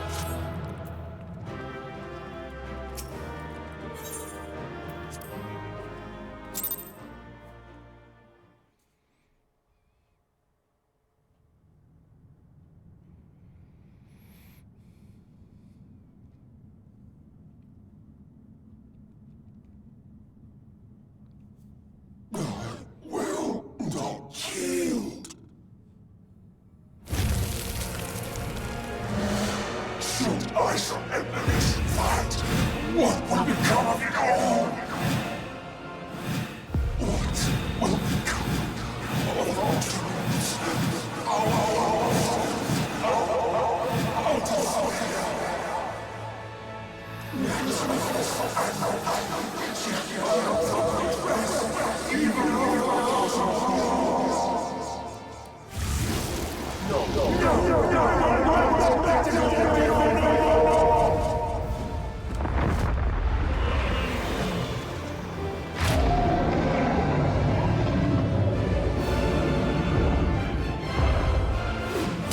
Enough, damn you!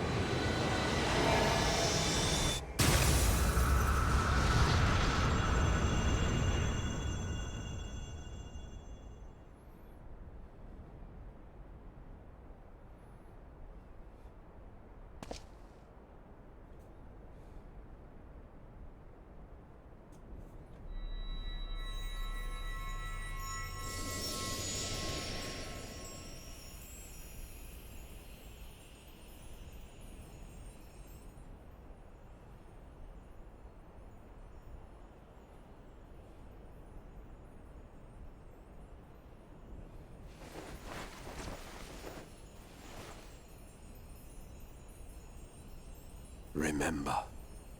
Remember us.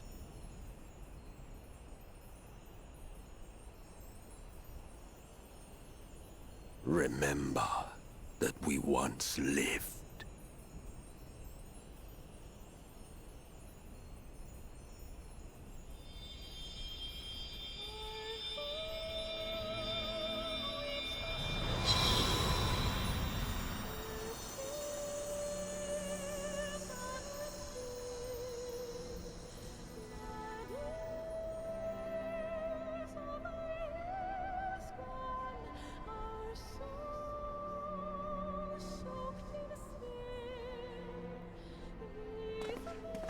It's over.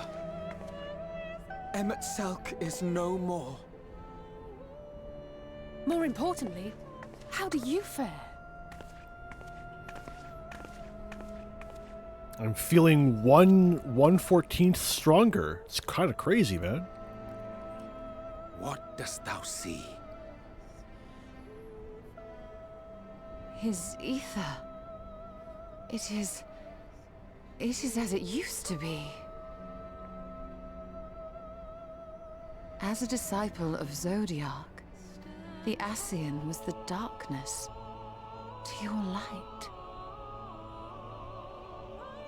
I can but assume that when you set your strength against his, the light within you was spent. No, it's more than that. Under the strain of that incredible flood of ether, your soul had begun to break apart. Yet now it seems somehow restored.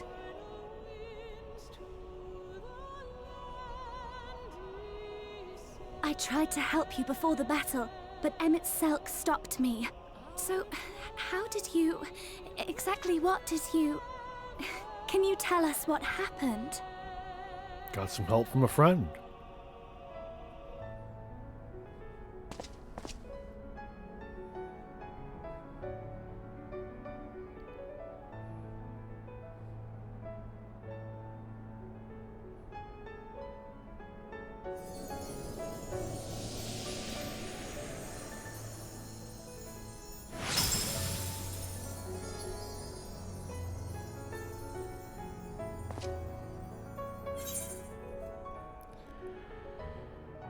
I had help from a hero of this world.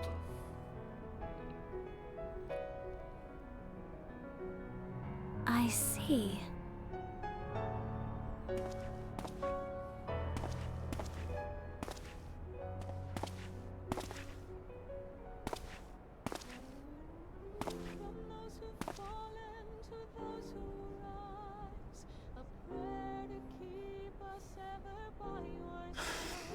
Where to start?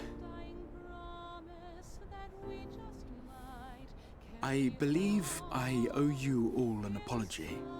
And you, most especially. Apologies can wait until we get you back to your tower, man. I doubt you're doing too good. It's been at least a day. At least a day. Last time you were away for a day. Tis good to see you awake, Grahatia.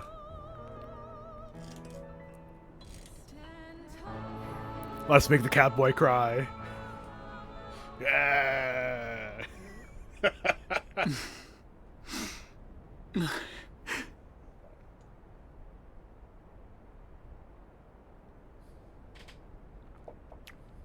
Well, 'tis good to be awake. I'm sorry for not saying your name in the beginning. It was a misclick. You have to believe me.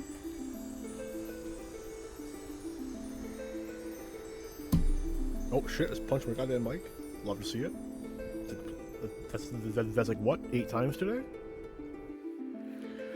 And with that, we have completed 5.0. I did it. I swear to fucking God, man. Oh. So, those mad souls dove straight into the ocean over there, did they? Yeah. All I could see from here was the whale, Master Chai. 'Twas surely Alphino and those friends of his. They did something heroic, mark my words. You need only look up there for proof of that.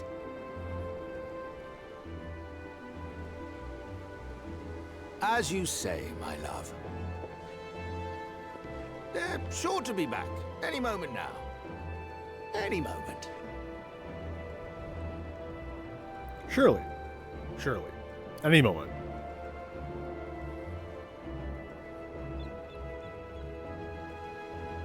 They are coming back, aren't they?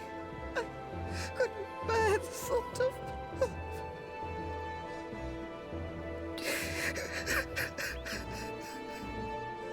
They're there, dear. Everything will be all right.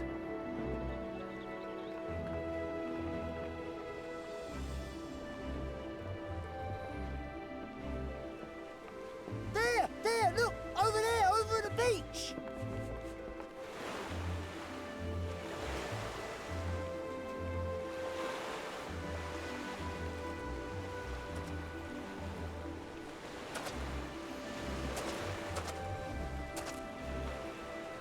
Ho there! Greetings! You all right? Welcome back! Do you have any idea how much work it's going to take to maintain my armor after taking a dunk in the fucking ocean? You have any idea how bad salt water is for plate mail?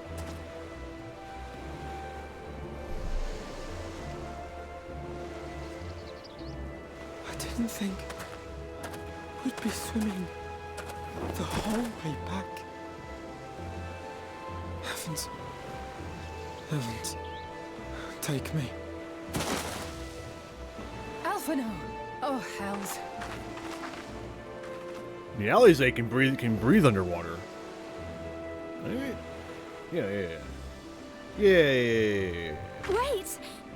Where's Urianger? He must have fallen behind. But shouldn't we look for him? He'll wash up, sooner or later. For the love of... Alphino!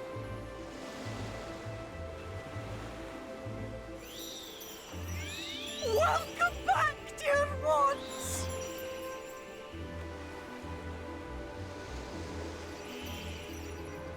And thus did salvation come to the first.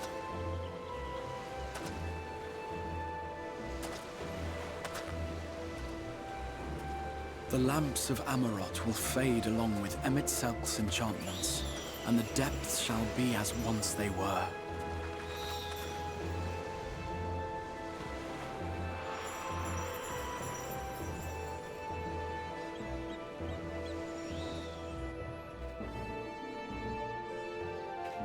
Mount Gulg will one day fall, and the Talos below yield to wind and rain.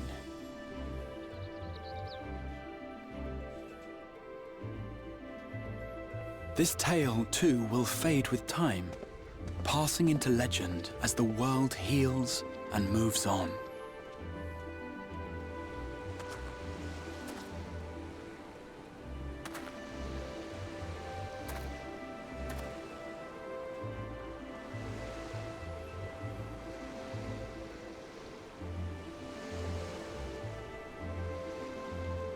Nevertheless,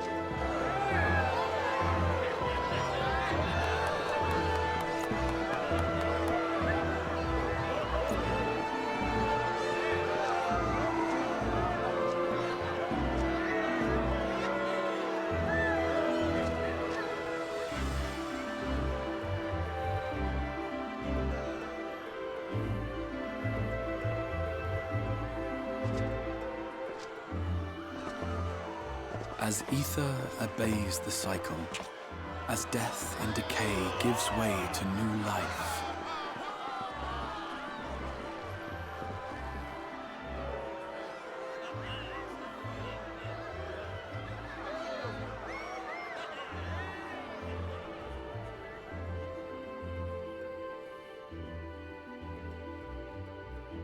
So too do the memories we share inspire others to rise to greatness.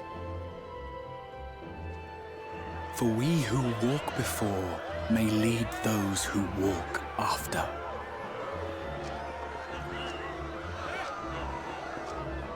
Your road goes ever on, as does your story, as does your legacy.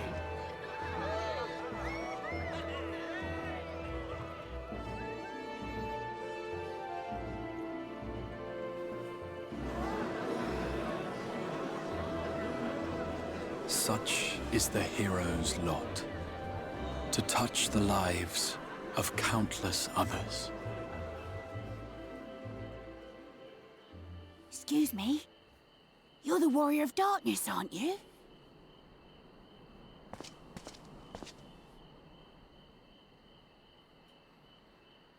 Where are you from, really?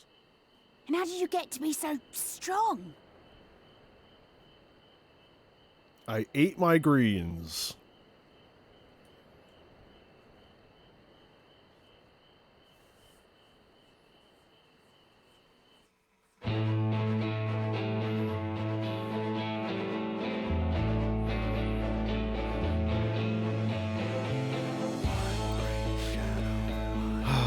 What a ride, man. What a ride.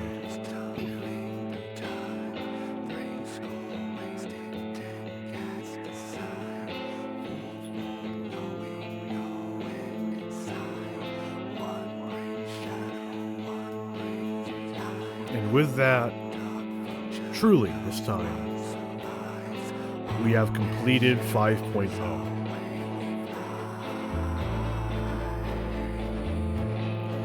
Next stream, I will be doing the first 1 to 2, maybe even 3 patches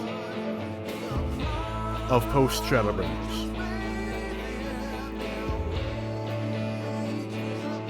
Once I have completed patch 5.1 through 3, we will then begin on the raid series.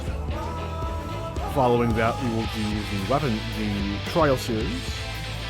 Then we will continue on with the post-end stream.